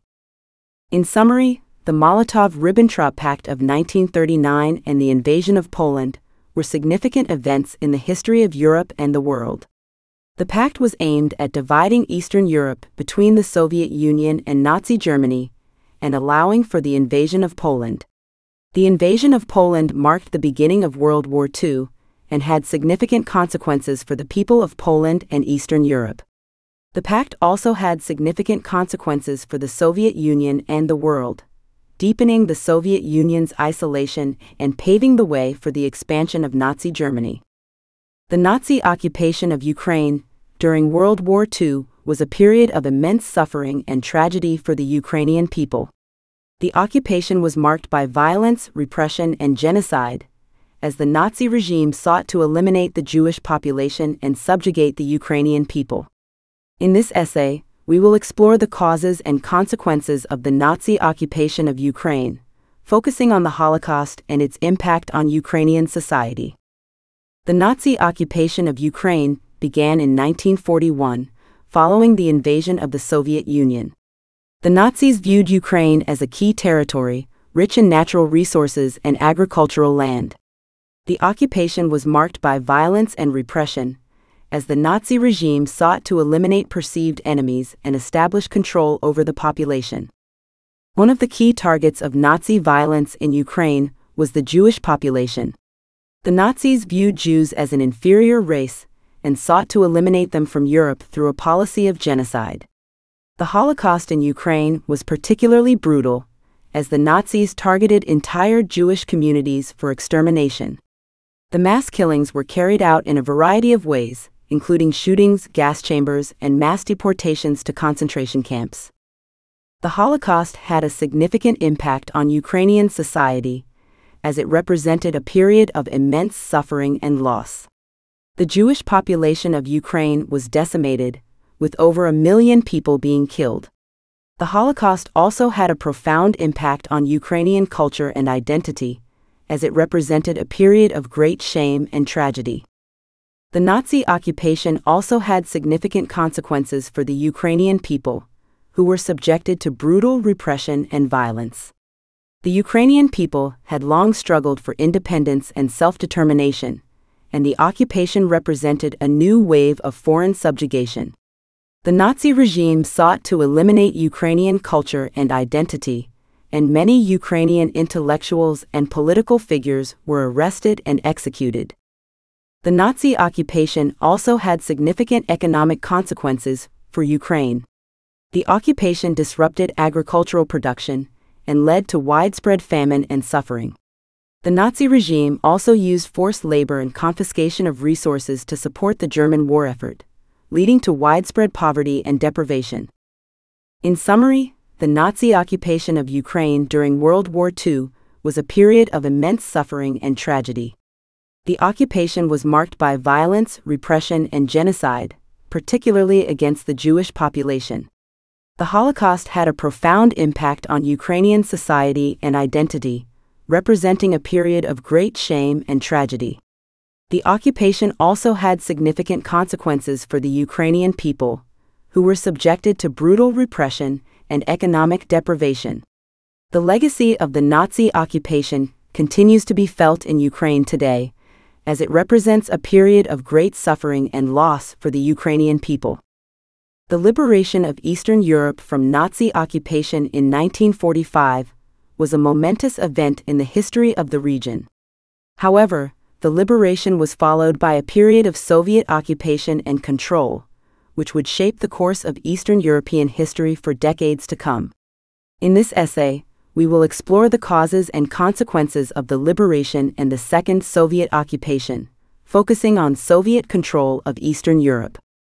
The liberation of Eastern Europe was a complex process involving the combined efforts of Allied forces, including the Soviet Union, the United States, and Britain. The Red Army played a key role in the liberation, driving the German forces out of Eastern Europe and occupying much of the region. The liberation was a momentous event, as it represented the end of World War II and the defeat of Nazi Germany. However, the liberation was followed by a period of Soviet occupation and control, as the Soviet Union sought to establish itself as the dominant power in Eastern Europe. The Soviet Union viewed Eastern Europe as a key buffer zone, essential to its security and control. The Soviet occupation was marked by violence and repression, as the Soviet government sought to eliminate opposition and establish control over the population. The Soviet occupation had significant consequences for the people of Eastern Europe, particularly in Ukraine. The Soviet Union sought to eliminate Ukrainian nationalism and culture, and many Ukrainian intellectuals and political figures were arrested and executed. The Soviet occupation also had significant economic consequences, as the Soviet government sought to establish control over Eastern European economies and resources. The Second Soviet occupation also had significant consequences for the relationship between Eastern Europe and the Western powers. The Soviet Union viewed the Western powers as a threat to its control over Eastern Europe, and tensions between the Soviet Union and the West increased during this period. The Soviet occupation led to a deepening of the Cold War and the establishment of the Iron Curtain, which divided Europe into two separate spheres of influence. The legacy of the Second Soviet occupation continues to be felt in Eastern Europe today, as it represents a period of great suffering and oppression for the people of the region. The Soviet occupation led to decades of communist rule and repression, which left a lasting impact on the social, cultural, and economic development of Eastern Europe. In summary, the liberation of Eastern Europe from Nazi occupation in 1945 was a momentous event, but it was followed by a period of Soviet occupation and control. The Soviet Union sought to establish itself as the dominant power in Eastern Europe, leading to a period of violence and repression. The Second Soviet occupation had significant consequences for the people of Eastern Europe, particularly in Ukraine, and for the relationship between the Soviet Union and the Western powers. The legacy of the Second Soviet occupation continues to be felt in Eastern Europe today, as it represents a period of great suffering and oppression. Chapter 5: The Euromaidan Revolution, Ukraine's Struggle for Democracy and Independence. The presidency of Viktor Yanukovych in Ukraine from 2010 to 2014 was a period marked by corruption, authoritarianism, and social unrest. Yanukovych's rise to power was fueled by a combination of political maneuvering and oligarchic support, but his presidency was marked by widespread corruption and repression. In this essay, we will explore the causes and consequences of Yanukovych's presidency, focusing on his rise to power, corruption, and authoritarianism. Yanukovych's rise to power was fueled by a combination of political maneuvering and oligarchic support. Yanukovych was a controversial figure in Ukrainian politics, having previously served as prime minister and having been accused of electoral fraud. Yanukovych's party, the Party of Regions, was backed by a group of powerful oligarchs who saw Yanukovych as a means of preserving their wealth and power. Once in power, Yanukovych's presidency was marked by widespread corruption and authoritarianism. Yanukovych and his allies were accused of embezzling millions of dollars from the Ukrainian state and of using their power to enrich themselves and their allies. Yanukovych also consolidated power within the presidency, weakening the power of the parliament and the judiciary. Yanukovych's presidency was marked by social unrest, as many Ukrainians became disillusioned with the government's corruption and authoritarianism. Protests and demonstrations became common, with many Ukrainians calling for Yanukovych's removal from power. Yanukovych responded with increasingly repressive measures, including the use of force against protesters. The consequences of Yanukovych's presidency were profound, both for Ukraine and for the wider region. Yanukovych's corruption and authoritarianism undermined public trust in the Ukrainian government and weakened Ukraine's economy and political institutions. Yanukovych's presidency also had consequences for Ukraine's relationship with Russia, as Yanukovych pursued a policy of closer ties with Russia at the expense of relations with the West. The culmination of Yanukovych's presidency was the Euromaidan protests of 2013-2014, which eventually led to Yanukovych's removal from power. The protests were a response to Yanukovych's decision to abandon plans for closer ties with the European Union in favor of closer ties with Russia. The protests grew in size and intensity, eventually leading to Yanukovych's removal from power and the installation of a new government.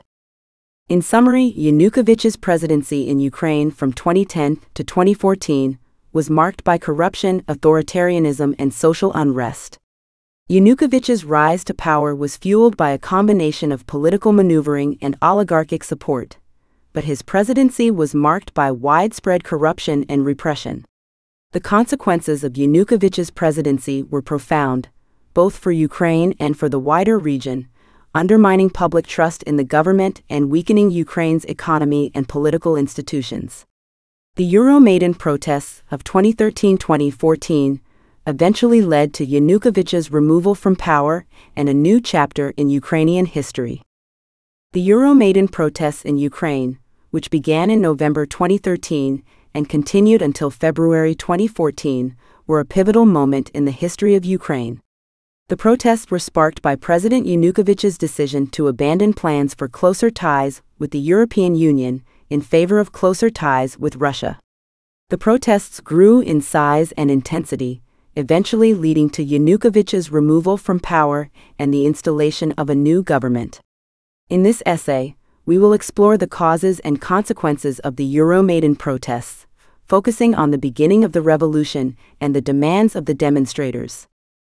The Euromaidan protests began in November 2013, after President Yanukovych announced that he would not be signing an association agreement with the European Union.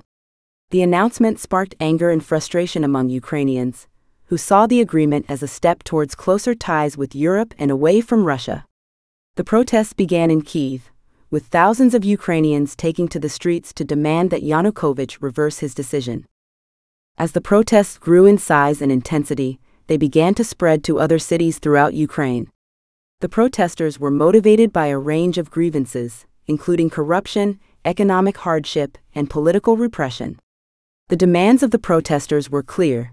They wanted Yanukovych to resign, and they wanted a new government that would pursue closer ties with Europe and greater democracy and transparency.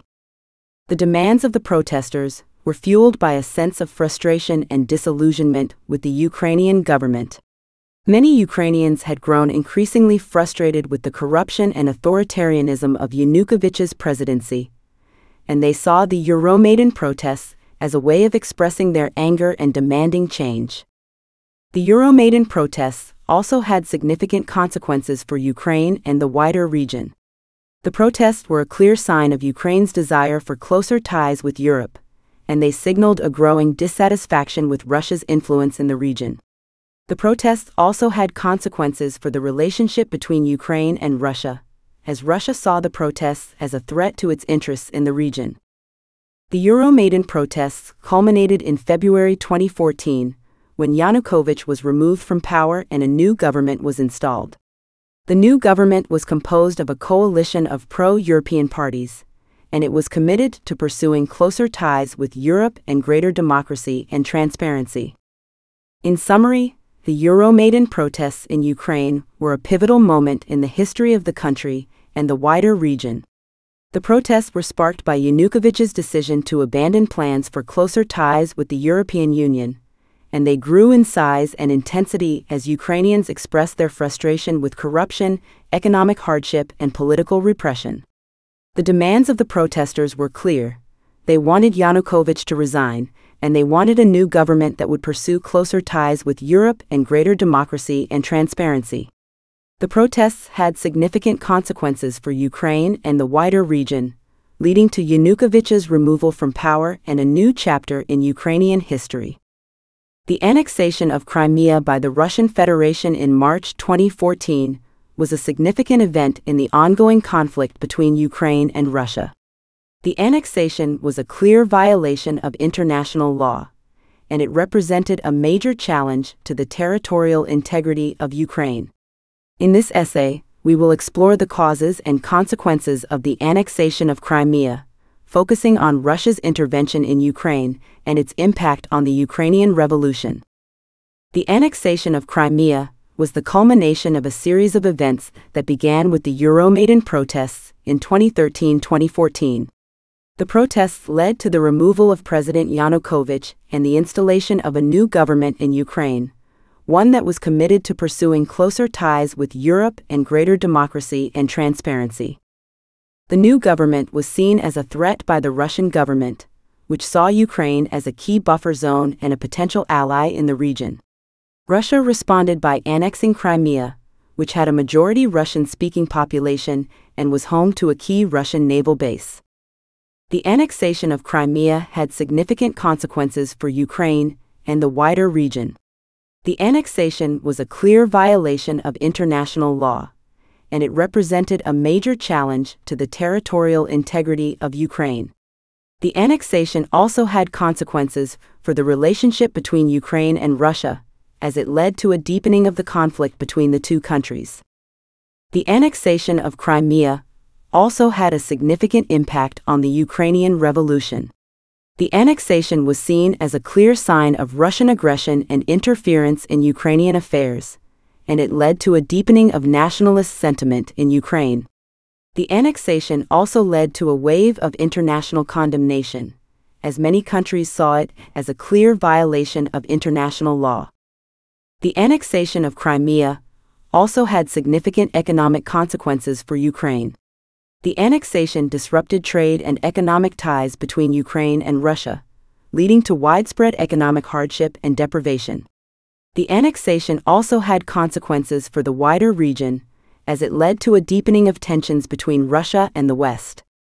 In summary, the annexation of Crimea by the Russian Federation in March 2014 was a significant event in the ongoing conflict between Ukraine and Russia. The annexation represented a major challenge to the territorial integrity of Ukraine and a clear violation of international law. The annexation also had significant consequences for the relationship between Ukraine and Russia, and it had a significant impact on the Ukrainian Revolution. The annexation disrupted economic ties between Ukraine and Russia and led to widespread economic hardship and deprivation. The legacy of the annexation of Crimea continues to be felt in Ukraine and the wider region today, as it represents a major challenge to the principles of international law and the territorial integrity of states. The war in Donbass, which began in 2014, has been a significant event in the history of Ukraine. The conflict, which involves Ukrainian forces and pro-Russian separatists backed by the Russian military, has led to widespread violence, displacement, and political instability. In this essay, we will explore the causes and consequences of the war in Donbass, focusing on the conflict with pro-Russian separatists and the Russian military. The war in Donbass began in the aftermath of the Euromaidan protests and the annexation of Crimea by the Russian Federation. Pro-Russian separatists in Donetsk and Luhansk, two regions in eastern Ukraine, declared independence from Ukraine and established two self-proclaimed republics.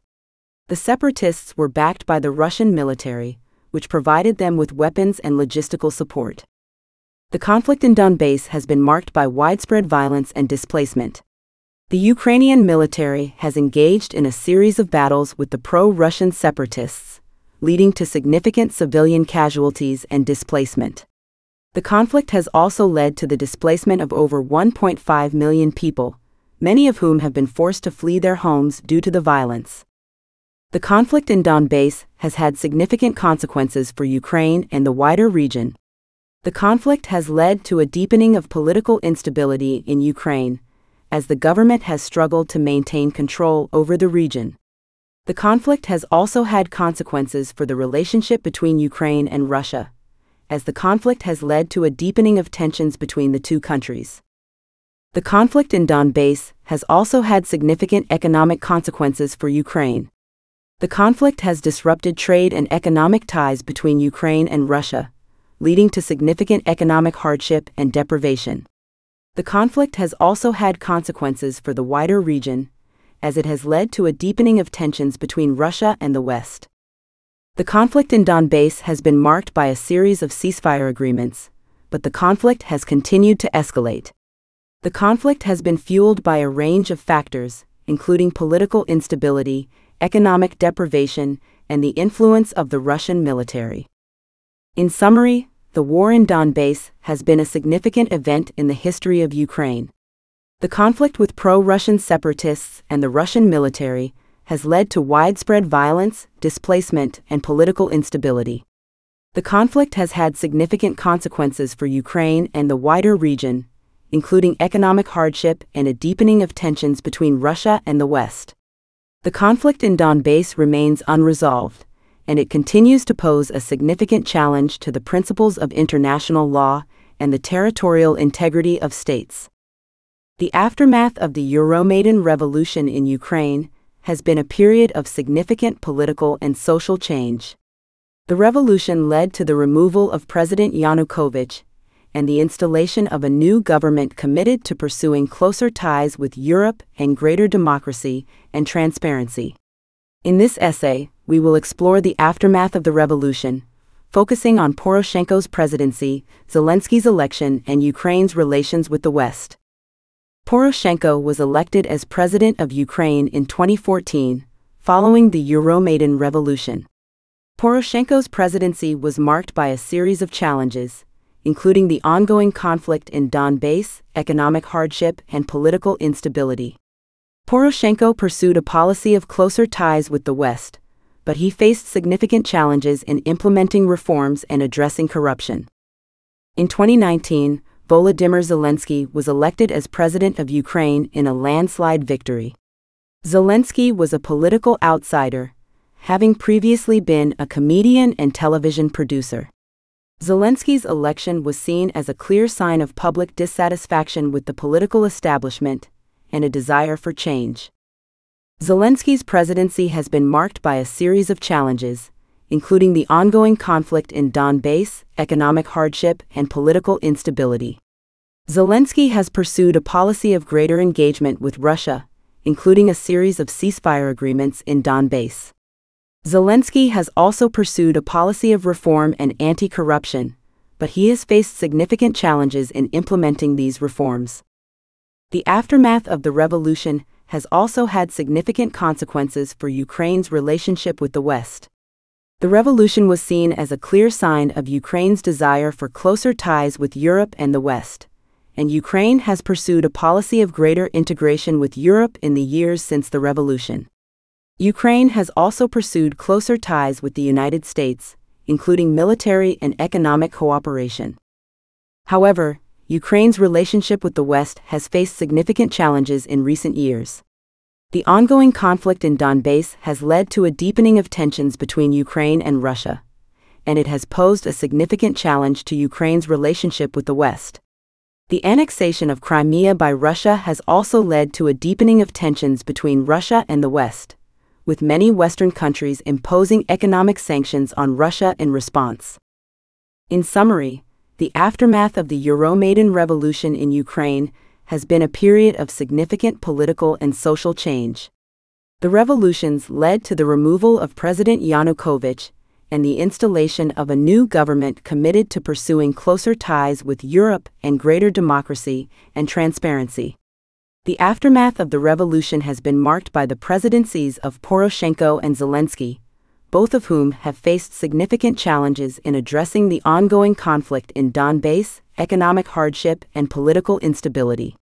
Ukraine's relationship with the West has also faced significant challenges, particularly in the aftermath of the annexation of Crimea by Russia. The aftermath of the revolution remains a key period in Ukrainian history, one marked by significant change and ongoing challenges. Chapter 6: Chernobyl and Environmentalism, Ukraine's Nuclear Disaster and Its Consequences. The Chernobyl disaster, which occurred on April 26, 1986, was a catastrophic event in the history of Ukraine and the wider world. The explosion at the Chernobyl nuclear power plant led to widespread radiation exposure, displacement, and environmental damage.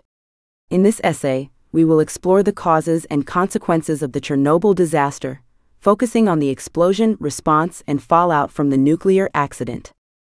The Chernobyl disaster was caused by a combination of factors, including design flaws in the reactor, human error, and poor management. The explosion occurred during a routine test of the reactor, when operators made a series of errors that led to a runaway reaction and a subsequent explosion. The explosion at the Chernobyl plant led to a significant release of radioactive material into the atmosphere. The fallout from the explosion led to widespread radiation exposure, particularly in the immediate vicinity of the plant. The explosion also led to significant environmental damage, with the surrounding area becoming contaminated with radioactive material. The response to the Chernobyl disaster was initially slow and disorganized. The Soviet government was slow to acknowledge the extent of the disaster, and it was slow to provide assistance to those affected by the radiation exposure. The response was also hindered by a lack of resources, both in terms of personnel and equipment. The response to the disaster eventually improved, with the Soviet government mobilizing a significant response effort. The government evacuated the immediate vicinity of the plant, and it implemented measures to contain the spread of radiation. The response effort was also supported by a number of international organizations, including the International Atomic Energy Agency. The fallout from the Chernobyl disaster had significant consequences for Ukraine and the wider world. The disaster led to widespread displacement, particularly in the immediate vicinity of the plant. The disaster also had long-term consequences for the health of those exposed to radiation, with many suffering from radiation-related illnesses and conditions. The Chernobyl disaster also had significant environmental consequences. The surrounding area became contaminated with radioactive material, leading to significant damage to the environment and wildlife. The disaster also led to significant economic consequences, particularly for Ukraine, which was forced to bear the cost of the cleanup and containment efforts. In summary, the Chernobyl disaster was a catastrophic event in the history of Ukraine and the wider world. The explosion at the Chernobyl nuclear power plant led to widespread radiation exposure, displacement, and environmental damage. The response to the disaster was initially slow and disorganized, but it eventually improved with the mobilization of a significant response effort. The fallout from the disaster had significant consequences for Ukraine and the wider world, leading to long-term health and environmental damage, as well as significant economic costs. The Chernobyl disaster remains a key event in the history of nuclear power, serving as a reminder of the importance of safety and responsible management in the operation of nuclear facilities. The human toll of the Chernobyl disaster was significant, with widespread health effects, displacement, and trauma affecting the victims of the disaster.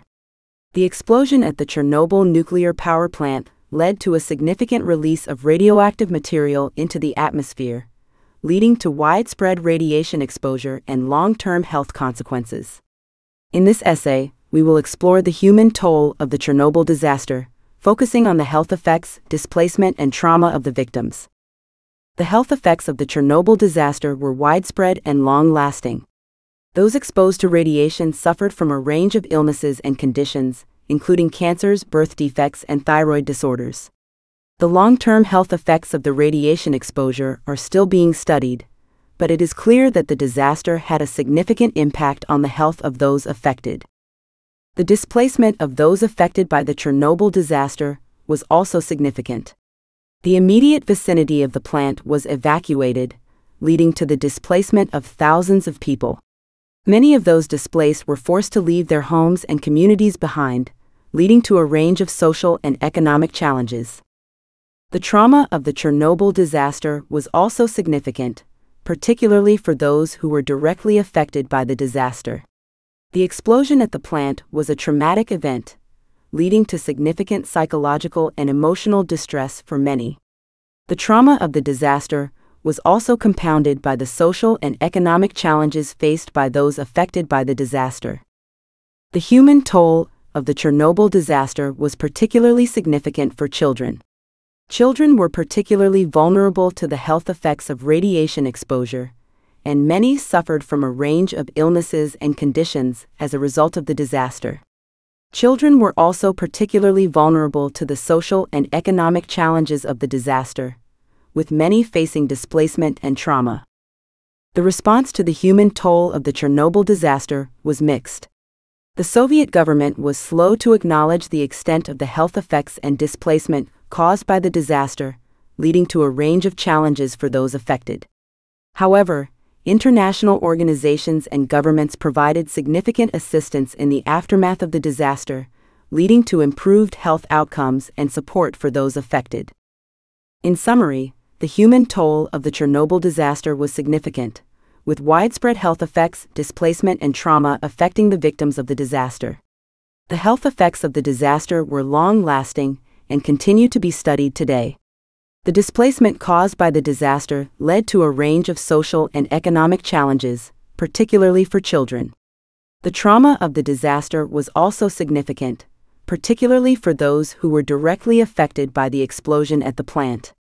The response to the human toll of the Chernobyl disaster was mixed, with some governments and organizations providing significant assistance, but others failing to acknowledge the extent of the challenges faced by the victims of the disaster. The environmental consequences of the Chernobyl disaster were significant, with long-term impacts on the surrounding ecosystems and landscapes. The explosion at the Chernobyl nuclear power plant led to a significant release of radioactive material into the atmosphere, leading to contamination of the surrounding environment. In this essay, we will explore the environmental consequences of the Chernobyl disaster, focusing on the long-term impact on the surrounding ecosystems and landscapes. The immediate aftermath of the Chernobyl disaster was marked by a significant release of radioactive material into the atmosphere. The fallout from the disaster led to widespread contamination of the surrounding environment, including the soil, water, and vegetation. The contamination was particularly significant in the immediate vicinity of the plant, but it also affected areas further afield. The long-term impact of the Chernobyl disaster on the surrounding ecosystems and landscapes has been significant. The contaminated areas have been declared exclusion zones, and access to these areas is strictly controlled. The exclusion zones have become ghost towns, with abandoned buildings and infrastructure left to decay. The contaminated areas have also had significant impacts on the surrounding ecosystems. The radiation exposure has led to significant damage to the flora and fauna of the region, leading to a range of ecological challenges. The radiation exposure has also led to changes in the behavior and distribution of wildlife, with some species becoming more abundant in the contaminated areas. The contaminated areas have also had significant impacts on the local economy. The exclusion zones have led to the displacement of communities and the abandonment of farmland and infrastructure. The contaminated areas are now uninhabitable, leading to a range of social and economic challenges for those affected. The response to the environmental consequences of the Chernobyl disaster has been mixed. The Soviet government was slow to acknowledge the extent of the environmental damage caused by the disaster, and it was slow to implement measures to mitigate the impact of the contamination. However, international organizations and governments have provided significant assistance in the aftermath of the disaster, leading to improved monitoring and remediation efforts. In summary, the environmental consequences of the Chernobyl disaster were significant, with long-term impacts on the surrounding ecosystems and landscapes. The contamination caused by the disaster has led to the abandonment of communities and infrastructure, as well as significant ecological damage. The response to the environmental consequences of the disaster has been mixed, with some governments and organizations providing significant assistance, but others failing to acknowledge the extent of the challenges faced by the affected ecosystems and landscapes. The environmental consequences of the Chernobyl disaster serve as a reminder of the importance of safety and responsible management in the operation of nuclear facilities, as well as the need for effective and timely responses to environmental disasters.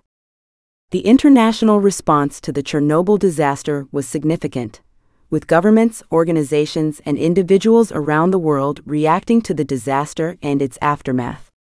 The explosion at the Chernobyl nuclear power plant led to a significant release of radioactive material into the atmosphere, leading to widespread contamination and health effects. In this essay, we will explore the international response to the Chernobyl disaster, focusing on the reaction of the international community and the ongoing support provided to those affected by the disaster. The international community reacted quickly to the Chernobyl disaster, with governments and organizations around the world providing assistance in the aftermath of the explosion. The International Atomic Energy Agency, IAEA, played a key role in the response effort, coordinating international assistance and providing technical expertise. The response effort was also supported by a range of other organizations and governments. The World Health Organization, WHO, played a significant role in assessing the health effects of the disaster, while the United Nations Development Programme, UNDP, provided support for recovery and reconstruction efforts. Individual countries also provided significant assistance in the aftermath of the Chernobyl disaster. The United States provided significant financial and technical assistance, including the provision of medical supplies and expertise. European countries also provided significant assistance, including the provision of food and medical supplies. The ongoing support provided to those affected by the Chernobyl disaster has been significant. The international community has provided funding and support for ongoing monitoring and remediation efforts, as well as support for those affected by the health effects of the radiation exposure.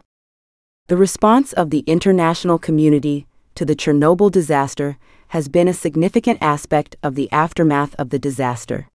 The quick reaction of governments and organizations around the world was critical in mitigating the impact of the disaster and providing support to those affected. The ongoing support provided by the international community has also been significant, highlighting the importance of ongoing support and assistance in the aftermath of environmental disasters.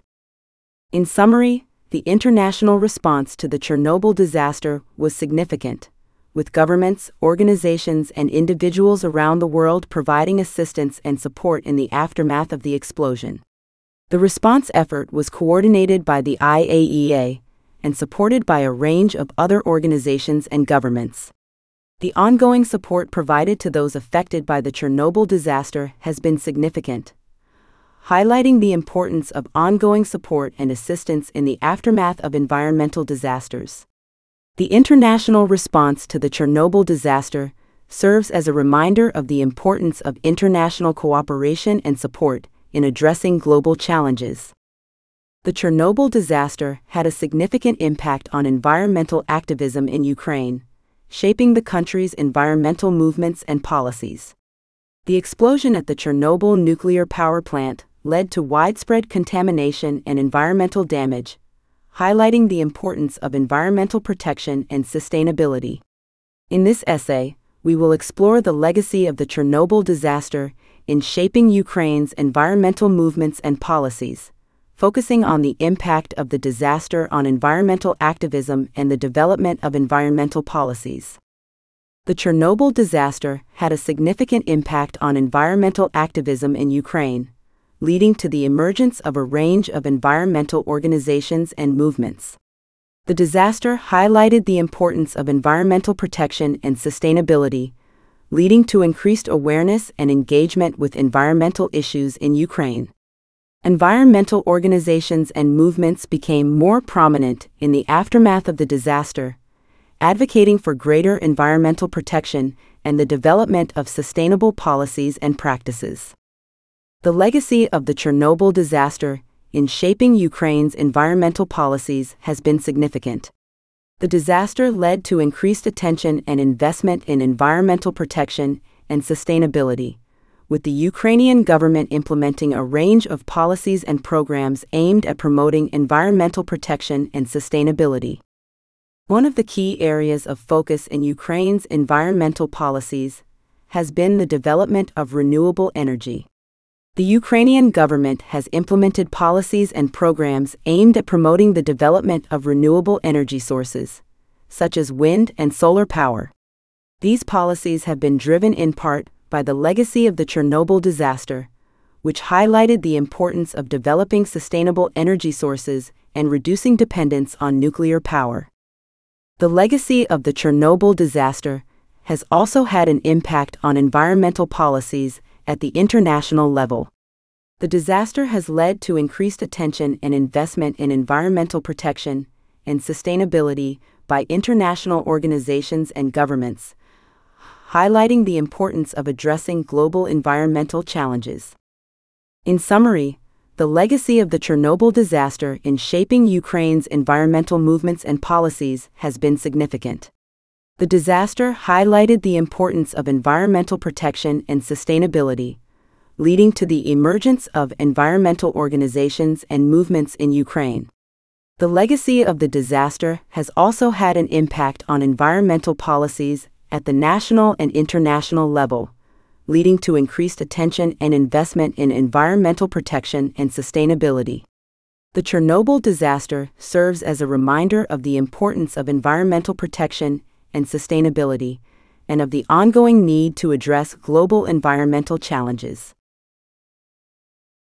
Chapter 7: Post-Soviet Ukraine: The Challenges of Building a New Nation.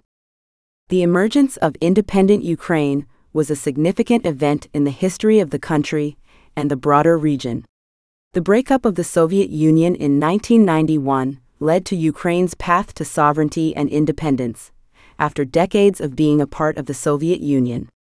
In this essay, we will explore the emergence of independent Ukraine, focusing on the breakup of the Soviet Union and Ukraine's path to sovereignty. The breakup of the Soviet Union in 1991 was a significant event in world history, leading to the emergence of a range of independent states in Eastern Europe and Central Asia. Ukraine was one of these states, with the country becoming independent on August 24, 1991. The emergence of independent Ukraine was the result of a long struggle for independence, with Ukraine experiencing significant political and social changes in the years leading up to independence. The path to independence for Ukraine was not easy, with the country facing a range of challenges in the years leading up to independence. The Soviet government was slow to acknowledge the growing demand for independence in Ukraine, leading to tensions and conflict between the Ukrainian government and the Soviet authorities. The Ukrainian government also faced significant challenges in the aftermath of independence, including economic challenges and the need to establish new political and social structures.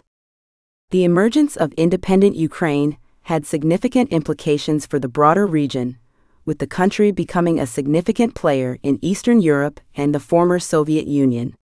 The country's emergence as an independent state was welcomed by many in the international community, with governments and organizations around the world recognizing Ukraine's sovereignty and independence. The emergence of independent Ukraine also had significant implications for the country's domestic politics, leading to the development of a range of new political and social structures. The country's transition to democracy was not always smooth, with the Ukrainian government facing significant challenges in the years following independence. However, the country's commitment to democracy and its efforts to establish new political and social structures have been a significant aspect of its post-independence development. In summary, the emergence of independent Ukraine was a significant event in the history of the country and the broader region.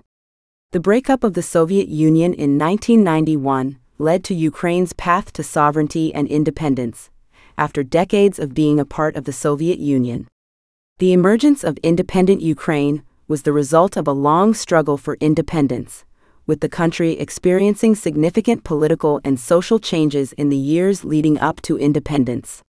The country's emergence as an independent state had significant implications for the broader region, with Ukraine becoming a significant player in Eastern Europe and the former Soviet Union. The country's commitment to democracy and its efforts to establish new political and social structures have been a significant aspect of its post-independence development. The economic challenges faced by Ukraine in the post-Soviet era were significant, with the country undergoing a period of economic transition, privatization, and market reforms. The collapse of the Soviet Union in 1991 left Ukraine with a legacy of economic and social challenges, including a stagnant economy, a large state sector, and a lack of private enterprise. In this essay, we will explore the economic challenges faced by Ukraine in the post-Soviet era, focusing on privatization, corruption, and market reforms. Privatization was a key aspect of Ukraine's economic transition in the post-Soviet era. The Ukrainian government embarked on a program of privatization in the 1990s, aimed at transferring state-owned enterprises to private ownership. However, the privatization process was plagued by corruption and inefficiency, with many state-owned enterprises sold at below-market prices and to politically connected individuals. Corruption has been a significant challenge for Ukraine in the post-Soviet era, with the country ranking poorly on international corruption indices. Corruption has been a barrier to economic development, with businesses facing significant obstacles to operating in the country. The Ukrainian government has made efforts to address corruption, with a range of anti-corruption measures implemented in recent years. However, corruption remains a significant challenge for the country. Market reforms have also been a significant aspect of Ukraine's economic transition in the post-Soviet era. The Ukrainian government has implemented a range of market-oriented policies aimed at promoting economic growth and development. These policies have included the liberalization of trade and investment, the reduction of state involvement in the economy, and the introduction of market-oriented institutions. The economic challenges faced by Ukraine in the post-Soviet era have had significant implications for the country's development. The country's economy has undergone significant changes in the past few decades, with the development of a more market-oriented economy and the growth of private enterprise. However, the challenges of privatization, corruption, and market reforms have been significant obstacles to economic growth and development.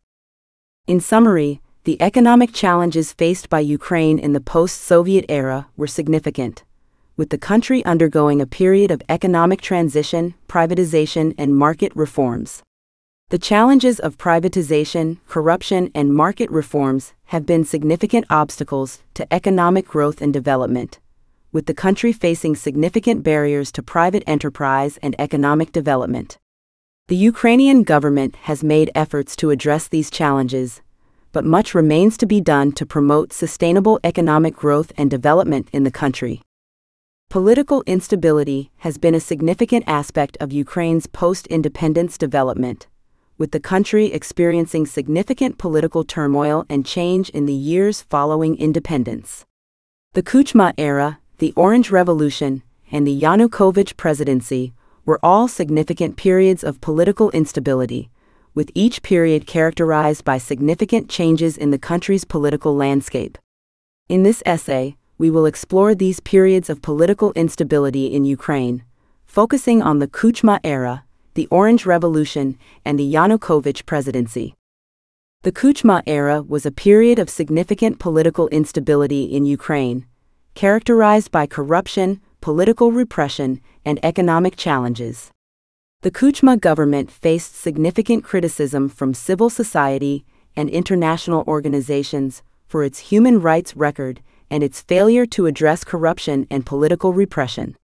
The Kuchma era was also marked by significant economic challenges, with the country facing high inflation and economic stagnation.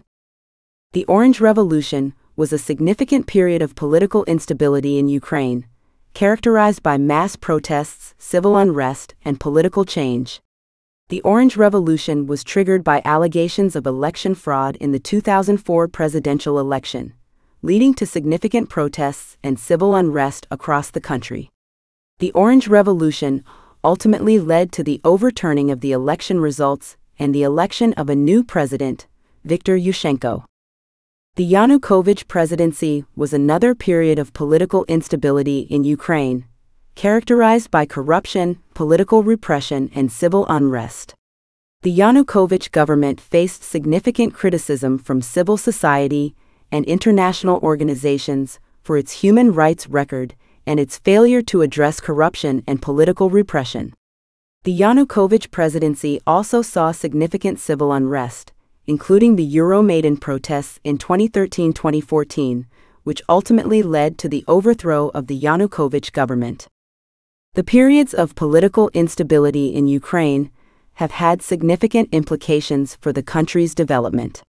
The Kuchma era was marked by significant economic challenges, while the Orange Revolution and the Yanukovych presidency were both characterized by civil unrest and political instability. The country's transition to democracy has been rocky, with significant challenges to the development of democratic institutions and processes. In summary, political instability has been a significant aspect of Ukraine's post-independence development, with the country experiencing significant political turmoil and change in the years following independence. The Kuchma era, the Orange Revolution, and the Yanukovych presidency were all significant periods of political instability, characterized by corruption, political repression, civil unrest, and economic challenges.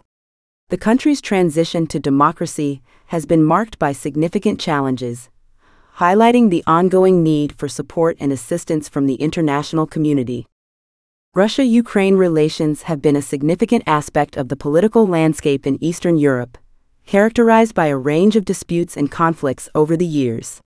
The gas disputes, war in Donbass, and the annexation of Crimea have been the most significant of these conflicts, with each one having significant implications for the region and the broader international community. In this essay, we will explore the history of Russia-Ukraine relations, focusing on the gas disputes, war in Donbass, and the annexation of Crimea.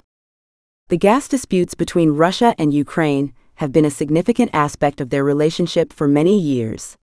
The disputes have centered around Russia's control of Ukraine's gas supply and Ukraine's reluctance to pay the high prices demanded by Russia. The gas disputes have had significant implications for both countries, with Russia using its control of gas supplies to exert political influence over Ukraine. The war in Donbass began in 2014, following the ousting of Ukrainian President Viktor Yanukovych. The conflict has been characterized by a range of military and political actions, including the annexation of Crimea by Russia and the support of separatist groups in the Donbass region. The conflict has been marked by significant human suffering, with thousands of people killed and millions displaced as a result of the conflict. The annexation of Crimea by Russia in 2014 was a significant event in the history of Russia-Ukraine relations. The annexation was carried out following a controversial referendum in Crimea, which many in the international community viewed as illegitimate. The annexation was met with significant international condemnation, with the United States and the European Union imposing sanctions on Russia in response.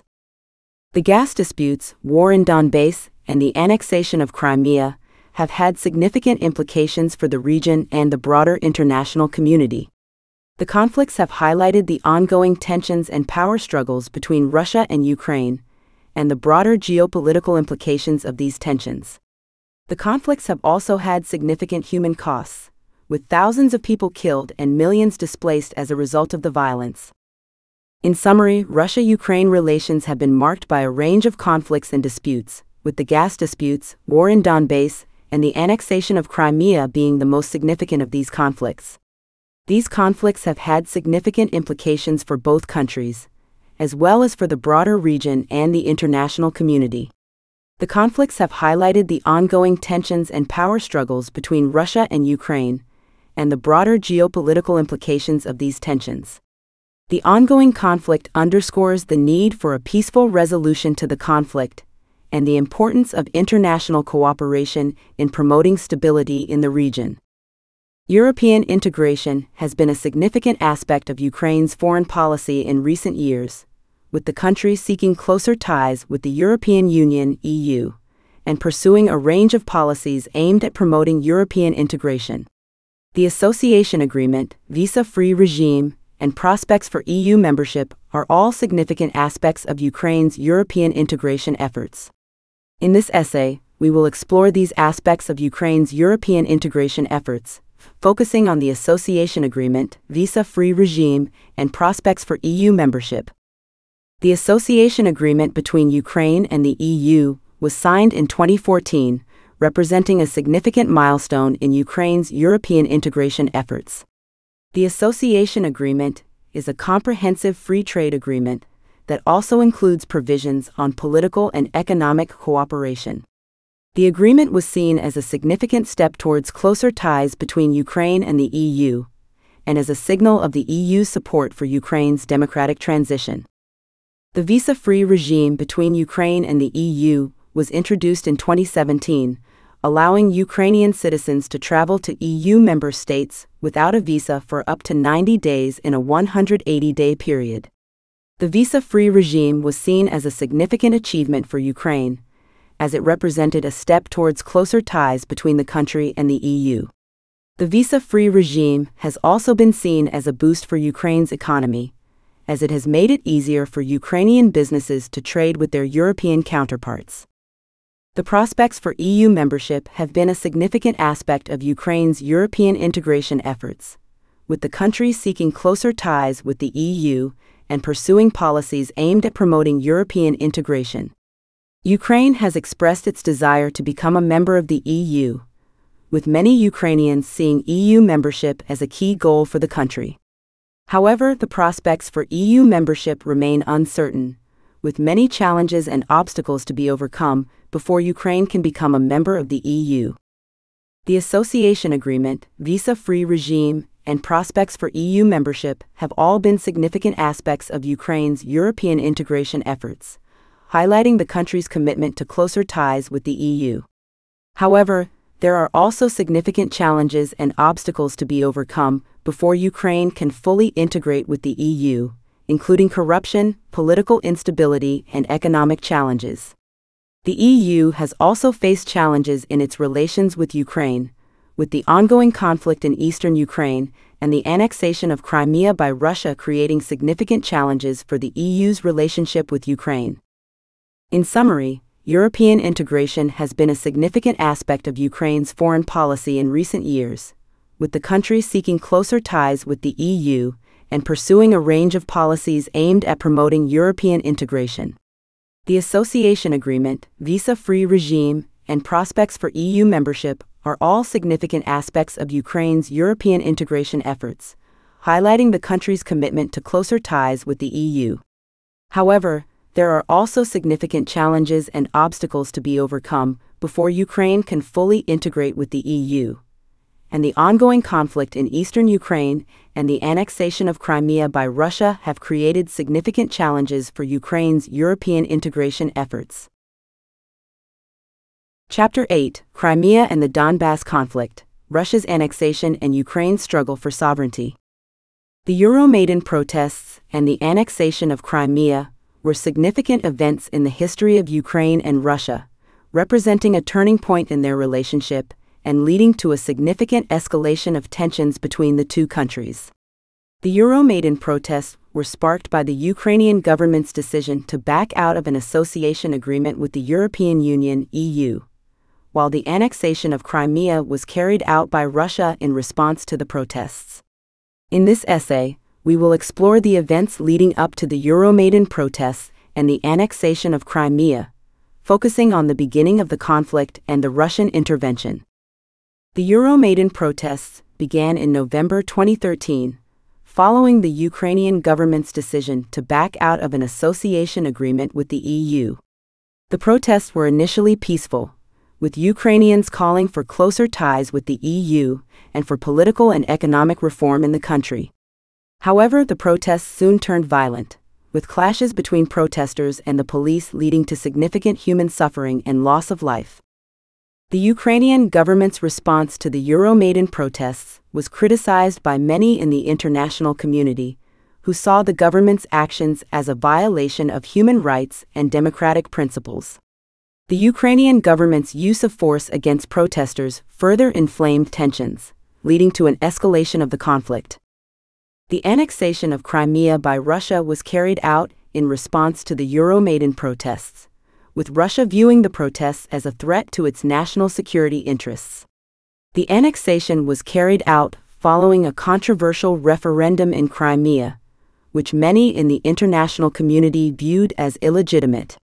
The annexation was met with significant international condemnation, with the United States and the European Union imposing sanctions on Russia in response. The Russian intervention in Ukraine has had significant implications for the region and the broader international community. The conflict has led to significant human suffering, with thousands of people killed and millions displaced as a result of the violence. The conflict has also had broader geopolitical implications, with the ongoing tensions between Russia and Ukraine contributing to broader tensions in the region. In summary, the Euromaidan protests and the annexation of Crimea were significant events in the history of Ukraine and Russia, representing a turning point in their relationship and leading to a significant escalation of tensions between the two countries. The Euromaidan protests were sparked by the Ukrainian government's decision to back out of an association agreement with the EU, while the annexation of Crimea was carried out by Russia in response to the protests. The conflict has had significant implications for the region and the broader international community, highlighting the ongoing tensions and power struggles between Russia and Ukraine. The ongoing conflict underscores the need for a peaceful resolution to the conflict and the importance of international cooperation in promoting stability in the region. The Crimean Peninsula has been a significant area of strategic importance and geopolitical interest for many years, with its history and demographics playing a significant role in shaping its political landscape. The annexation of Crimea by Russia in 2014 was met with significant international condemnation, with many seeing it as a violation of international law and an attempt to exert political influence in the region.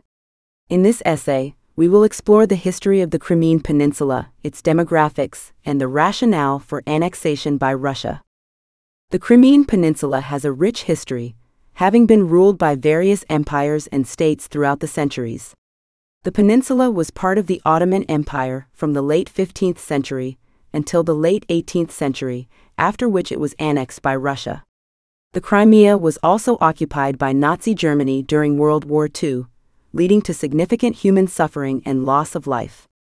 The demographics of the Crimean Peninsula are also significant, with a diverse population of Ukrainians, Russians, Tatars, and other ethnic groups. The Tatars, who are predominantly Muslim, have a long history in the Crimea and have faced significant persecution and discrimination throughout their history in the region. The rationale for annexation by Russia was based on a range of factors, including strategic, economic, and geopolitical interests. Russia viewed the annexation as a means of protecting its national security interests, with the presence of a Russian naval base in the Crimea being a significant factor in Russia's decision to annex the region. The annexation was also seen by many as a means of exerting political influence in the region, with Russia seeking to increase its sphere of influence and weaken Ukraine's ties to the West. The annexation was met with significant international condemnation, with the United States and the European Union imposing sanctions on Russia in response. The annexation of Crimea has had significant implications for the region and the broader international community, highlighting the ongoing tensions and power struggles between Russia and Ukraine. The annexation has led to significant human suffering, with many Crimean Tatars facing persecution and discrimination as a result of the annexation. In summary, the Crimean Peninsula has a rich history and diverse demographics, with its political landscape being shaped by various empires and states throughout the centuries. The annexation of Crimea by Russia was based on a range of factors, including strategic, economic, and geopolitical interests. The annexation has had significant implications for the region and the broader international community, highlighting the ongoing tensions and power struggles between Russia and Ukraine. The ongoing conflict underscores the need for a peaceful resolution to the conflict and the importance of international cooperation in promoting stability in the region. The war in Donbass has been a significant conflict in Ukraine, representing a turning point in the country's relationship with Russia and highlighting the ongoing tensions between the two countries. The conflict began in 2014, following the annexation of Crimea by Russia, and has since escalated into a full-scale war between Ukrainian government forces and pro-Russian separatists, with the Russian military also being involved in the conflict. In this essay, we will explore the war in Donbass, focusing on the conflict with pro-Russian separatists and the involvement of the Russian military. The conflict in Donbass began in April 2014, with pro-Russian separatists seizing control of government buildings and declaring independence from Ukraine. The Ukrainian government responded by launching a military operation to retake control of the region, leading to significant violence and human suffering. The conflict has been characterized by a range of human rights abuses, with both Ukrainian government forces and pro-Russian separatists being accused of committing atrocities against civilians. The conflict has also led to significant displacement, with millions of people forced to flee their homes as a result of the violence. The involvement of the Russian military in the conflict has been a significant aspect of the war in Donbass, with many accusing Russia of providing military support to the separatists.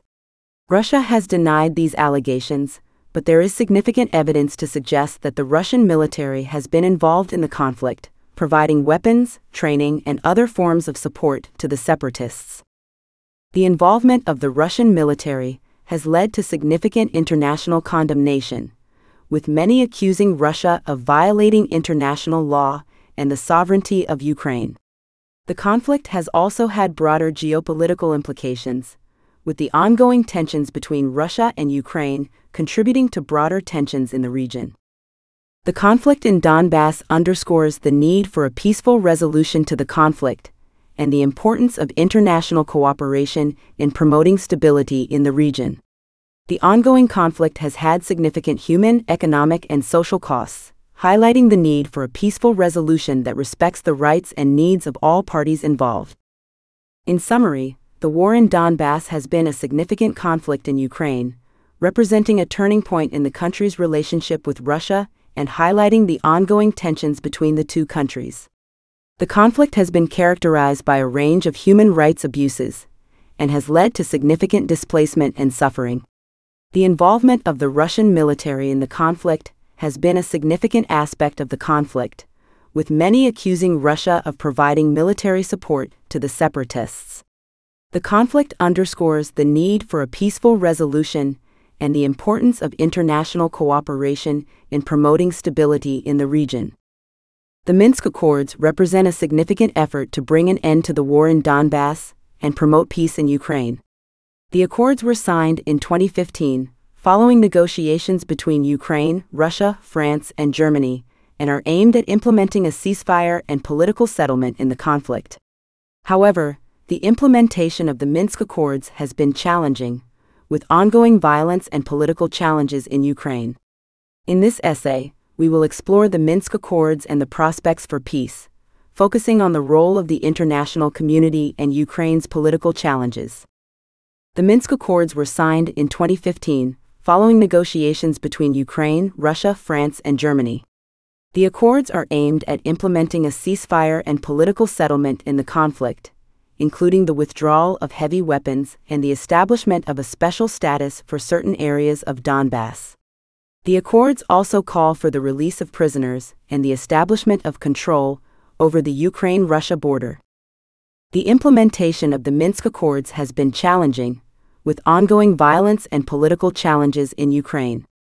The ceasefire has been repeatedly violated, with both Ukrainian government forces and pro-Russian separatists being accused of violating the agreement. The political settlement has also been challenging, with disagreements over the status of Donbass and the implementation of constitutional reforms. The role of the international community in promoting peace in Ukraine has been significant, with many countries providing diplomatic support and humanitarian aid to Ukraine. The European Union and the United States have also imposed sanctions on Russia in response to its involvement in the conflict. Ukraine's political challenges have also been significant, with the country facing significant economic and social challenges. The country has been plagued by corruption and political instability, with many accusing the government of being ineffective in implementing reforms and promoting stability. The prospects for peace in Ukraine remain uncertain, with ongoing violence and political challenges. However, there have been some positive developments, including the exchange of prisoners between Ukraine and pro-Russian separatists and the establishment of a ceasefire in certain areas of Donbass. The role of the international community and Ukraine's political challenges will continue to be significant in promoting peace in the region. In summary, the Minsk Accords represent a significant effort to bring an end to the war in Donbass and promote peace in Ukraine. The implementation of the accords has been challenging, with ongoing violence and political challenges in Ukraine. The role of the international community in promoting peace in the region has been significant, and Ukraine's political challenges will continue to be a significant factor in promoting stability in the region. The prospects for peace in Ukraine remain uncertain, but with ongoing efforts and support, it is possible to achieve a peaceful resolution to the conflict. The war in Donbass has had a significant impact on Ukrainian society, politics, and identity, leading to significant human suffering and contributing to broader geopolitical tensions in the region. The conflict has been characterized by a range of human rights abuses, including violence against civilians, displacement, and discrimination. In this essay, we will explore the human toll of the conflict in Ukraine, focusing on its impact on Ukrainian society, politics, and identity. The impact of the conflict on Ukrainian society has been significant, with millions of people affected by the violence and displacement. The conflict has led to significant human suffering, including the loss of life and the displacement of millions of people. The conflict has also had broader social and economic implications, contributing to poverty and social inequality in the region. The conflict has also had significant political implications, leading to increased political polarization and instability in Ukraine. The conflict has deepened existing political divisions in the country, with many accusing the government of being ineffective in addressing the needs and concerns of the population. The conflict has also had a significant impact on Ukrainian identity, with many Ukrainians feeling a sense of national pride and unity in the face of the conflict. The conflict has contributed to the formation of a distinct Ukrainian identity, with many Ukrainians feeling a sense of patriotism and attachment to their country. However, the conflict has also contributed to divisions within Ukrainian society, with many Ukrainians feeling alienated from the government and the political system. The conflict has also contributed to broader geopolitical tensions in the region, with Russia and Ukraine remaining at odds over the status of Donbass and the broader political landscape in the region. The human toll of the conflict in Ukraine underscores the need for a peaceful resolution and the importance of addressing the needs and concerns of the population. The conflict has had significant social, economic, and political implications, highlighting the need for a comprehensive approach that addresses the underlying causes of the conflict and promotes stability in the region. In summary, the human toll of the war in Donbass has been significant, leading to significant human suffering and contributing to broader geopolitical tensions in the region. The conflict has had a significant impact on Ukrainian society, politics, and identity, deepening existing political divisions and contributing to the formation of a distinct Ukrainian identity. The ongoing conflict underscores the need for a peaceful resolution and the importance of addressing the needs and concerns of the population. Chapter 9: Ukrainian Culture, Literature, Music, Art, and Film. The history of Ukrainian literature is a rich and vibrant one, spanning many centuries and encompassing a wide range of styles and genres. The Golden Age of Ukrainian literature is typically considered to have occurred during the Renaissance, Baroque, and Enlightenment periods, which were marked by a renewed interest in Ukrainian language and culture, the emergence of new literary genres, and the rise of influential literary figures. In this essay, we will explore the Golden Age of Ukrainian literature, focusing on the Renaissance, Baroque, and Enlightenment periods. The Renaissance period in Ukrainian literature occurred during the 16th century, marked by a renewed interest in Ukrainian language and culture. The period saw the emergence of new literary genres, including poetry and drama, as well as the translation of works from other languages into Ukrainian.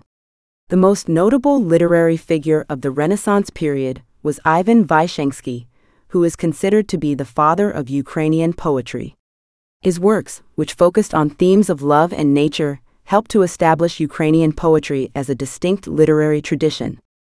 The Baroque period in Ukrainian literature occurred during the 17th century and was marked by the emergence of new literary genres, including historical chronicles and religious texts.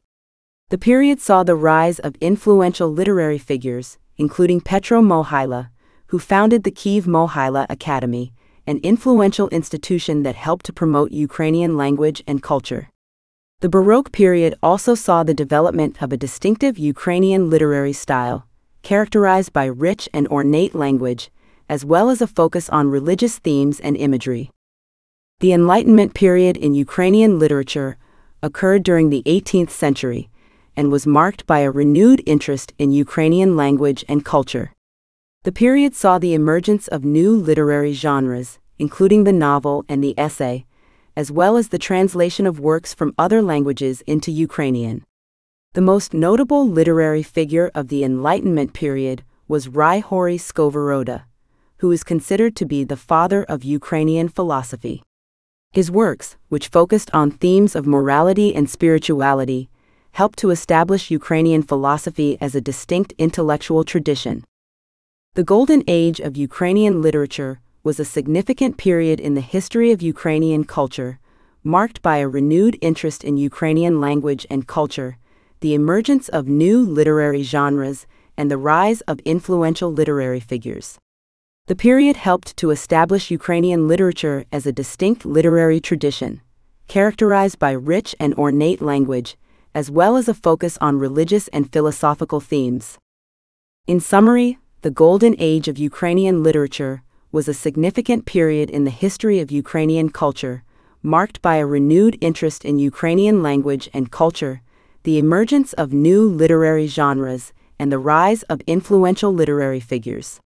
The period helped to establish Ukrainian literature as a distinct literary tradition, characterized by rich and ornate language, as well as a focus on religious and philosophical themes. The legacy of the Golden Age of Ukrainian literature continues to be felt today, with Ukrainian literature and culture playing a vital role in the cultural identity of Ukraine. The history of Ukrainian music is a rich and diverse one, spanning many centuries and encompassing a wide range of styles and genres. Ukrainian music is rooted in folk traditions, but it has also been influenced by classical composers and contemporary artists. In this essay, we will explore the history of Ukrainian music, focusing on folk traditions, classical composers, and contemporary artists. Folk traditions in Ukrainian music date back to ancient times and have been passed down through generations. Ukrainian folk music is characterized by its use of traditional instruments, including the bandura, kobza, and hurdy-gurdy. The songs often focus on themes of love, nature, and the struggles of everyday life. Ukrainian folk music has played a significant role in Ukrainian culture, serving as a source of national pride and identity. Classical composers have also played a significant role in the history of Ukrainian music. The most famous Ukrainian classical composer is Mykola Lysenko, who is often referred to as the father of Ukrainian classical music. His works, which include operas, choral compositions, and symphonies, helped to establish Ukrainian classical music as a distinct genre. Other notable classical composers include Kyrylo Stetsenko, who is known for his choral works, and Levko Rivutsky, who is known for his chamber music compositions. Contemporary Ukrainian music is characterized by its diversity, with a wide range of styles and genres represented. Contemporary Ukrainian music draws from both traditional and modern influences, incorporating elements of pop, rock, and hip-hop. Some of the most popular contemporary Ukrainian artists include Okean Elzy, a rock band known for their politically charged lyrics, and Jamala, a singer-songwriter who won the Eurovision Song Contest in 2016. Ukrainian music has played a significant role in the cultural identity of Ukraine, serving as a source of national pride and unity. Ukrainian music has also had a significant impact on the broader music world, influencing the development of folk, classical, and contemporary music genres. The legacy of Ukrainian music continues to be felt today, with Ukrainian musicians and artists continuing to push the boundaries of musical expression and creativity. In summary, Ukrainian music is a rich and diverse art form, encompassing a wide range of styles and genres. Ukrainian music is rooted in folk traditions, but it has also been influenced by classical composers and contemporary artists. The legacy of Ukrainian music continues to be felt today, with Ukrainian musicians and artists playing a significant role in the cultural identity of Ukraine and the broader music world. The history of Ukrainian music is a testament to the power of music to connect people and transcend cultural boundaries. The history of Ukrainian art is a rich and diverse one, spanning many centuries and encompassing a wide range of styles and genres. Ukrainian art is characterized by its use of traditional themes and motifs, as well as its incorporation of modern techniques and styles. In this essay, we will explore the history of Ukrainian art, focusing on iconography, folk art, and modern art movements. Iconography has played a significant role in the history of Ukrainian art, dating back to the Byzantine Empire. Ukrainian iconography is characterized by its use of traditional religious themes, as well as its incorporation of Ukrainian cultural and historical motifs.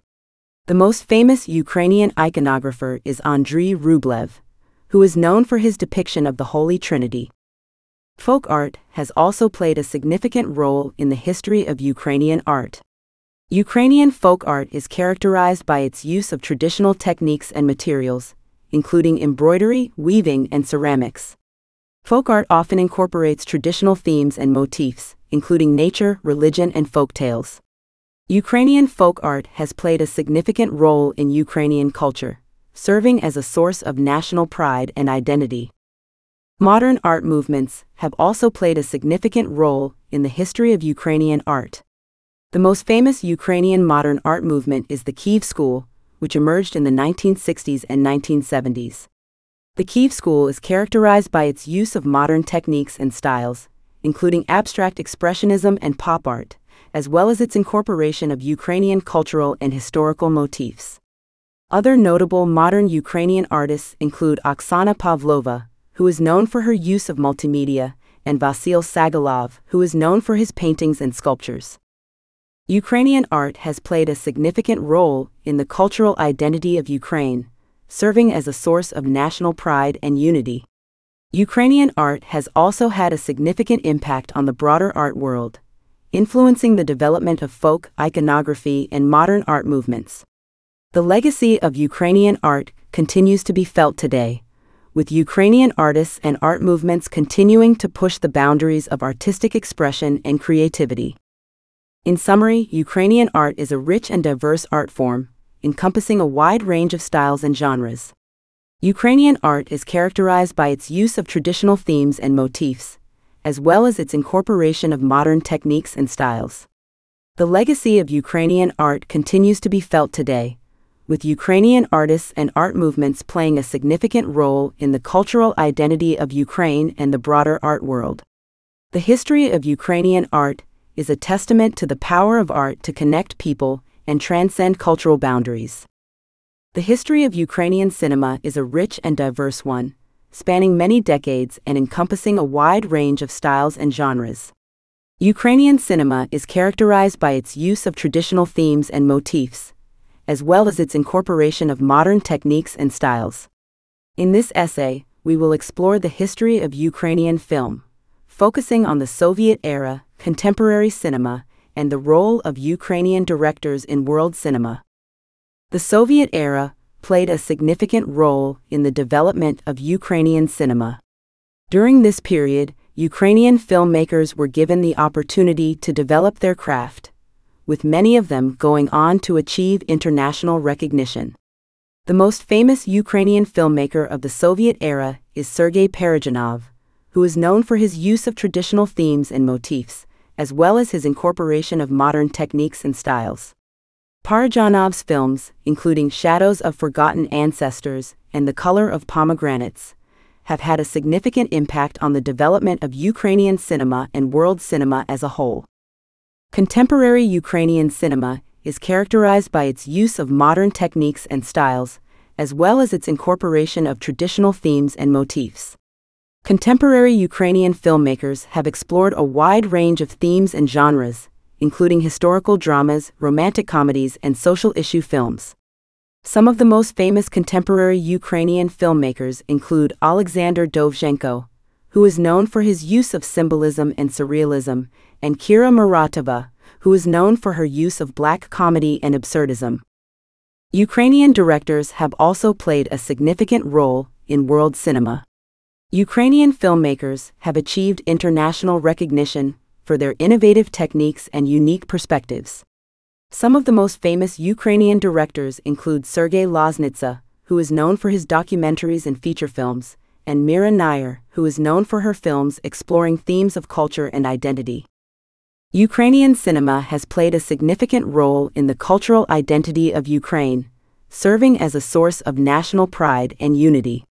Ukrainian cinema has also had a significant impact on the broader film world, influencing the development of Soviet-era cinema, contemporary cinema, and world cinema as a whole. The legacy of Ukrainian cinema continues to be felt today, with Ukrainian filmmakers continuing to push the boundaries of cinematic expression and creativity. In summary, Ukrainian cinema is a rich and diverse art form, encompassing a wide range of styles and genres. Ukrainian cinema is characterized by its use of traditional themes and motifs, as well as its incorporation of modern techniques and styles. The legacy of Ukrainian cinema continues to be felt today, with Ukrainian filmmakers playing a significant role in the cultural identity of Ukraine and the broader film world.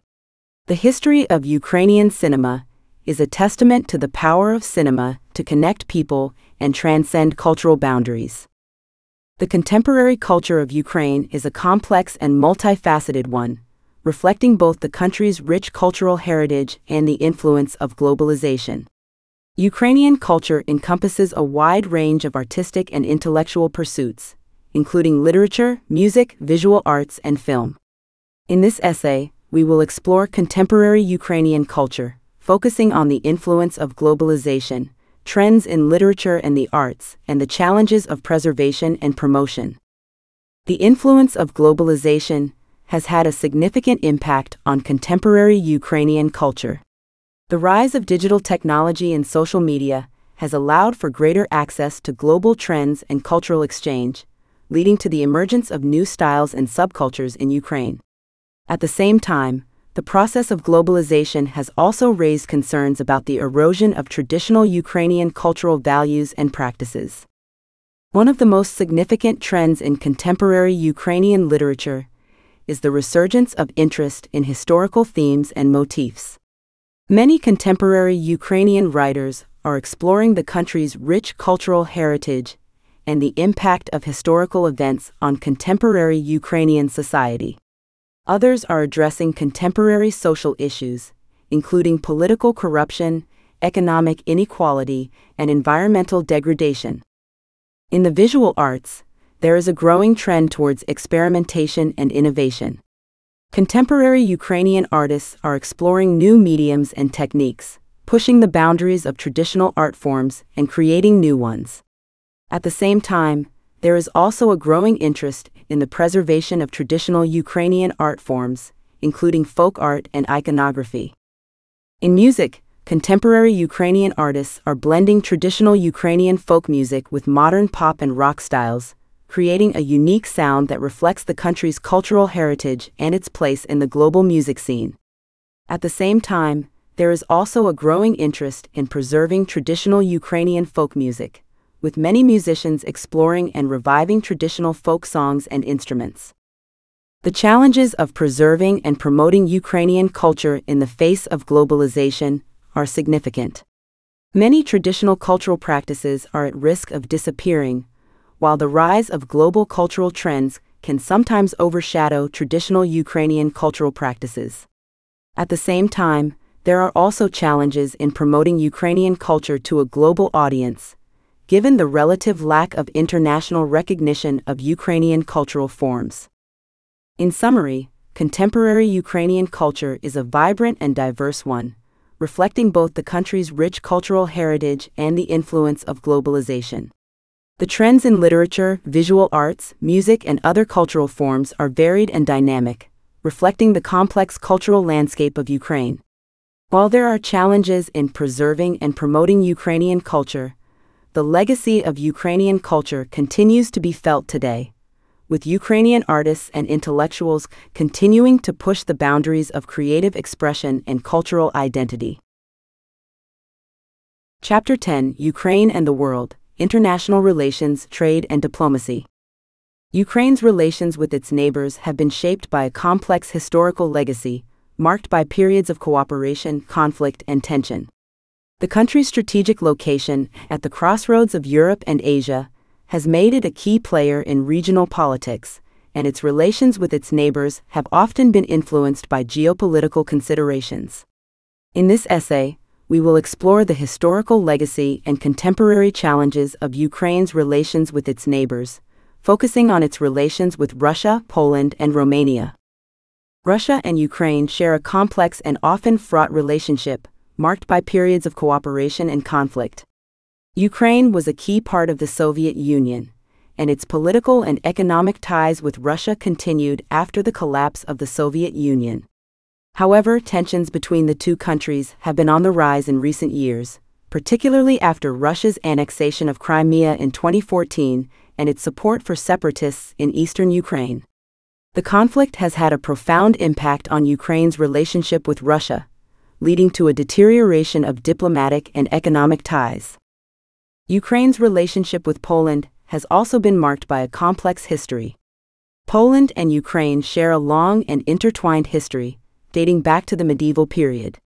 The two countries have had periods of cooperation and conflict, including the Polish-Lithuanian Commonwealth and the partitions of Poland in the late 18th century. In recent years, Ukraine and Poland have developed stronger political and economic ties, with Poland supporting Ukraine's efforts to integrate with the European Union and NATO. Ukraine's relationship with Romania has also been marked by a complex history, dating back to the medieval period. The two countries share a common border, and Romania has been a key player in regional politics. Romania has supported Ukraine's efforts to integrate with the European Union and NATO, but tensions have also arisen over issues related to ethnic minorities, particularly the treatment of the Romanian-speaking population in Ukraine. The contemporary challenges facing Ukraine's relations with its neighbors are significant. The conflict with Russia has had a profound impact on Ukraine's economy and security, and has strained its relationship with other neighboring countries. The rise of nationalism and populism in many neighboring countries has also complicated Ukraine's efforts to build stronger ties with its neighbors. At the same time, there are also opportunities for Ukraine to build stronger relations with its neighbors. The country's efforts to integrate with the European Union and NATO have created opportunities for closer cooperation with countries in the region, particularly Poland and Romania. Ukraine's strategic location also makes it a key player in regional politics, and its relationships with neighboring countries are likely to play an important role in shaping the future of the region. In summary, Ukraine's relations with its neighbors are shaped by a complex historical legacy and contemporary challenges.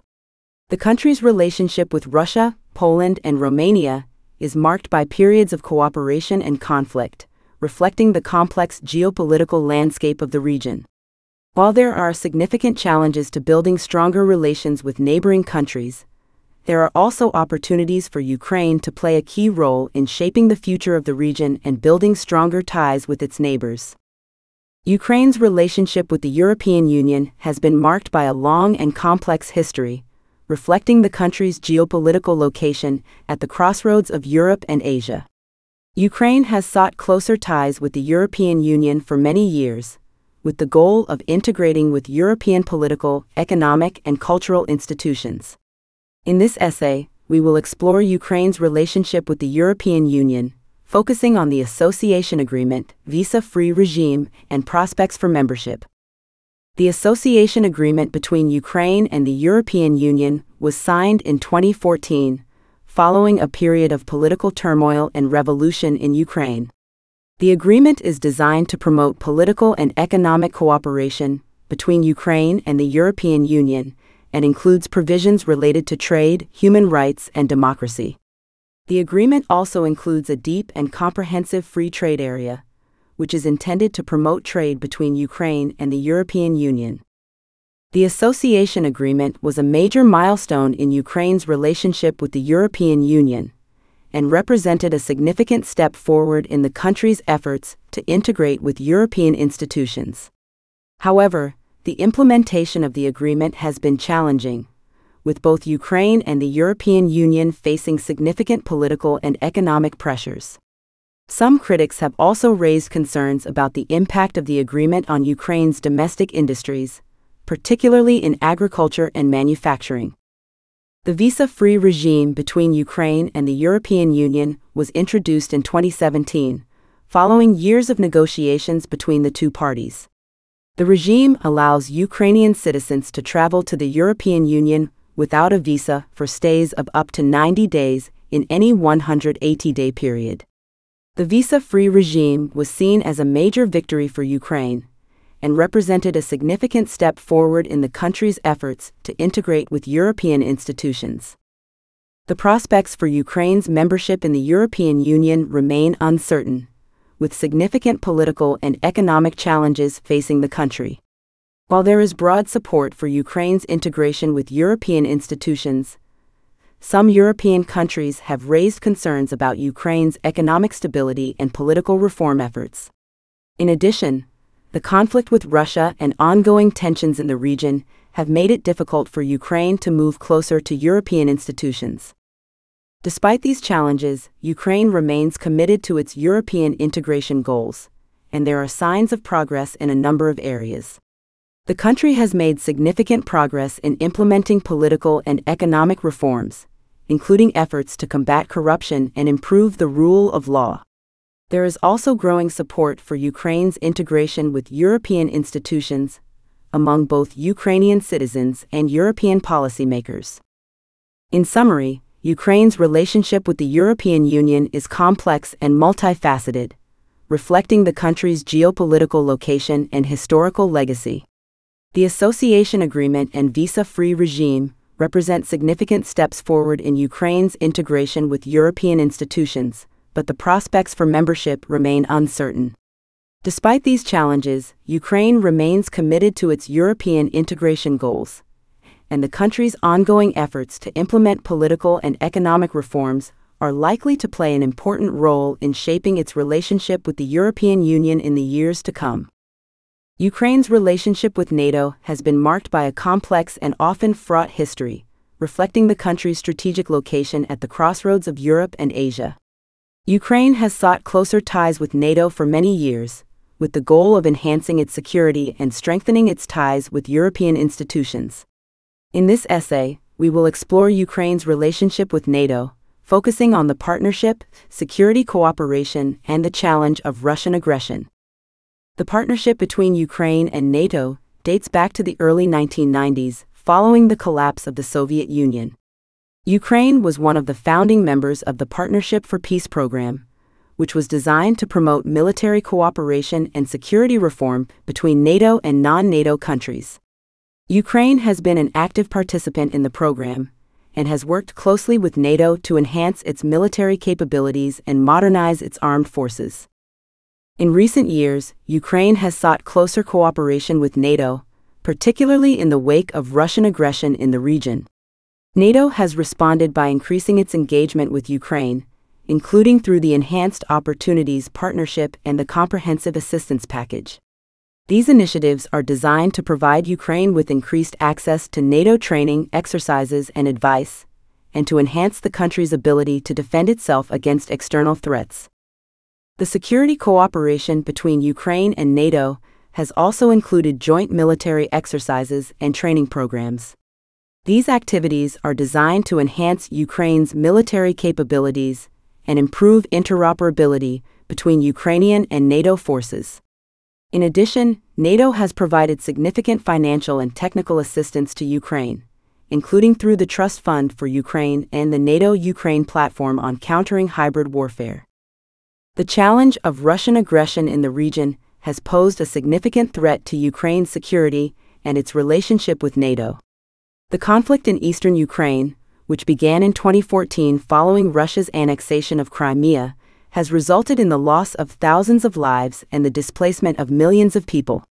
Russia's continued support for separatist forces in eastern Ukraine has also complicated Ukraine's efforts to build stronger ties with NATO and other European institutions. Despite these challenges, Ukraine remains committed to its partnership with NATO, and there are signs of progress in a number of areas. The country has made significant progress in modernizing its armed forces and enhancing its military capabilities. Ukraine has also worked closely with NATO to develop a comprehensive reform agenda designed to enhance the country's democratic institutions and promote the rule of law. In summary, Ukraine's relationship with NATO is complex and multifaceted, reflecting the country's strategic location and its historical legacy. The partnership and security cooperation between Ukraine and NATO represent significant steps forward in Ukraine's efforts to enhance its security and strengthen its ties with European institutions. However, the challenge of Russian aggression in the region remains a significant threat to Ukraine's security, and the country's ongoing efforts to build closer ties with NATO are likely to play an important role in shaping the future of the region. The relationship between the United States and Ukraine has been marked by a complex and multifaceted history, reflecting the strategic importance of Ukraine in the context of broader geopolitical rivalries. The United States has been a key supporter of Ukraine since the country's independence in 1991, providing political support, military aid, and economic assistance. In this essay, we will explore the relationship between the United States and Ukraine, focusing on political support, military aid, and economic relations. Political support has been a key element of the United States' relationship with Ukraine, reflecting the country's strategic importance as a bridge between Europe and Asia. The United States has been a vocal supporter of Ukraine's independence and sovereignty, and has worked closely with Ukrainian leaders to promote democratic institutions and the rule of law. The United States has also been a strong advocate for Ukraine's integration with European institutions, including the European Union and NATO. Military aid has also been an important aspect of the United States' relationship with Ukraine, particularly in the context of the ongoing conflict with Russia. The United States has provided significant military assistance to Ukraine, including weapons, training, and technical support. This assistance has helped to bolster Ukraine's military capabilities and enhance its ability to defend itself against external threats. In addition, the United States has worked closely with Ukraine to develop a comprehensive reform agenda designed to enhance the country's democratic institutions and promote the rule of law. Economic relations between the United States and Ukraine have been shaped by a range of factors, including Ukraine's strategic location, its natural resources, and its economic potential. The United States has been a key investor in Ukraine's economy, providing financial assistance and technical support to a range of sectors, including agriculture, energy, and infrastructure. The United States has also worked closely with Ukraine to promote economic reform and enhance the country's competitiveness in the global economy. Despite these efforts, the relationship between the United States and Ukraine has faced a number of challenges in recent years, reflecting broader geopolitical rivalries and the ongoing conflict with Russia. The annexation of Crimea by Russia in 2014 and the subsequent conflict in eastern Ukraine have strained relations between the United States and Ukraine and have complicated efforts to build closer ties between the two countries. In addition, political and economic challenges in Ukraine have also posed significant challenges to the relationship. Despite these challenges, the United States remains committed to its partnership with Ukraine, and there are signs of progress in a number of areas. The Biden administration has made Ukraine a key priority and has pledged to provide increased political and military support to the country. In addition, the United States has worked closely with Ukraine to promote economic reform and enhance the country's competitiveness in the global economy. In summary, the relationship between the United States and Ukraine is complex and multifaceted, reflecting the strategic importance of Ukraine in the context of broader geopolitical rivalries. The United States has been a key supporter of Ukraine since the country's independence, providing political support, military aid, and economic assistance. Despite the challenges posed by the ongoing conflict with Russia and broader political and economic challenges in Ukraine, the United States remains committed to its partnership with Ukraine, and the relationship between the two countries is likely to play an important role in shaping the future of the region. The role of Ukraine in international trade and diplomacy has been shaped by a range of factors, including the country's strategic location, its natural resources, and its economic potential. Ukraine has played an important role in a number of international organizations, including the United Nations, the World Trade Organization, and the International Monetary Fund. In this essay, we will explore the role of Ukraine in global markets and international organizations, focusing on the UN, WTO, and IMF. The United Nations has been a key forum for Ukraine's engagement with the international community, reflecting the country's commitment to global peace and security. Ukraine has been a member of the United Nations since 1945 and has played an active role in a range of UN bodies and initiatives, including the General Assembly, the Security Council, and the Economic and Social Council. Ukraine has also been an active participant in UN peacekeeping missions, contributing troops to a number of operations around the world. The World Trade Organization has also played a significant role in Ukraine's engagement with global markets, reflecting the country's economic potential and its strategic location. Ukraine joined the WTO in 2008 and has worked closely with other member states to promote free trade and enhance its competitiveness in the global economy. The WTO has also provided a platform for Ukraine to engage with other countries on issues related to trade and investment, including intellectual property, agriculture, and services. The International Monetary Fund has been a key partner for Ukraine in the context of economic reform and financial stability. Ukraine has worked closely with the IMF to implement a range of economic reforms, including fiscal consolidation, monetary policy reform, and structural reform. The IMF has also provided financial assistance to Ukraine, including through a number of lending programs designed to support the country's economic development and enhance its financial stability. Despite these efforts, Ukraine's engagement with international organizations has faced a number of challenges in recent years, reflecting broader geopolitical rivalries and the ongoing conflict with Russia. The annexation of Crimea by Russia in 2014 and the subsequent conflict in eastern Ukraine have strained Ukraine's relations with a number of countries and organizations, and have complicated efforts to build closer ties between Ukraine and the international community. In addition, political and economic challenges in Ukraine have also posed significant challenges to the country's engagement with international organizations. Corruption, political instability, and weak institutions have all posed significant challenges to Ukraine's ability to implement economic reform and enhance its competitiveness in the global economy. Despite these challenges, Ukraine remains committed to its engagement with the international community, and there are signs of progress in a number of areas. The country has made significant progress in implementing economic reform and has worked closely with international organizations to enhance its competitiveness and improve its investment climate. Ukraine has also been an active participant in a range of diplomatic initiatives, including the Normandy format talks aimed at resolving the conflict in eastern Ukraine. In summary, the role of Ukraine in international trade and diplomacy is complex and multifaceted, reflecting the country's strategic importance and its economic potential. Ukraine has played an active role in a range of international organizations, including the United Nations, the World Trade Organization, and the International Monetary Fund.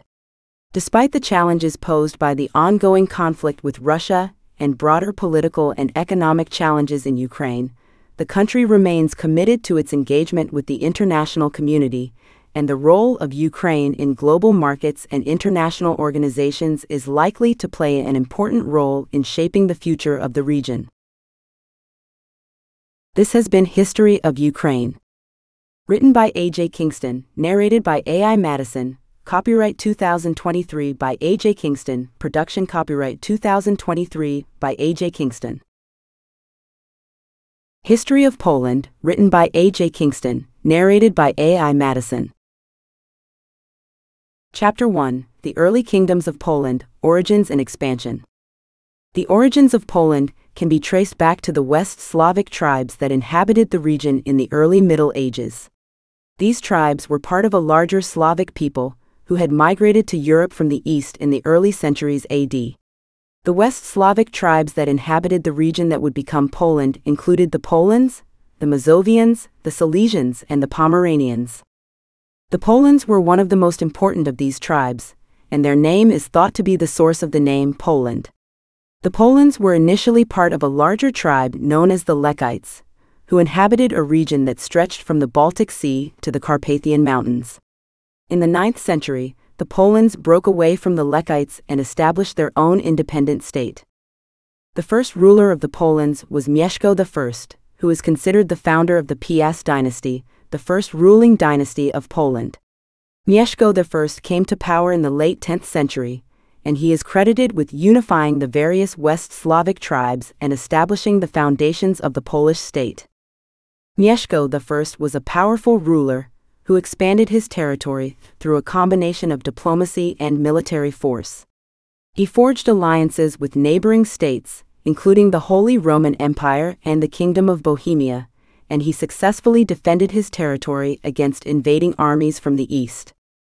One of Mieszko I's most important achievements was his conversion to Christianity. In 966, he accepted baptism and declared Christianity the official religion of his state. This move helped to legitimize his rule and strengthen his ties with the Christian rulers of neighboring states. Under Mieszko I and his successors, the Piast dynasty continued to expand and consolidate its power. The dynasty established a system of governance that was based on the rule of law, and it supported the development of trade and commerce. The Piast kings also played an important role in the spread of Christianity in the region, establishing monasteries and supporting the construction of churches. The Piast dynasty faced a number of challenges over the course of its long reign. In the early 13th century, Poland was invaded by the Mongols, who devastated much of the country and killed thousands of people. The Mongol invasion weakened the Piast dynasty and created opportunities for neighboring states to encroach on Polish territory. Despite these challenges, the Piast dynasty continued to rule Poland until the late 14th century. The dynasty was known for its military prowess, its political savvy, and its commitment to the development of a strong and independent Polish state. The Piast dynasty laid the foundations for the modern Polish state, and its legacy can still be felt in contemporary Poland today. In summary, the origins of Poland can be traced back to the West Slavic tribes that inhabited the region in the early Middle Ages. These tribes were united under the leadership of Mieszko I, who founded the Piast dynasty, the first ruling dynasty of Poland. Under the Piast dynasty, Poland expanded its territory, developed a system of governance based on the rule of law, and played an important role in the spread of Christianity in the region. Despite the challenges it faced, the Piast dynasty laid the foundations for the modern Polish state, and its legacy can still be felt in contemporary Poland today. Bolesław the Brave, also known as Bolesław I of Poland, was a prominent ruler who played a key role in the consolidation of power in Poland in the early medieval period. Born into the Piast dynasty, Bolesław came to power in the year 992 and ruled Poland until his death in 1025. During his reign, Bolesław implemented a series of ambitious policies that helped to strengthen the position of the Polish state and extend its influence throughout the region. One of Bolesław's most significant achievements was his campaign to Christianize Poland. When he came to power, Poland was still largely pagan, and Bolesław recognized the importance of embracing Christianity as a way to legitimize his rule and strengthen his ties with neighboring Christian states. In 966, Bolesław sent his envoys to Rome to ask for baptism, and he himself was baptized shortly thereafter. This move helped to lay the foundations for the development of a strong Christian identity in Poland and establish the country as an important player in the Christian world. Another key aspect of Bolesław's reign was his expansionist policies.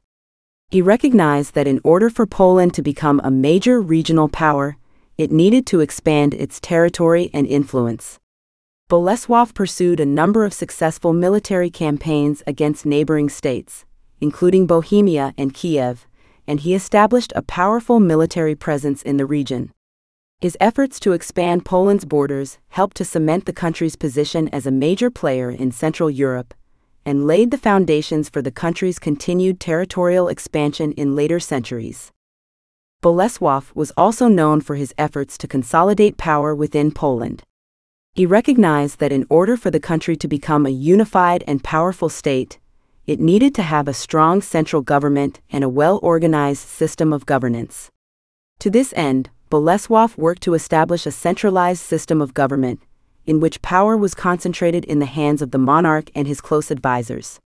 He also introduced a number of legal reforms aimed at increasing the power of the monarch and establishing a strong legal framework for the country. Despite his many achievements, Bolesław's reign was not without its challenges.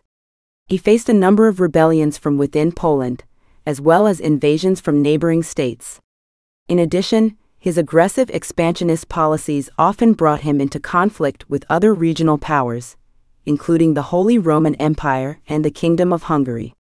Nevertheless, Bolesław remained a powerful and influential figure throughout his reign, and his policies helped to lay the foundations for the continued growth and expansion of the Polish state.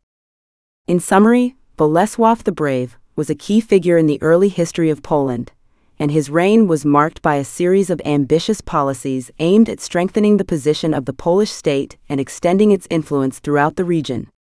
His campaign to Christianize Poland helped to establish the country as an important player in the Christian world, while his expansionist policies laid the foundations for the continued territorial expansion of the Polish state in later centuries.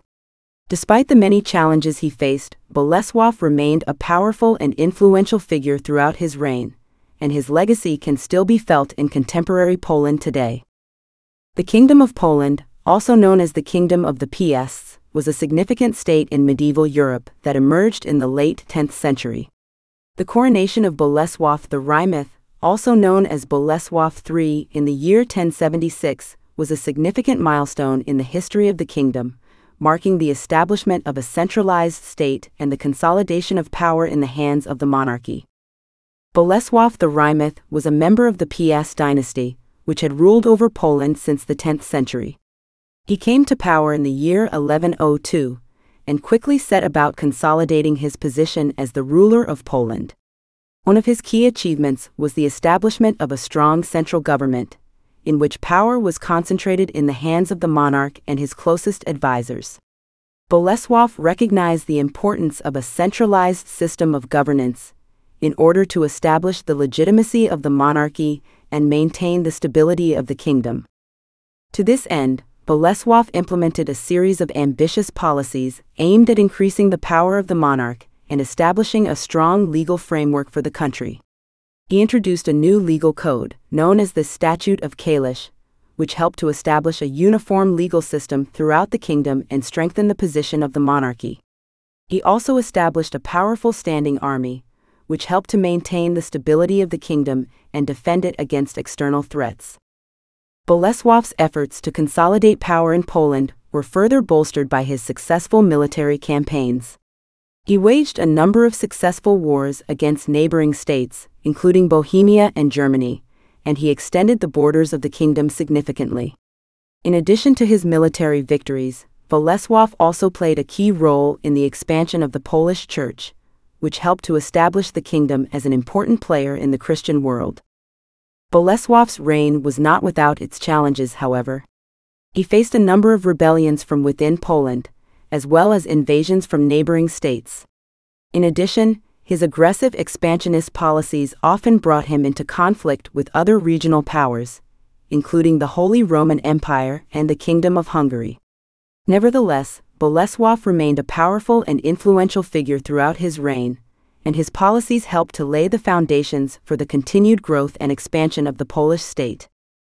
The coronation of Bolesław the Rymith in 1076 marked a significant milestone in the history of Poland, and it helped to establish the kingdom as a centralized state with a powerful monarchy at its head.